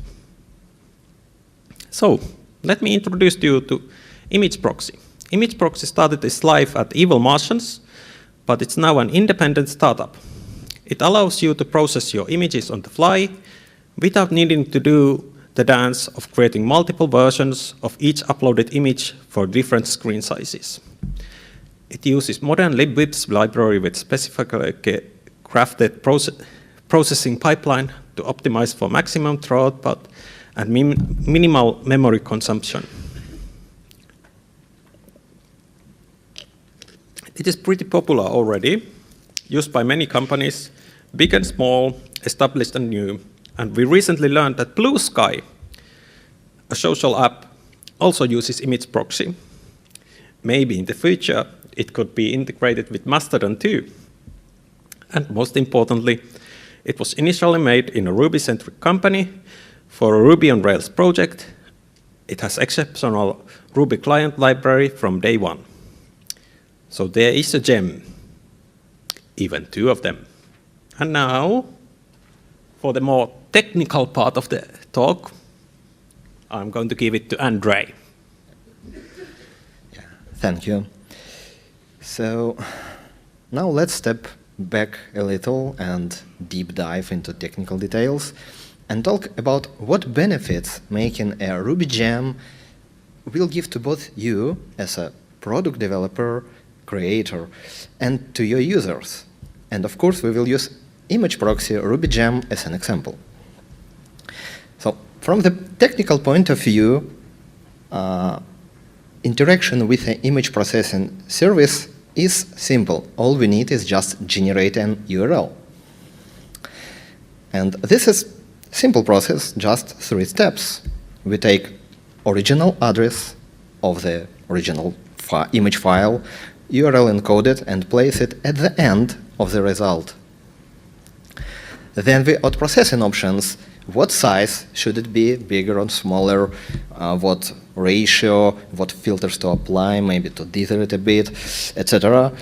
And finally, we calculate a digital signature of both the options and the original URL, so no one can use our image processing power for their needs for free. And that's it. Crafting this URL is not hard. It's pretty simple. So simple, in fact, that code that doing it can be placed in one single slide for one use case, at least. So we take and encode the original URL, add processing options, calculate a digital signature, done. And for you, as author of the product, there will be a temptation to skip the whole packaging a Ruby gem step and just provide this code to your users in a README maybe. As an example, dear user, please take this code, copy, paste it somewhere in your application and call it a day. That's simple. But client library does not only provide an URL helper, in our case, it also provides convenience. Hide implementation details from user. They don't even need to know about how digital signature is formed. Also, client library can be easily updated and provide a convenient interface to configure itself. Even if it feels small, there's always a value into providing a conventional method of distribution to your users. And then you can go on a higher level, integrate with frameworks. And then if application is using framework built-in image handling, like active storage in Rails, you can hook into its URL generation, and this will allow to make migration to your product almost instant. Plug in, configure, and it just works. Feels like magic. And users will appreciate it. Speed, simplicity, convenience of the client API, it won't go unnoticed. And if other services, your competitors, are ordinary ones, yours in comparison will be so good, people will want to scream of joy, like John, who wrote a whole blog post about his experience with image proxy. So the answer to the question about why keeping your product Ruby friendly is convenience and speed. If it's so easy to integrate the product into existing apps, it means that you almost certainly will get new customers and you happy customers of your product, and that's great. We'd like to reiterate that expressiveness of Ruby allows nice, natural integration of anything to a Ruby application. So keep your non-Ruby products to be Ruby friendly, and we will be happy to help you with that. And check out our Martian blog. We have a lot of interesting blog posts about Ruby Rails, front-end and design, and many other things, and many have been translated into Japanese too. And also check out our social accounts, including Mastodon. And thank you for your attention. ご清聴ありがとうございました。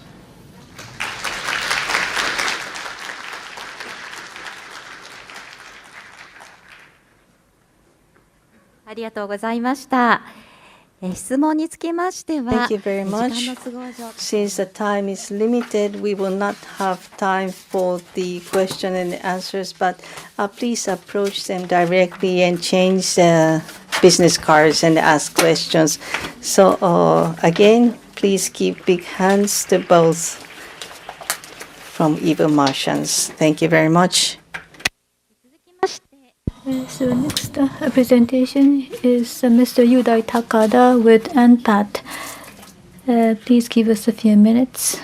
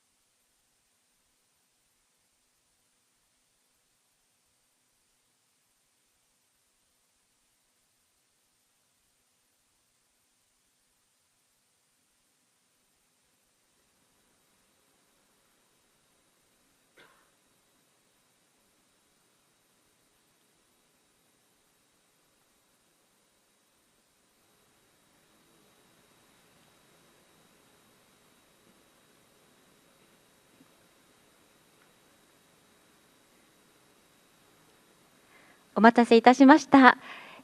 Thank you very much for your patience. We'd like to move on to the next presentation. The speaker is Mr. Yudai Takada. Upon graduation, he joined a contract software development firm and then he entered ANPAT. As a member of re-architecturing team, he is working on solving technical issues of large-scale Rails application and also a cross-departmental technical issues. He was born and raised in Osaka and a founding member of Kyobashi RB, a local Ruby community, and a chief organizer of Osaka Ruby Conference 04. As a committer of Llama, Ruby's parser generator, he is working on to improve the ease of maintenance of Ruby's parsers. Today he is going to discuss under the theme of Pass Why It's Fun.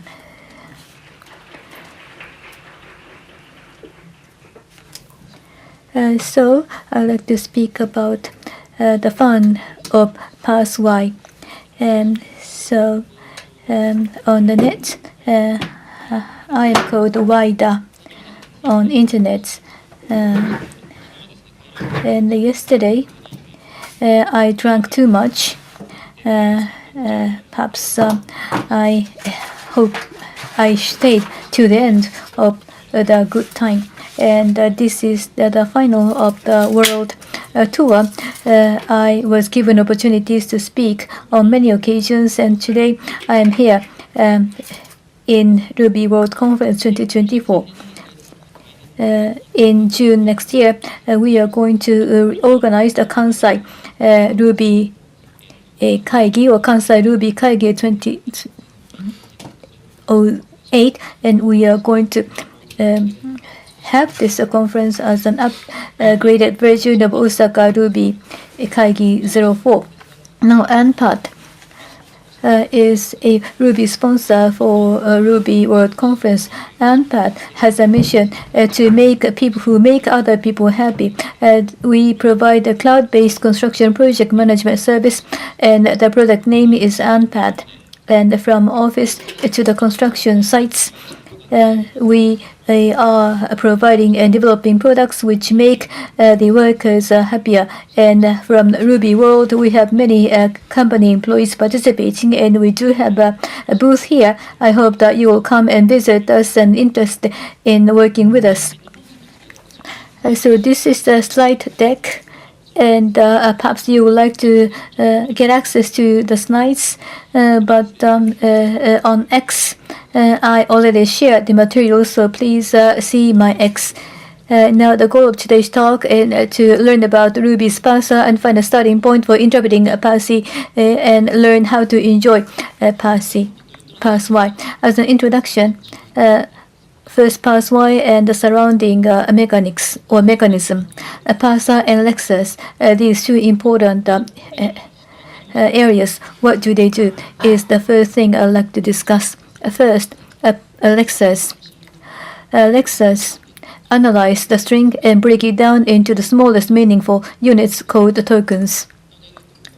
So, in this method definition, this is broken into such tokens. And next, parser receives tokens string and check whether they are grammatically correct, and then create the AST. How do they do? This can be shown, and unfortunately, in the 3.4 branch, this is the default, but it is no longer this. So parser parse Y needs to be specified, and then dump parse tree should be specified, and then you can see how AST is produced. Now, Lexa and parser, I hope you have understood already. So parse Y and parser generator, what do they do? Parse Y is here. This is a grammar file, file that defines the rules and symbols required to pass a Ruby program generate an AST. And Ruby 3.2 and earlier they used GNU Bison, and Llama parser generator is used for 3.3 and later. And Ruby's flexible and complex grammar is made possible by the powerful capabilities of parse-y and parser generator. So parse-y is Ruby and Ruby is parse-y. So enjoyable Ruby means enjoyable parse-y. So this is a summary I have mentioned so far.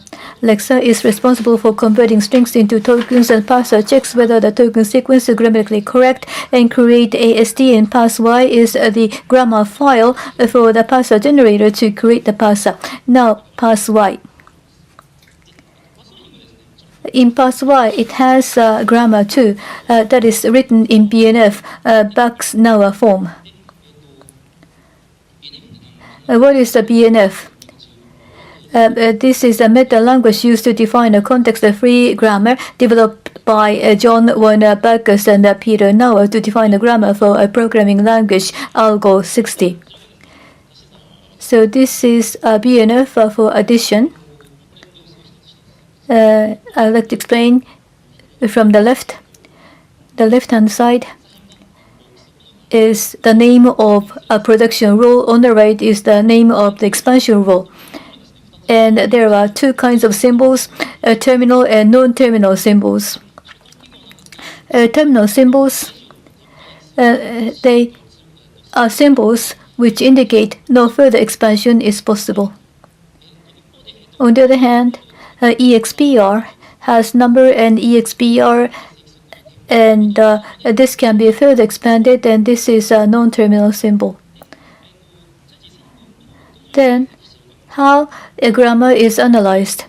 In analysis in the LR method, shift and reduce are the important operations, and using these basic operations, the parser analyzed the input.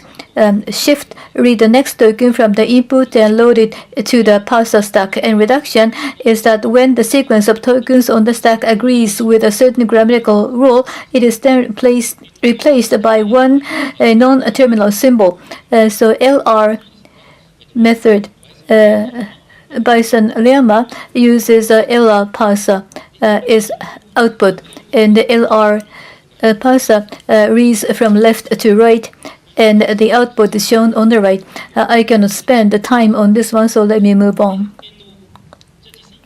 Then, how the analysis is done. So this is again the simple example of addition. The left the number is given to the right, and the right-hand side number is given.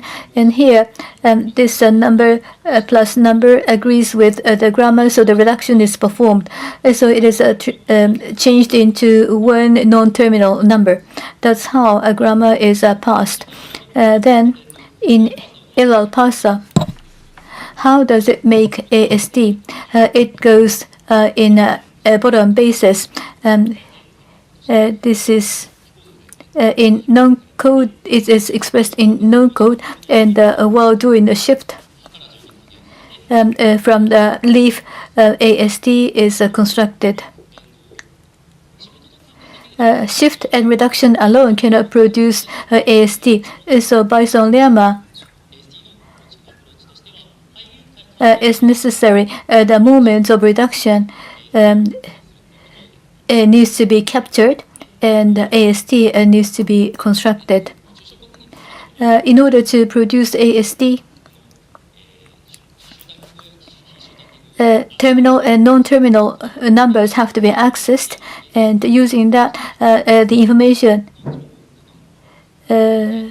must be given for the construction of AST. So accessing the value of non-terminal and terminal number symbols are necessary. Access is done in such a manner. $3 and $2 and $1 form a stack, and they can be referred to. And also, the construction is done from leaves. So passing the result of an action to a parent is necessary. So $, are used. There was no parent, so we added a parent. And number, $1 and $3, that's make the access possible, and then they are entered and passed on to a parent. And a parent, this sum is when there are 3 results is included and can be accessed as $1, and that is repeated, and then gradually one by one that is passed on to a parent. So that's the structure and grammar of parse Y. Parse Y is written using a BNF, and to analyze the grammar it uses shift and reduce to analyze the input, and the BNF is also a tree structure. It is suitable to create AST, and we need to create an AST within the action that is executed during reduction. Now, what are the key points to consider when interpreting? In order to navigate through programming, we need a map and compass. First, let me start with a map.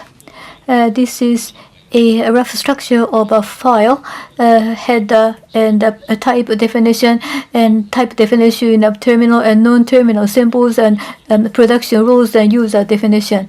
Let me go from top. A header section includes necessary headers for defined macros and defined data structures. And what about the type definition? It maintains creates a union that can hold various types of value usable during the parsing, and the terminal symbol uses a % token and a % type by non-terminal, and the % type is used to tie non-terminal symbol and type information. Next, the production rule is what I mentioned. Use a BNF form to create the AST. So here and here, those macro methods are used to create the BNF.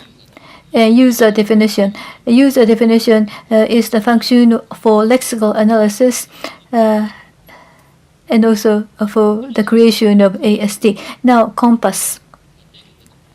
To understand where we are.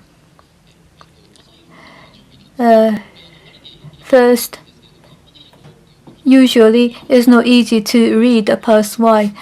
It's written in BNF, and the actions are written something like a C language.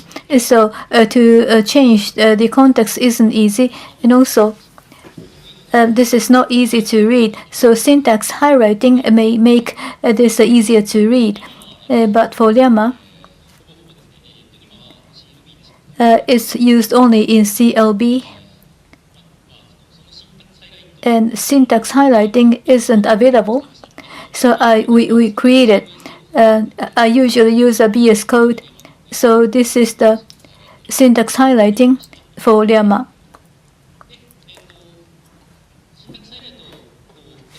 So after syntax highlighting, there are ways to look at how the parsing is done.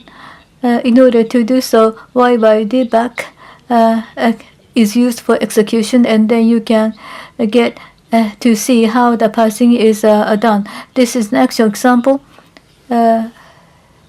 This is a recent example. When this is given, how is it interpreted, and how is it working? First, Y by debug result should be viewed like this, and then it seems that there is a reduction operation, and that could be a good starting point. And then you can see the line information, and then you can understand what the production rule is used, and then you try to identify the node for AST, such as less body or less queue, or node assigned. And so that needs to be matched with AST to be prepared, and you can see how the AST is constructed. So we need to refer to definition while we follow production rule. So parse Y is designed to construct AST, so we need to refer to definition as required while following production rule. We should never try to read from the top.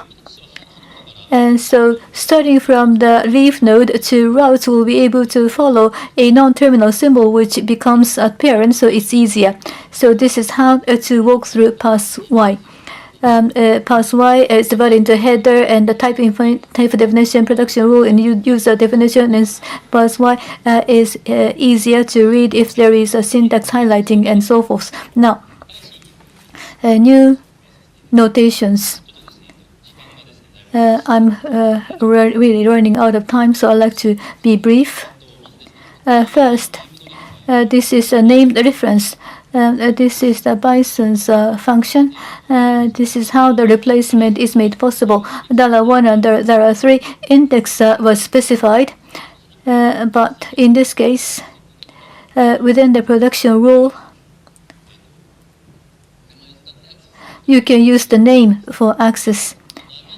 There are some ambiguities, and so sometimes it's not easy to identify only with the name of the symbol, but you can then set alias for each symbol to avoid ambiguities. Now, parameterizing rule. This is a function to provide a syntax sugar for a common patterns of the production rule of a grammar profile. What it offers is to make common some frequent patterns in programming. You want to make a certain rule if there are some general patterns. And the only difference here is a non-terminal symbol, so you can extract the structure by using this function, and the rule definition is performed in such a manner, and $$ type is handed over. Then, in using the rule, you can rewrite in such a manner. So, you pass it on, and then a further expansion is carried out. Now, standard library for Llama. It provides a collection of parameterizing rules, and there are 3 rules, and it is possible to use the alias of syntax which are like the regular expression forms, and you don't need to start a new line, and it can be rewritten in such a manner. It's a pass Y which is continue to evolve, and in summary, I'd like to stress that pass Y is something quite enjoyable, and in the 3.4 dev, Llama is changed from Prism from a parser, which is generated from a pass Y, so a pass Y is no longer anything like the Devil's Castle or Hell. So I believe in the power of LR parser. I would like to continue to make development. I would like to make pass Y even more enjoyable. Thank you very much. And last but not least, for further details, please read this QR code, and please place a star on Llama. Thank you very much. Thank you very much. If you have any questions, please exchange business cards with Mr. Takada later. He has put on a ruby colored shirt. This is the company's t-shirt. It's in ruby color. Thank you. Please give him a big hand. Thank you. 続きまして株 Thank you.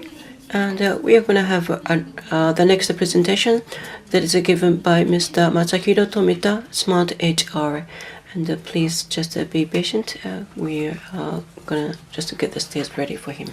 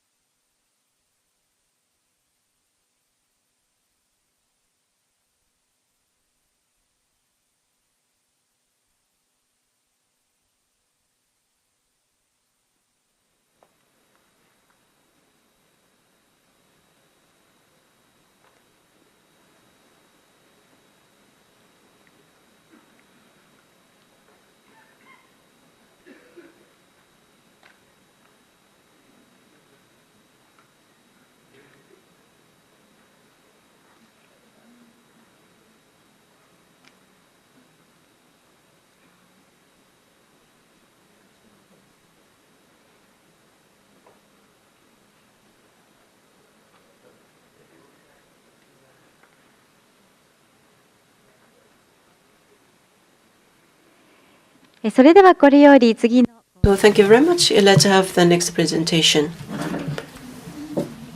So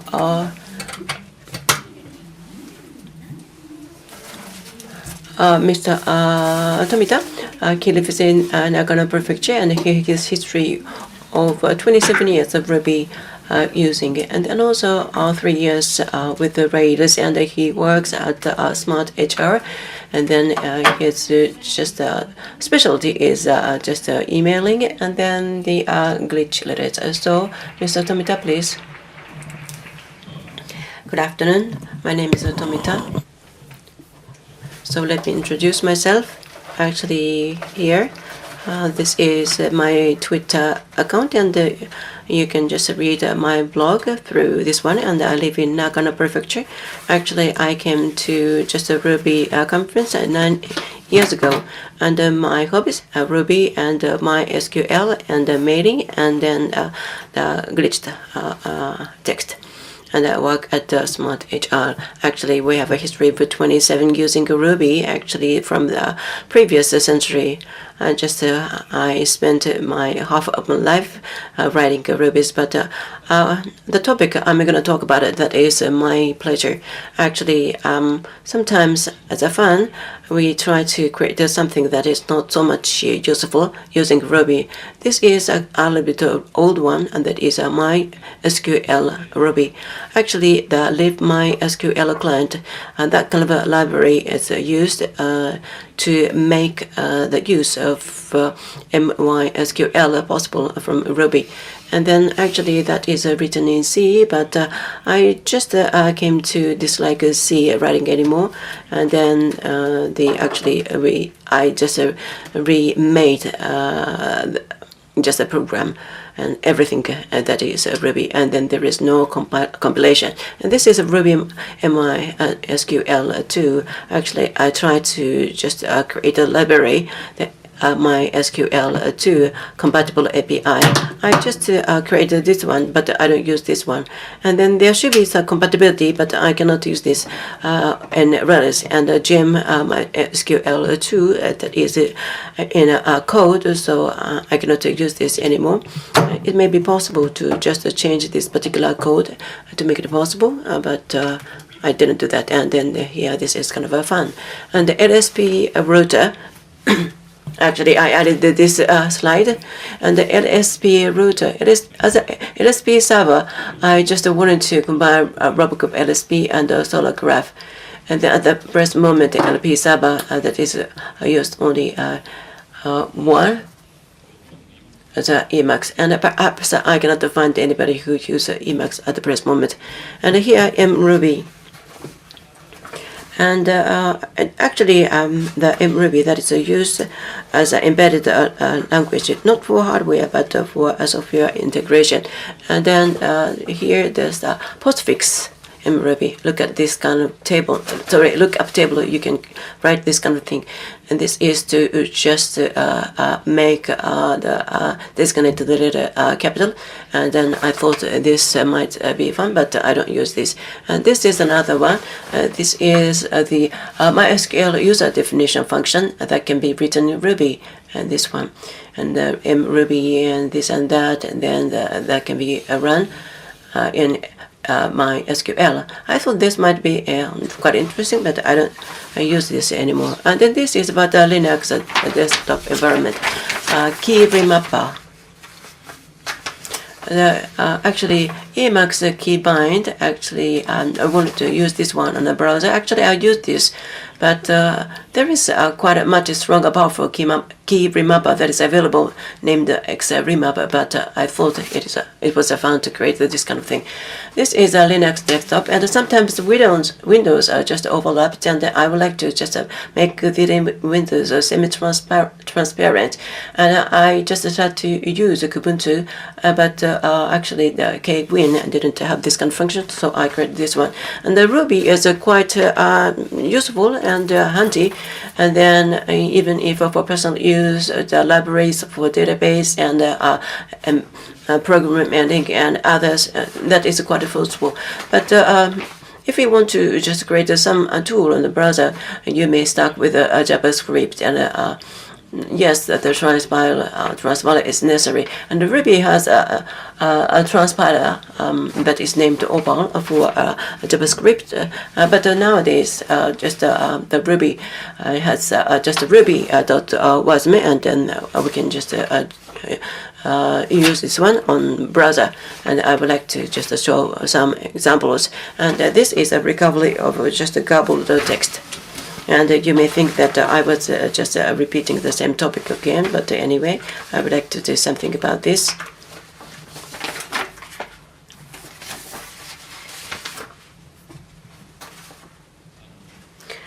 Well, actually, I have 30 minutes for my lecture, so there should be plenty of time.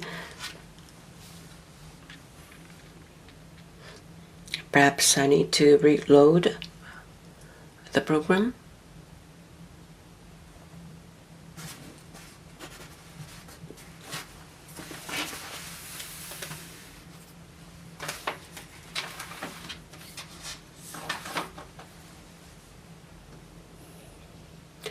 Well, I skip. Yeah, this way. So this is some example of recovering garbled text. So you can just recover this kind of thing. And you can just go the other way. That means a generation of garbled text. But I would like to connect to the server. Well, anyway, let's move on. So this is what the recovering of a garbled text. I wanted to do this kind of a thing before, but well, the JavaScript actually I don't have the table of character code conversion, so I gave up. But the Ruby has this kind of just a feature or functionality, so that is amazing. And next is MySQL parameters. Well, there may be some time, but probably I can't.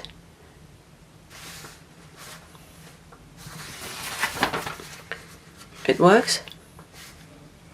Yeah, this is a kind of a parameters and others, a kind of a version to version difference that is just handled. I just created this one as a practice of Vue.js, and then I just did that again using Ruby Wasp.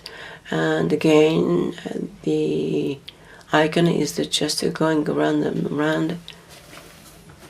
Well, I think perhaps there may be some just slowing down of the net connection. Perhaps somebody is just watching YouTube or something. But anyway, I would like to use another connection.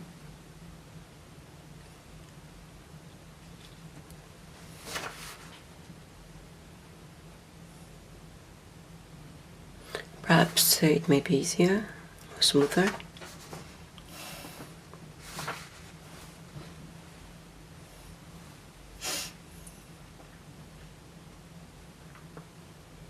No?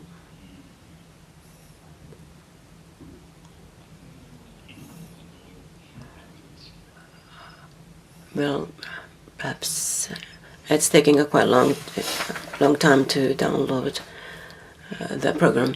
So I would like to skip. Next is a Rabbit on Firefox.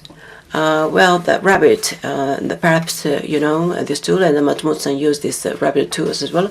Just I'm inspired with this Rabbit. This one here, the Rabbit and the turtle, and this slide is created using RubyWorld.js, but that is to just draw the Rabbit and turtle.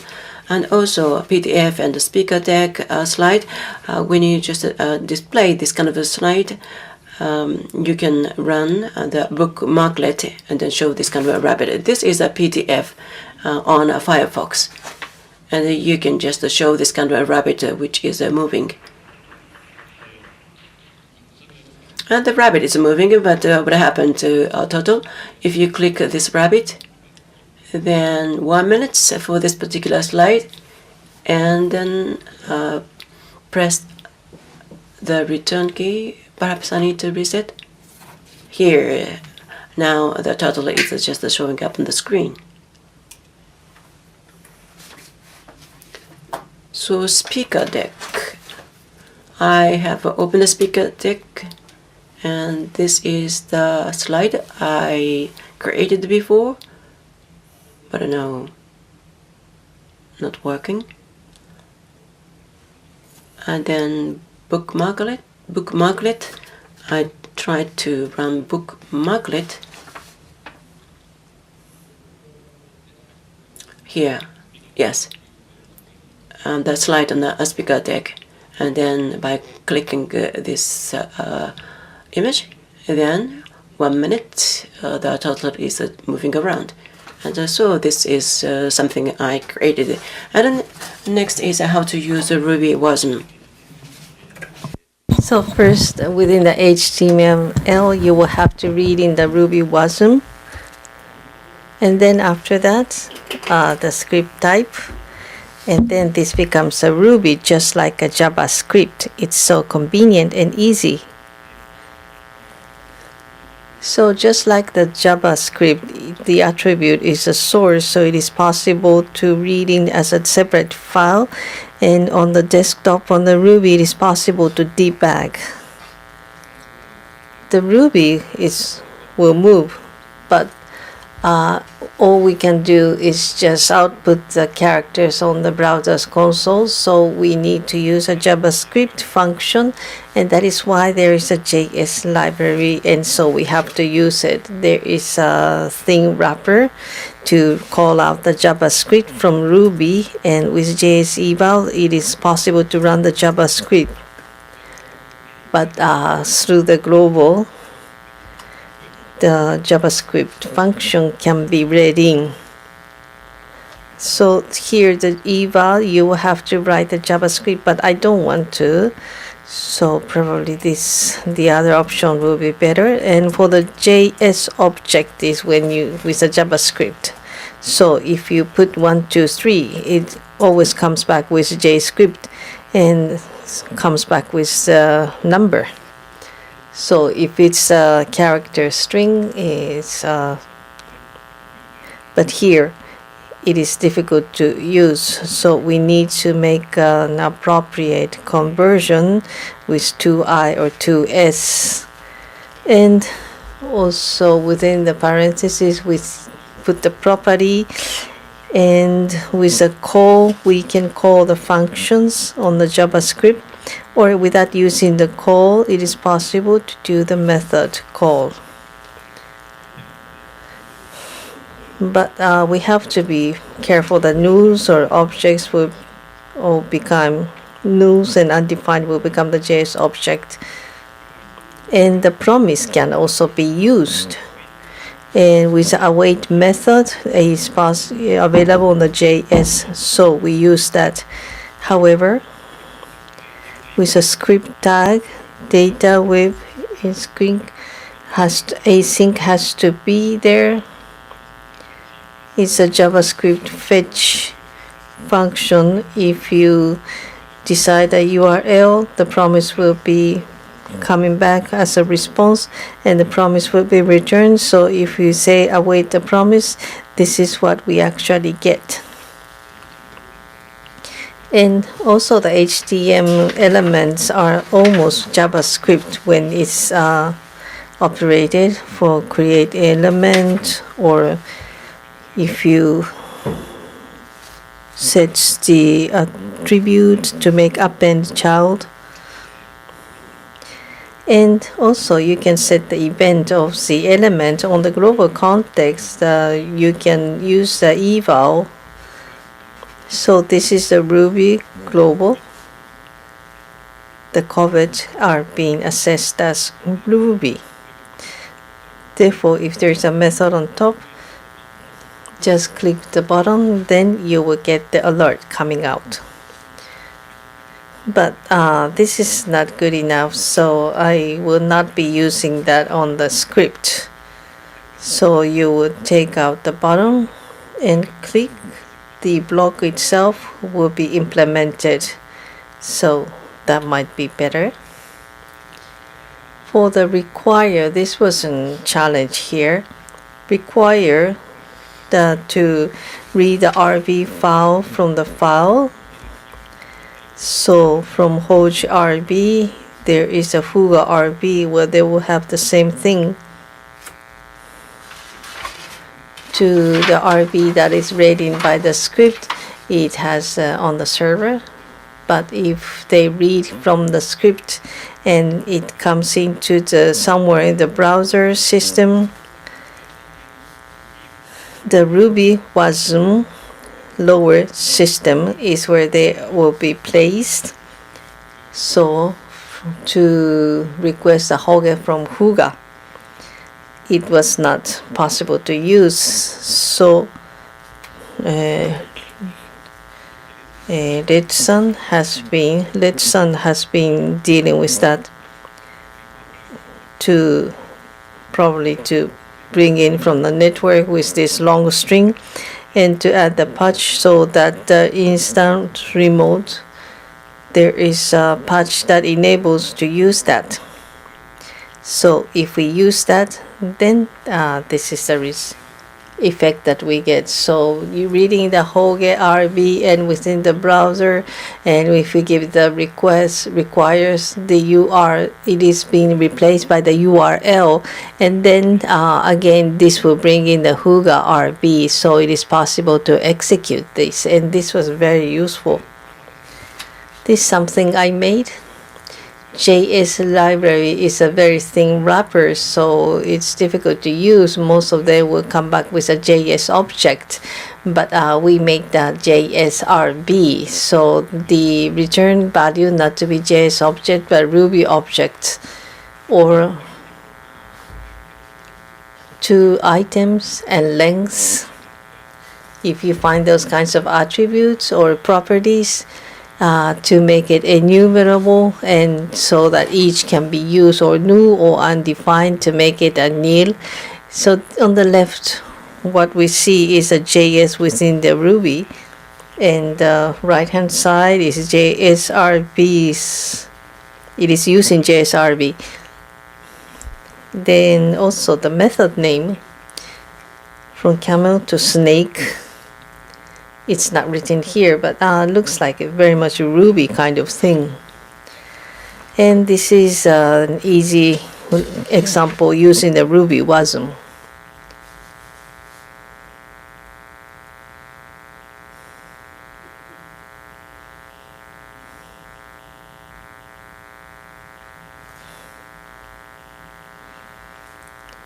Here it is kept in local.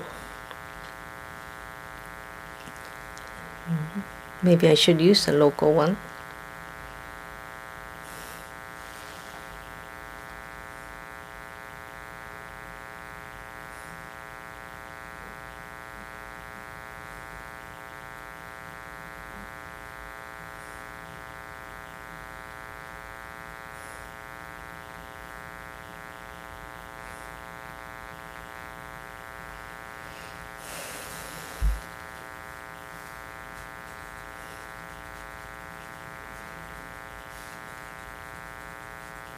I want to show the demonstration, but it's a RubyWorld, so this maybe we have to switch that.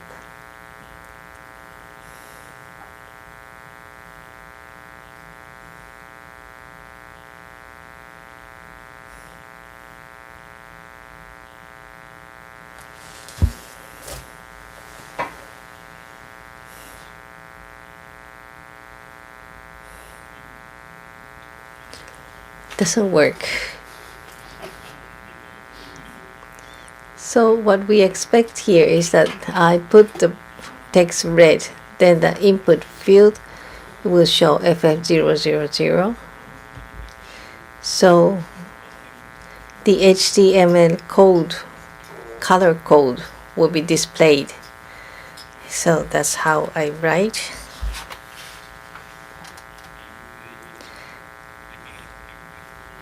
With the home color, they have 2 elements of input.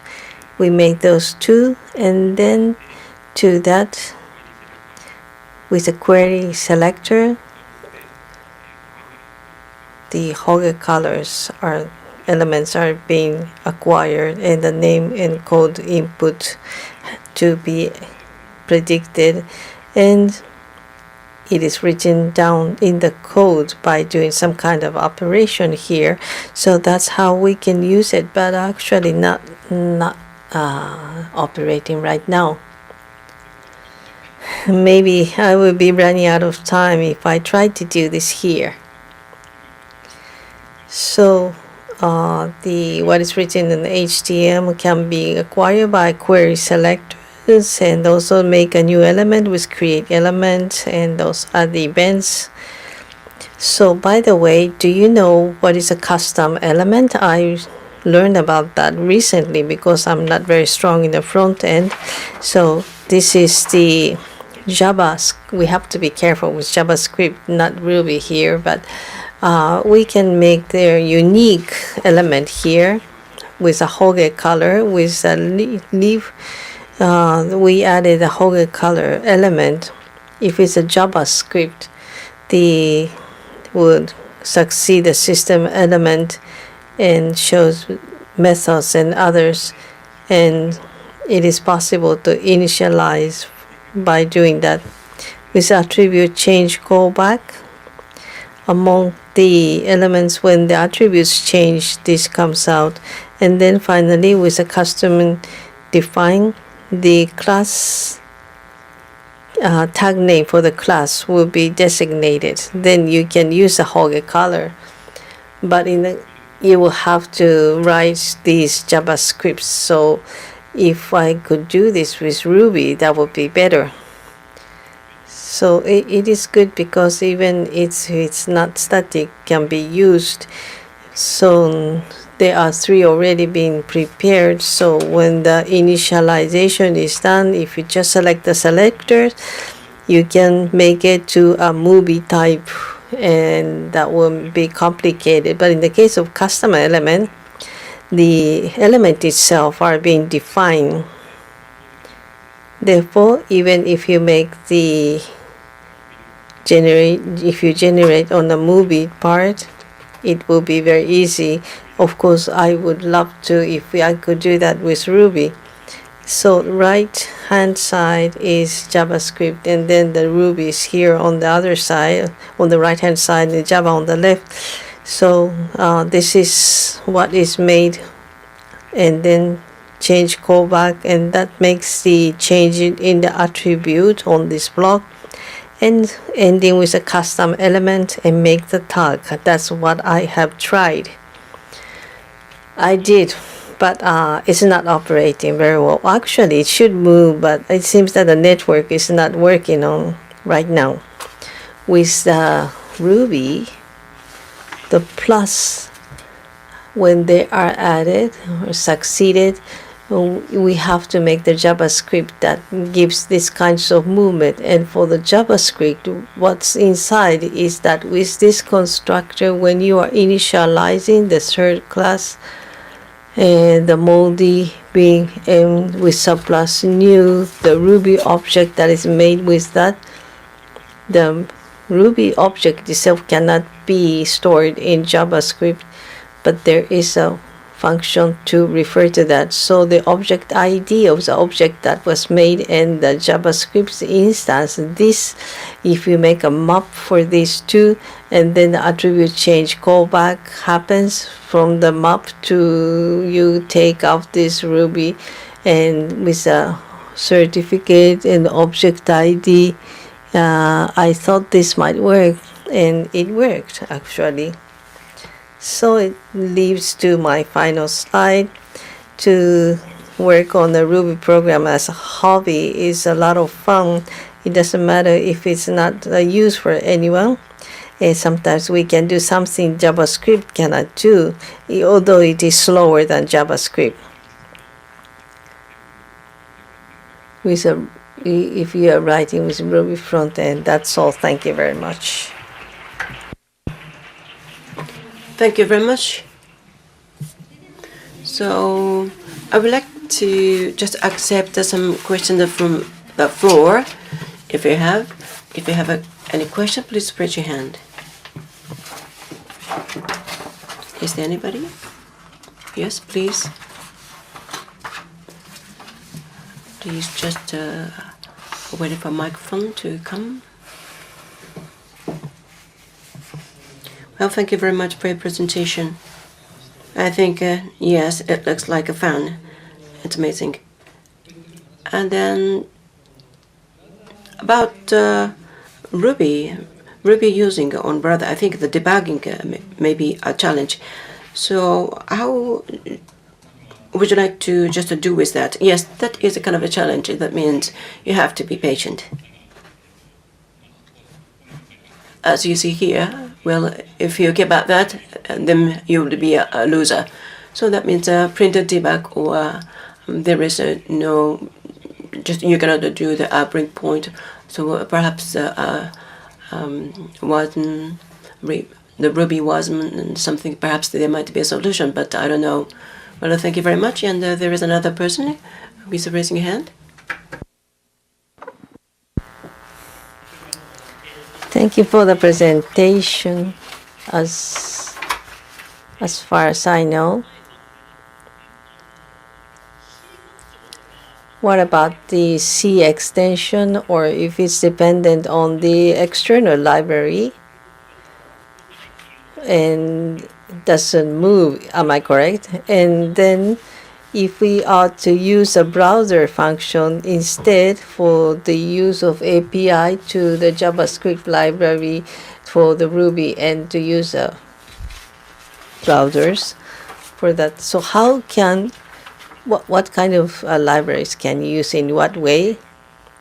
Well, for gems, for example, that are written with C, is a way that I have just presented will not work. But there are ways to work on that. In the Ruby WASM, if you have a file system, virtual file system, so when you make the RubyWorld, you can compile and embed it inside. So that means you can compile with C, that you can embed C. Yes, I believe so. It is possible. Probably. If somebody knows better, let me know. And the JavaScript that the browsers provides. For example, WebCrypt API, or that can be used for JavaScript. It is possible to use it with Ruby. What about the browser function? I'm not sure which API you're talking about, because I'm not very strong in the front end. But if it's possible with JavaScript, maybe it is possible. So you're talking about extension of browser? Well, something to write the extension, the API that the browsers provides, whether it is possible. My feeling is that probably it is possible. If it's browser extension, maybe not possible to do that, because I don't know if there's enough room for Ruby words to be inside. Thank you. Thank you very much. Perhaps we can just accept one more question as the last one. Nobody? No? Then, well, perhaps the last slide you show some just icon of a cat which is dancing. Do you have a name for this cat? Well, that is a Neko-chan emoji, the catty emoji. So that is emoji. Well, I would like to just open this slide deck later, so why don't you just click this one? Well, thank you very much. Thank you very much, Mr. Tomita. Why don't you just big another clap to him? Thank you very much. Well, thank you very much. And we are going to have the next presentation that is given by Mr. Masatoshi Seki, Canon Medical Assistant. But here we would like to have a break, about 10 minutes break. And the next presentation is going to start at 5:35. Thank you.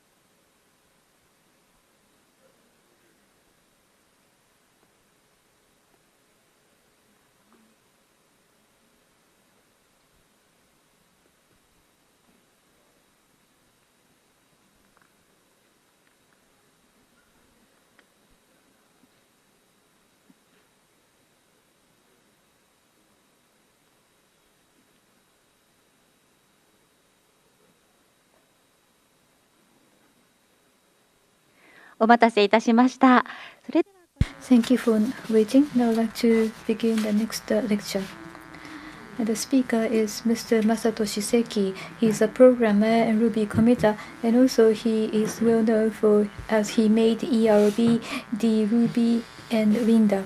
His areas of interest include object orientation, distributed system, and extreme programming. He has lectured in every Ruby Kaigi since 2006, and his literature includes the DRuby book and 97 things programmers should know. Today he is going to discuss handling DICOM character sets with Ruby, reading ISO IEC 2022 multi-character sets. Now, Mr. Seki, you have the floor, sir. Thank you very much. I'd like to talk about handling DICOM character sets with Ruby. If you could pay me the transportation cost, I'll be very happy because I'm here not representing the company. I am Seki. I'm a committer and I wrote the Ruby, ERB, and Linda. I came here from Tochigi yesterday, and this is my second time at RubyWorld conference. I joined the Tochigi Ruby study group, a community called To Ruby, and also I am a prefecture representative for 2010 WCS Pokemon card, and this is the CT image of my gallstone. I had this taken during the medical examination at a hospital and had it printed onto DVD. So today I'm talking about such medical imaging. So DICOM is what I'm going to talk about. DICOM is a protocol and imaging standard for the exchange of medical images. It is used all around the world and needs to handle languages and character sets of many countries of the world. For this, it uses a system called ISO IEC 2022. I would like to make this long name short, 2022. Today, I will briefly introduce DICOM and 2022 and explain how to read DICOM strings in Ruby. I'm going to talk about 80% introduction to the standard and 20% code, so please bear with me as I go through. So first, what is DICOM? This is a standard for exchanging medical images. When you have a CT or MRI scan done at the hospital, if you ask for it, you can have them printed onto the DVD, and this DICOM is used for that purpose. It is also used inside the hospital for exam reservation making and accounting system between systems and devices. Therefore, interoperability and compatibility are very important. It seems that efforts are made to maintain compatibility between manufacturers, systems, and generations. DICOM from a programmer's point of view. It has 40 years of history, long before people had access to the internet. This was around 1983-1985 when JUNET was connected to Usenet. There was no web, no HTML, and no Unicode. The key point is that this technology had such a long-standing history. And a DICOM document is a list of binary encoded attributes. And do you know what an attributes list is? It's like a JSON or a P list, and it's like a JSON that is not a string. It is easy to add attributes and is extensible. And this may be why it has survived for 40 years. Attribute keys are pairs of two integers, not strings. And they must be sorted in ascending order, making them easy to search. And basically, you can read them in order from the beginning. And parsing is not difficult. It took about only 150 lines to convert DICOM to hash. And there are details optimizations such as alignment and endian selection. And this is able to handle various character sets. Then what is the attributes? This is one of the main attributes that are stored in an image, 5 of 8. This is the declaration of the character sets used in this document, 5 and 8. In Ruby, it's like a magic comments of coding. and 10 of 10, this is the patient's name. That's a pretty likely piece of information you would find, and this is expressed according to the 5 of the 8 character sets, and 20 or 32 indicates the position of an image in the image, and it indicates where this image is located in the coordinate system of human body coordinates. If you write it in Ruby, it looks like this, an array of attributes. And values are expressed differently depending on the attribute. And I'd like to go through the process to encode it. The first step is to arrange the columns of date that represents the attributes. First, make the tag a set of 16-bit integers. Next, write the VR, which indicates how the value is expressed, and this is CS, and it is an 8-bit integer of 2 bytes, and in this example it is CS.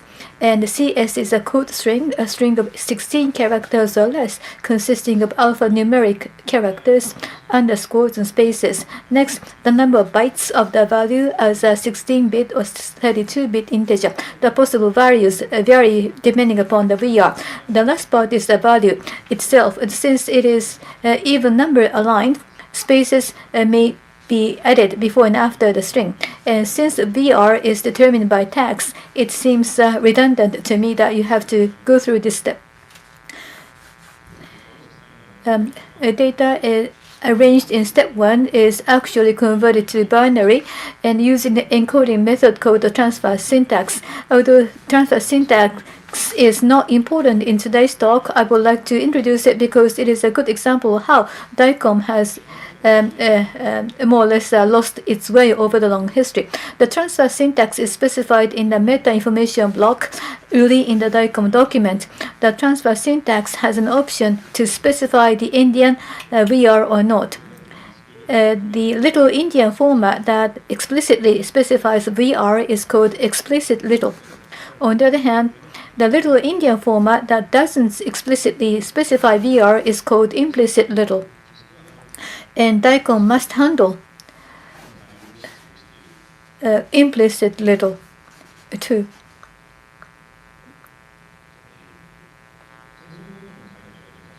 However, the meta information part where the transfer syntax is written is supposed to be written in explicit little. For big Indian, specify explicit big, but there is no implicit big where the VR is not specified. The specifications are not orthogonal. But there are other transfer syntaxes beside these, but for some reason they are explicit little with image compression methods added, so it's quite chaotic. I thought they were information to specify Indian and the presence or absence of VR, but it seems that the developer changed their mind in the way. This is a city data of my father's. At the beginning, there is a 128-byte area that applications can use freely. And the 4 letters DICM, this is the matching number that indicates this is a DAY1 file. And what follows is a list of attributes. The first attribute is T20. This is the attribute that indicates the length of the entire meta information block. VR is UL, and the data length is 4 bytes in unsigned long, and the data written here is B0 byte, 176 bytes. And this is the area for 20, and this shows the whole size of meta information block. And if you follow, you can find 20 to 10, and this is the transfer syntax, and VR is UI. And this is explicit little. And then further down, you can find 85. This is the main topic for today, and this is the declaration of the character set used in this document. And in addition to the default character set, it will use ISO 2022 and IR87 and IR13. The default character set is IR6, which is ASCII. And this shows that the document uses ASCII as a default and also kanji and kana. DAY1 documents have mechanisms of handling various character sets. They are broadly divided into two categories. The first is that there is only one character set in the document, no extensions. So it is similar to Ruby's strings. There are only ASCIIs, only Latin 1, and so forth. And the other one is a bit tricky. It has an extension that can handle multiple character sets. This is often the case of Japanese documents, and this is based upon 2022 technology. So important point so far is that DAY1 has a long history and it still survives. And I think because it placed importance on compatibility across generations, it has been able to absorb various trends, and this is how it has accommodated characters of various countries around the world, and it has ended up reaching for 2022. Now, 2022. This is quite boring for you, but please bear with me. 2022 is for multi-character sets encoding system. A character set is a collection of available characters, and 2022 is a technique to neatly store multiple character sets in one string. And this is different from Unicode. I will explain how it is done. First, let's go through various character code tables. This is ASCII 2. This is lined up vertically, and it only uses the left-hand side. And JIS X0201. This is something you can find on the old 8-bit personal computer alphanumerical table. The right-hand side contains katakana. If you look closely, you will see that some parts of the left-hand side are different from ASCII. Now, ISO 88591, Latin 1. The left half is ASCII, and on the right half, you have characters with diacritics. 88592.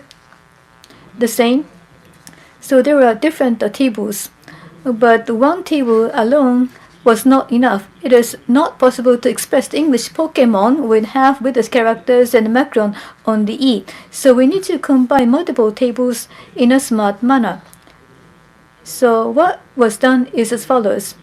The table is divided into 4 areas. And CL, GL, CR, and GR, those are the 4 areas or 4 categories. And CL, CR are control characters, and GL and GR are printed characters. And the letters GL and GR can be swapped. So if you put ASCII in GL and right-hand side Latin 1 in GR, it becomes 88591 table, and there are 94 and 96 character sets. The table on the left is called 94 character set, excluding spaces and deletes. The table on the right is called 96 character sets. The 94 character set can be placed in either GL or GR. 96 character sets can only be placed in GR, and kanji is a 94 times 94 character sets. So how exchange can be done? 2-step operation in this case. Consider that there are 4 buffers Z0, 1, 2, 3 in front of GL and GR. And there are 2 operations. First is designate, which specifies the table to G1, for instance, and invoke or shift, which calls this buffer to GL or GR. By combining these 2 operations, we can handle various character sets. What do you mean by operations? There are 2 main operations. One is to declare the initial state, and the other is to embed commands in the string. By declaring the character code, the initial state of G0 to G3 or GL or GR is determined. When I say declaration, I don't mean doing it in the string, but rather agreeing between the 2 parties involved in the exchange, such as this string is EUC, JP, and so forth. And you can use the escape sequencing. The combined CL and CR and multiple characters can be placed in strings to designate or invoke. This is a 7. This is when the declaration is made, this is half with a scanner, and here is what the Bunsan Ruby looks like when coded. The initial state is when ASCII is designated for G0 and G0 is invoked to GL. It starts with kanji character Bunsan. So we designate the kanji character in G0 and write a command to invoke G0 in GL. And 1 bit 2442 is the escape sequence. Next 4 bytes GL indicates Bunsan. To write Ruby, designate ASCII to G0 and write a command to invoke the G0 in GL. This is EUCJP. It is often thought that there is no state, but that is not the way to think about it. It starts with ASCII in G0 and kanji is 0 times 0208 in G1 and half with a katakana in G2 and kanji 0212 in G3 and G0 in GL and G1 in GR. That is the starting state. So it is because of this initial state that it seems like there is no space sequence converting to kanji. But if you want to just use Bunsan Ruby with the katakana is ongoing, then first the kanji Bunsan is written GR using 4 bytes, and the singular shift command is used. And the singular shift command means invoke a character from another table for the next character only, then revert to the original state. And 889 represents a half with Lu, but HE is not a part of GR, but part of GR, and it signals the shift. It signals a single shift command. And 0212, that's is probably 3 byte. And then just the ordinary, you just invoke that. It's called the looking shift. Then, well, I think you may feel that now the operation is going on.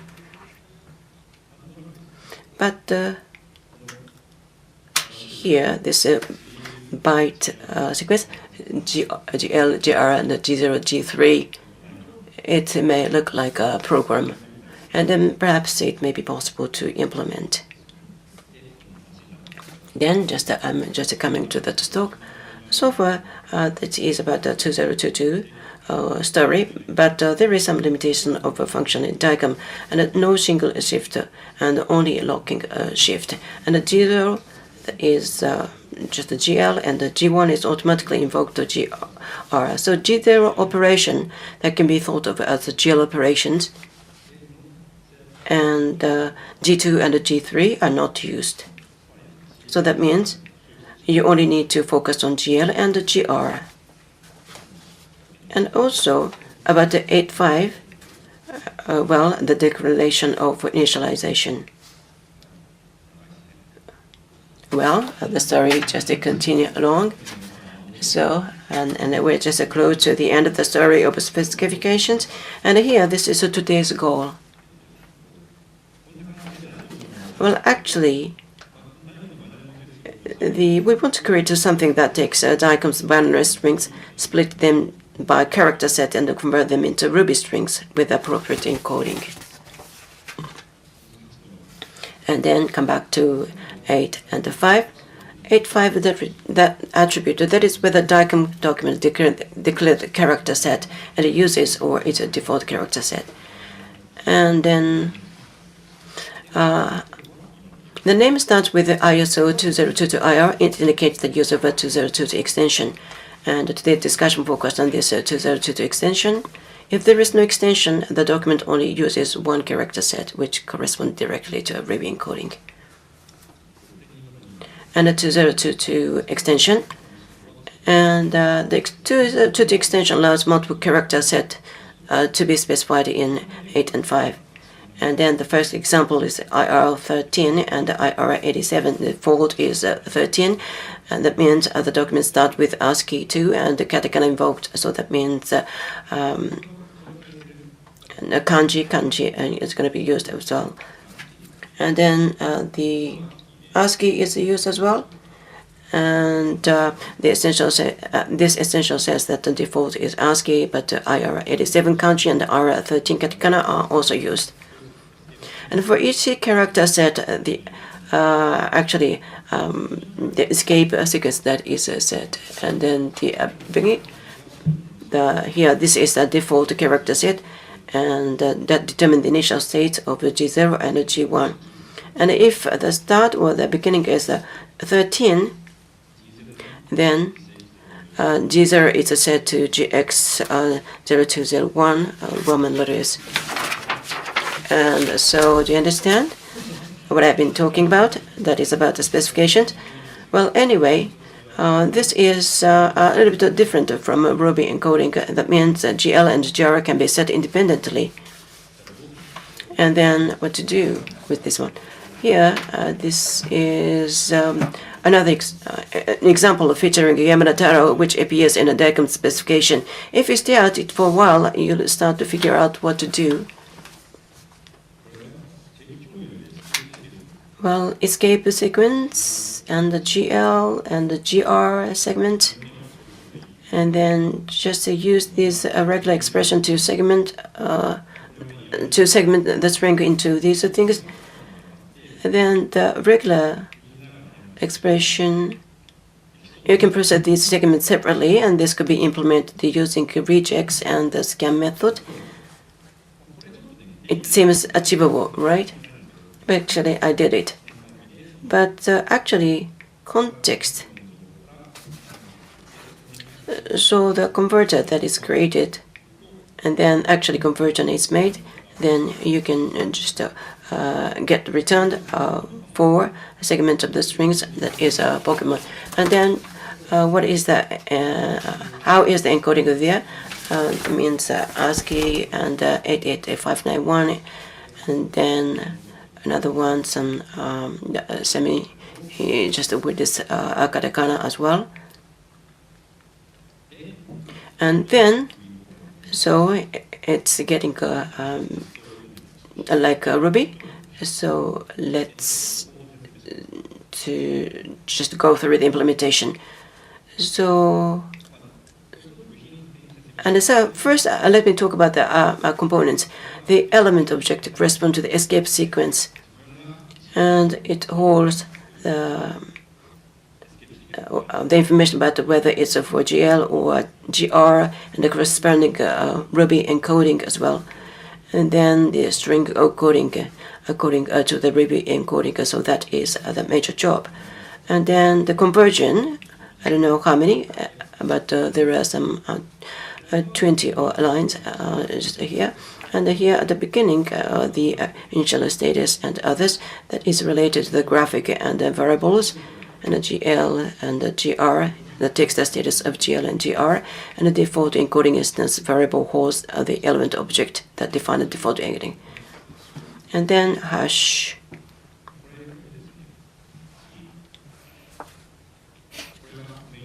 Yeah, this is the main loop. Just using the scan method. Scan method, the regular expression divides the string into segment for processing. And here, how to create this regular expression, I would like to just explain later. And then here, when you look at the just the start of the each segment, you can tell whether it's an escape sequence, CR, GL, or GR.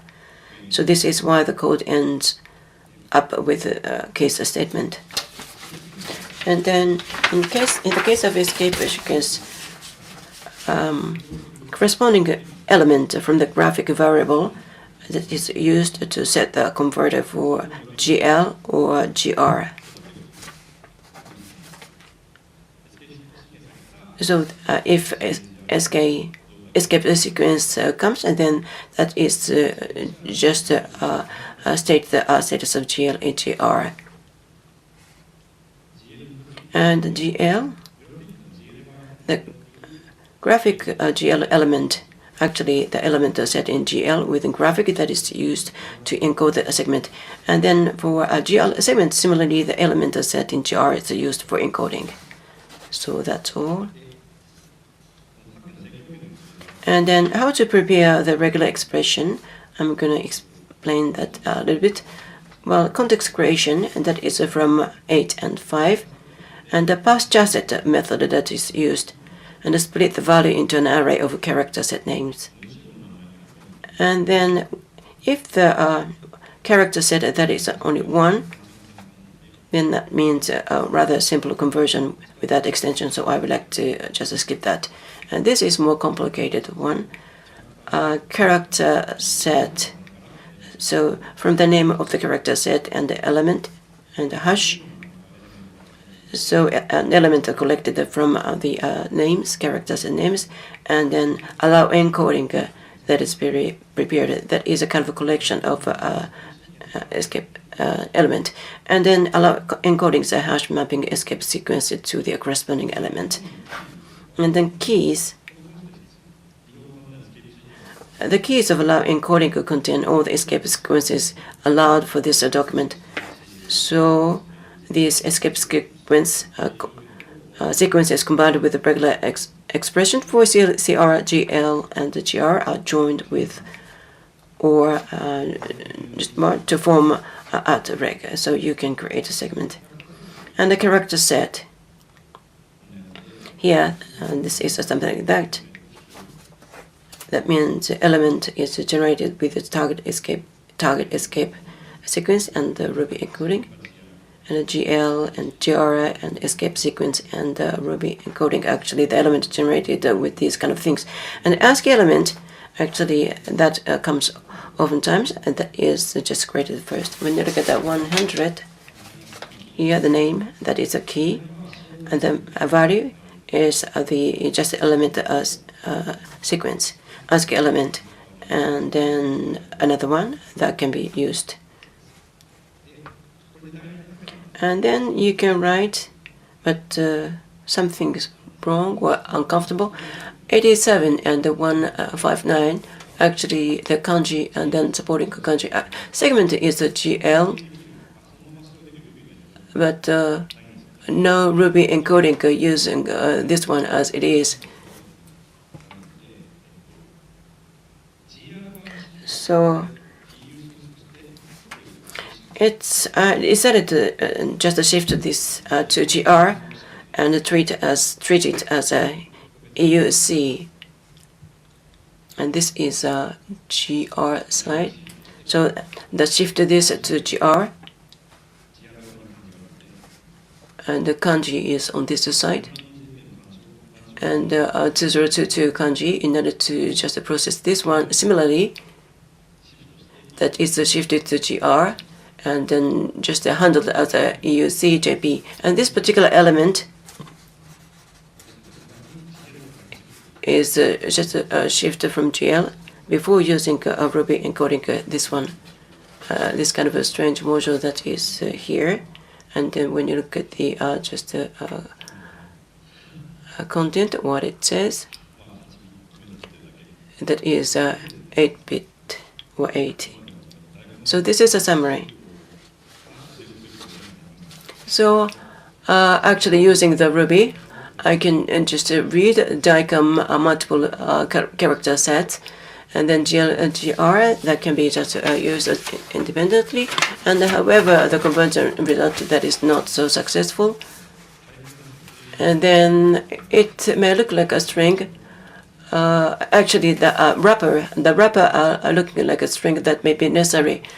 And then there is some just a previous one available, and the DAY1 and the conversion to just a DAY1. Actually, that is not yet just output.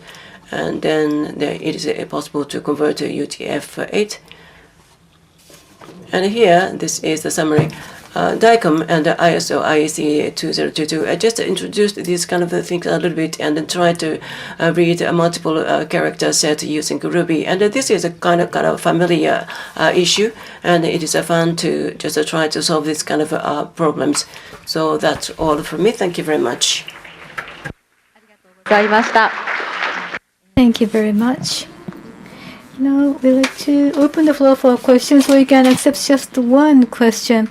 Because of the time limitation, please raise your hand if you have a question. Please. I see a hand.